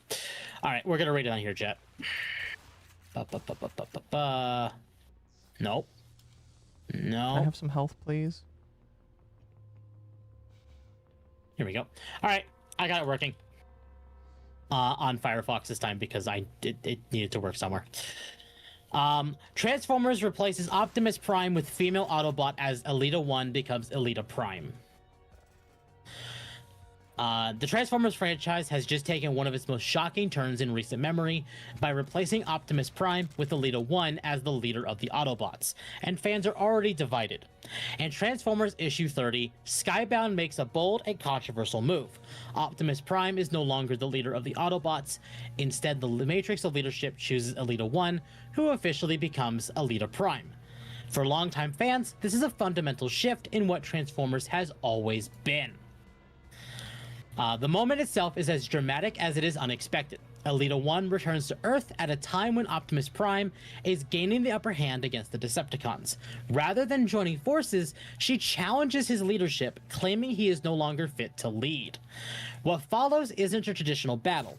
Optimus doesn't fight back, and instead he defers to the Matrix of leadership, the very symbol that has defined his role for decades. And the Matrix chooses Elita 1. Optimus steps aside, and is just like that, Elita Prime is born. Geeks and Gamers' own Jay, Drunk 3PO, a well-known Transformers fan and commentator, didn't hold back in his reaction to the moment. While he's been a strong supporter of Skybound's run overall, this particular decision didn't sit well with him. I gotta tell you, I don't like it, Jay said as the issue unfolds, questioning why Optimus Prime would step aside so easily after everything the character represents.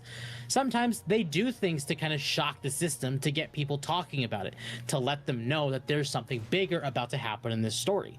The biggest issue isn't just that Optimus loses the Matrix, it's how easily it happens.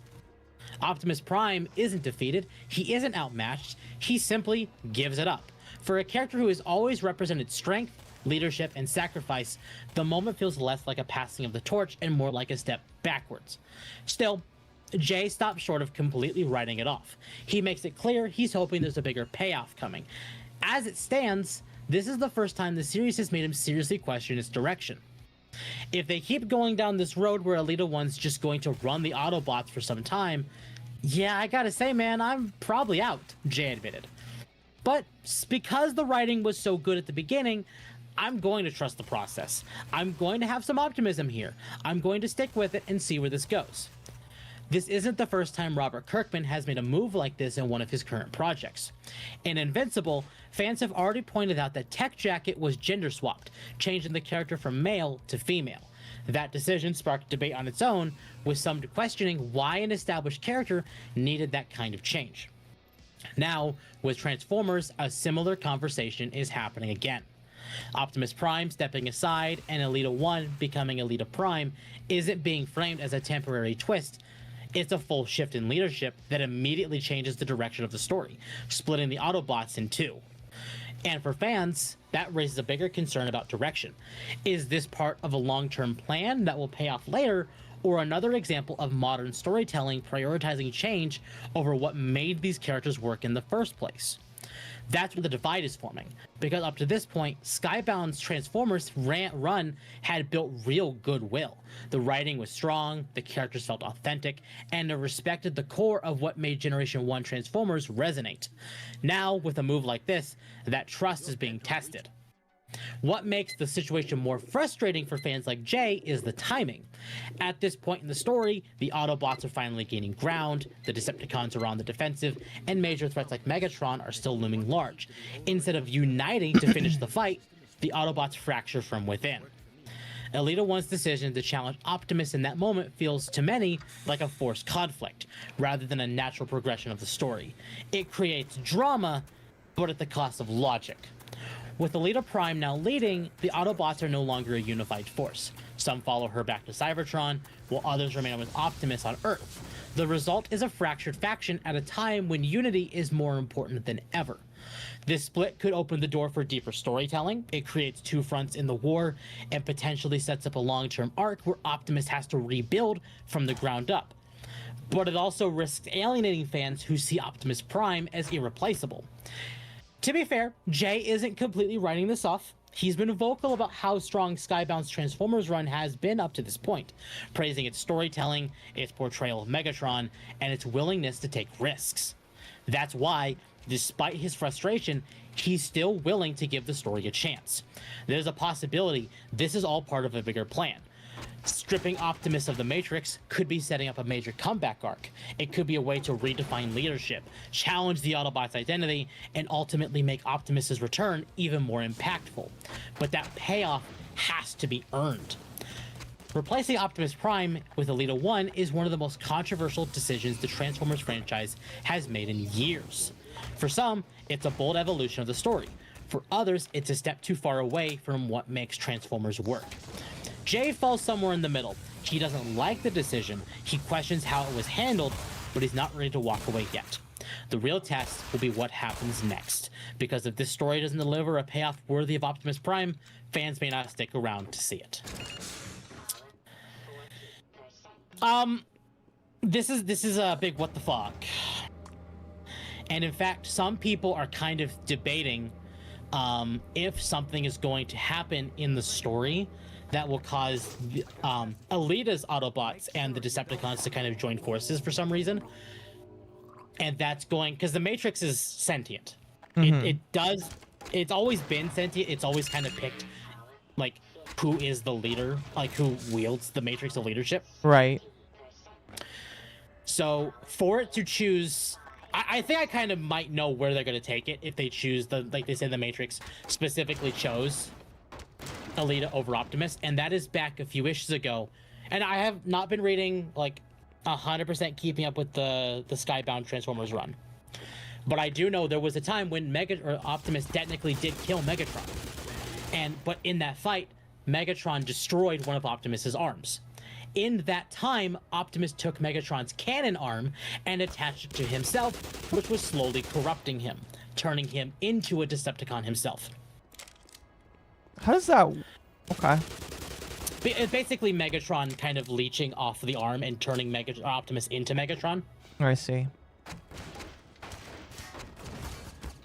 And I wonder if that's the way they're going to take this story, is the Matrix chose Alita 1 because of that.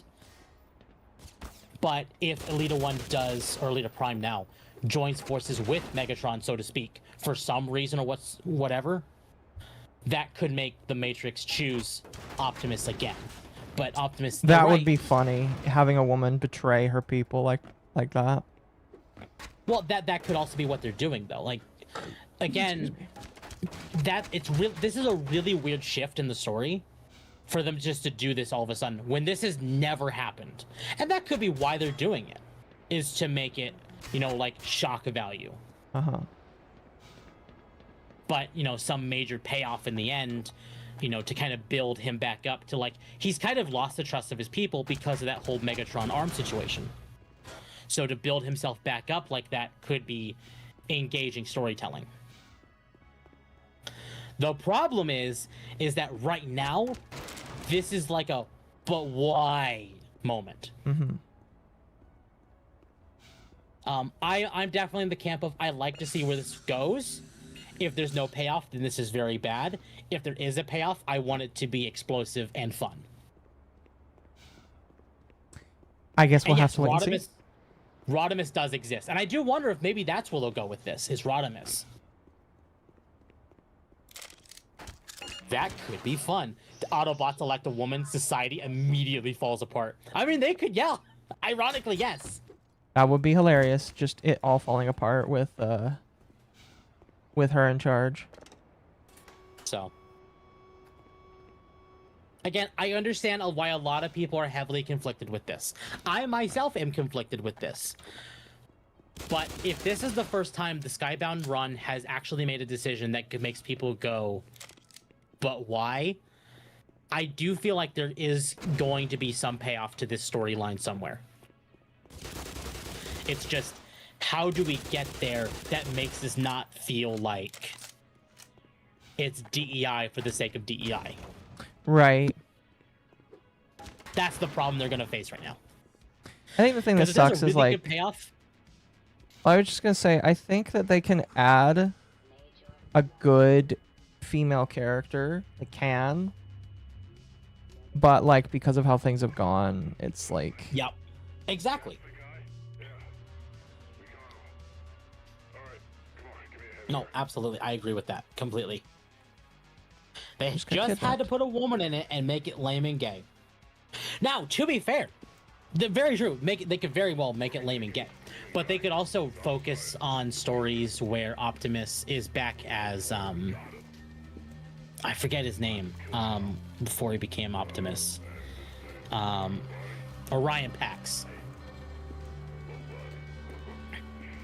And to kind of allow him to kind of, instead of being the so-called like massive leader, because he's technically with the Matrix, because the only reason Megatron is so strong is because he was a gladiator. A lot of his power is just straight up raw brute strength. Yeah. Is they can have a moment where it's allowing Optimus to kind of realize that maybe he doesn't actually need the Matrix of leadership to be the leader the Autobots do need. Because that has also kind of been a part of his character, is that the Matrix doesn't make him Optimus. He himself makes him Optimus. So maybe that's the route we'll take with it. I don't know. Look at all those boxes, chat, that I wanted to destroy. But for now, if I defend this anymore, I'm definitely going to be looked at like I'm defending this. And I don't want to defend this. I just... Yeah. I hope there is a payoff to this, because if there's not, it's not a good look.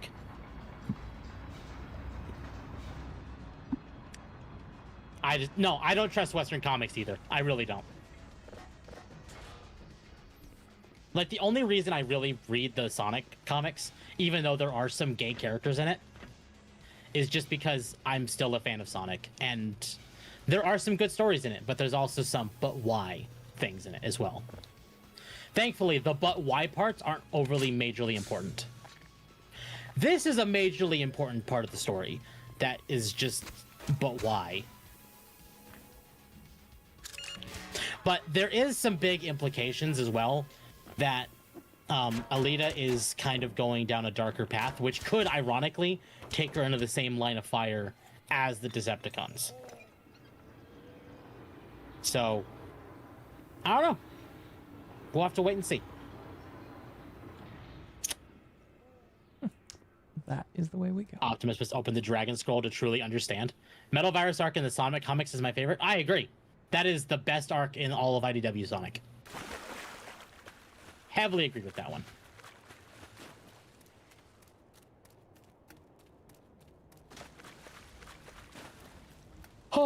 I just don't trust Western comics that much either. Granted, I just don't trust a lot of comics these days at all, period, but... I don't either. Oh, you know what? I know why that's joking. Oh, God. Ow. You know, I've decided after this I'm going to take a nice long nightly shower. Good. Okay. So, the U.S. age ratings body ESRB has said it will not follow Peggy's example in Europe and begin factoring in elements like paid random items when determining a game's age rating. It could be coming. U.S. game age ratings won't likely change like they will in Europe, ESRB says. Yeah, the Peggy system is changing things based off of if people are gambling and U.S., I guess, is not. Mm-hmm. Interesting. Why? Oh, my goodness. What's the reason? I don't know. That one I've not heard about. Savvy did make a comment, though, stating the ESRB has turned into a bootlicking brand that takes suggestions from the Who. They also let EA use E for everyone, despite gambling being in FIFA for real money. They are DEI incarnate and on several boards, including some big DEI Game Award shit, and have a podcast where they bring on the worst of the industry who do nothing but cause harm to it. The ESRB needs to go. I mean, I agree. The ESRB has not really been useful for a while. It hasn't been. What about the Common America comics? I have no idea about those. I barely pay attention to comics as is. It's mostly just Sonic I pay attention to. Mm-hmm. The only reason I saw the whole Transformers thing is because I do occasionally pay attention to Transformers because I know the Skybound comics are popular.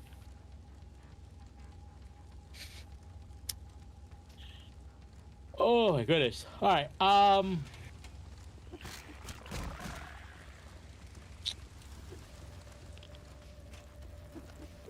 Final thing for the night, chat.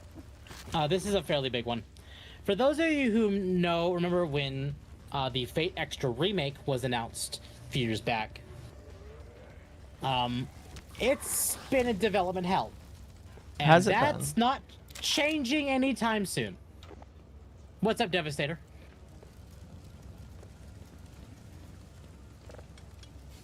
My Hero Macadamia. I'll have to look that up after stream. Well, hold on. Let me.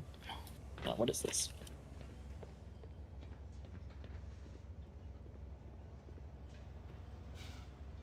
Did I just skip forward 2 chapters in one? No. Hold on. Did that, and now we're in question. Are we in questionable ethics now? No. Okay. Wait, what the hell is this? Hold on. Hold on. So this is okay. I just looked it up. We're fine. Oh my gosh. Excuse me? It's supposed to be Donald Trump and his son. Is that supposed to be? Because it looks kind of like with the white hair, like it's supposed to be Pence. Yeah. Is it Pence? Oh, you know what? It could be. Yeah. This looks like Pence. Well, that's not good then, because Pence is evil. Well, this was made in 2018, so. When Pence was still the vice president. Not necessarily the best vice president. He wasn't the best, unfortunately. Very subpar, if you know what I mean. The fuck? Walmart. I hate it.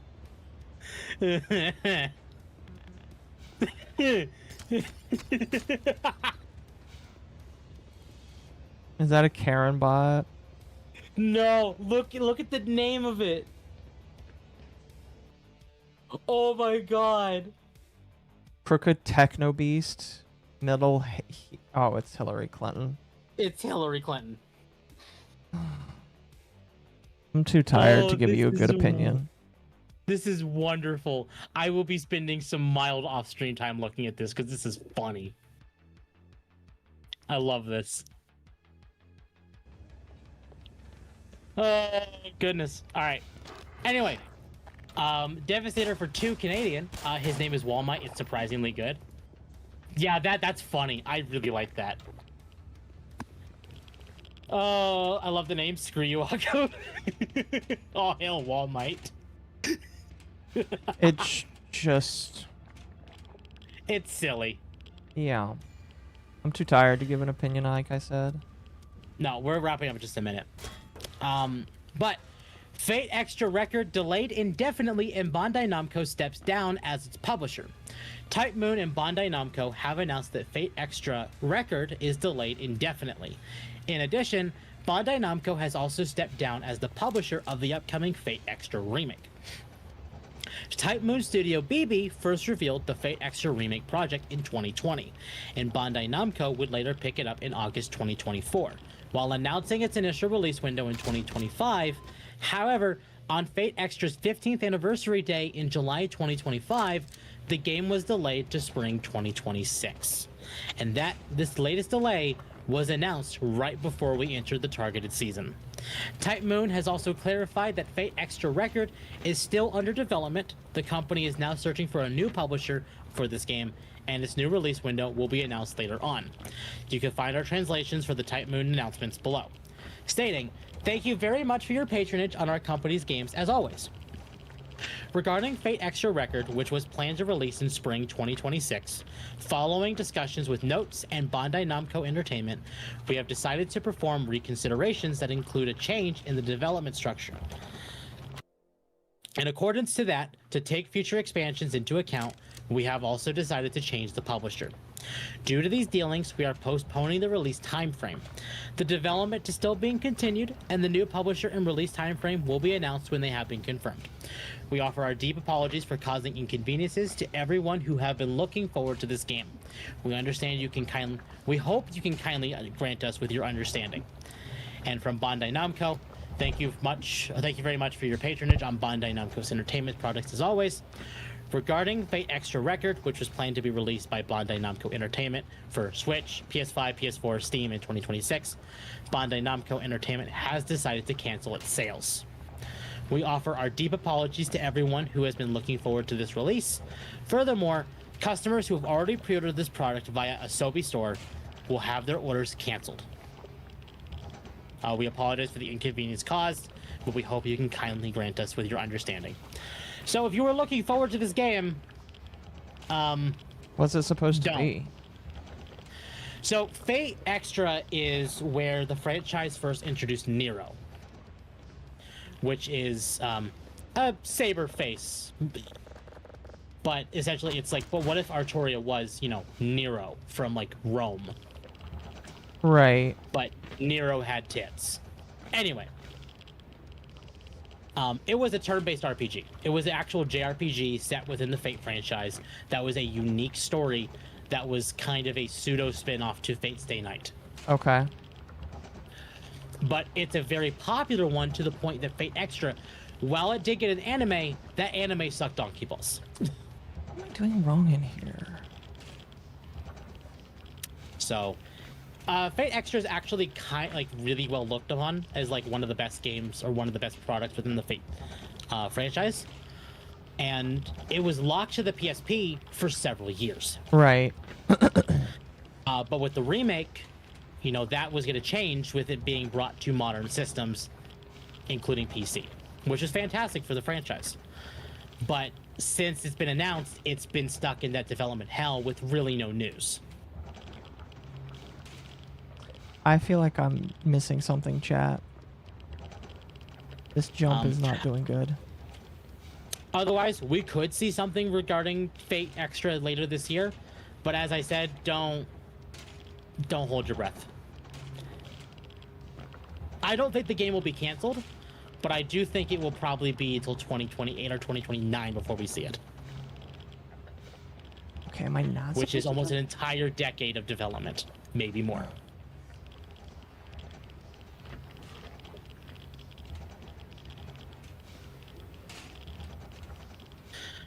Oh, the anime was okay, but it was a bad end sequel. I agree. I completely agree with that.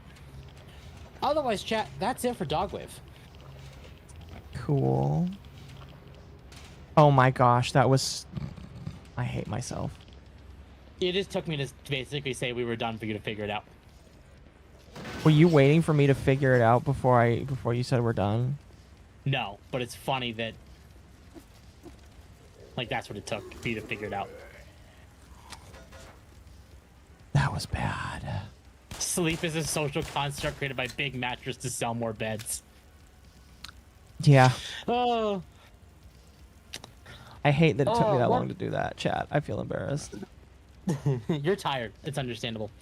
Final reminder for the night, chat. If you enjoy the content I produce, I would greatly appreciate it if you left a like, subscribe, hit the bell for more notifications, join the Discord as it is the best place to know when I go live. I also become members of the channel, so you get dog emotes. We have rare dogs in the Discord, and now rare dogs on the YouTube. So you should get the rare dogs. Otherwise, chat, I will be back on Wednesday. We are actually, the plan right now is to do a Party Animals collaboration on Wednesday. Yes. So, be excited for that one. What are you doing next week? More of the same. Probably, yeah, more of the same, pretty much. I'm gonna try and finish my taxes next week too. Understandable. All right. Who are we rating, chat? Is Mizu still alive? We're debating rating the puddle. If he's still alive, then that's where we'll send it. My apologies, chat. That was really a poor performance there at the end. Mizu is still actively alive, so we're gonna raid Mizu. All right, Mizu it is. Let me set up on Twitch / raid Mizu. Oh, is he not live on Twitch? No, he is.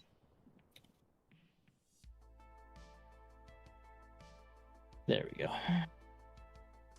He's not live on Kick, and that means that send you guys to Tabithash. He's live on Twitch. I said Kick. Oh, Kick, yeah. All right. Otherwise, chat, I will see you all on Wednesday for Party Animals. I'm gonna take the rest of the week to kind of Good night, chat.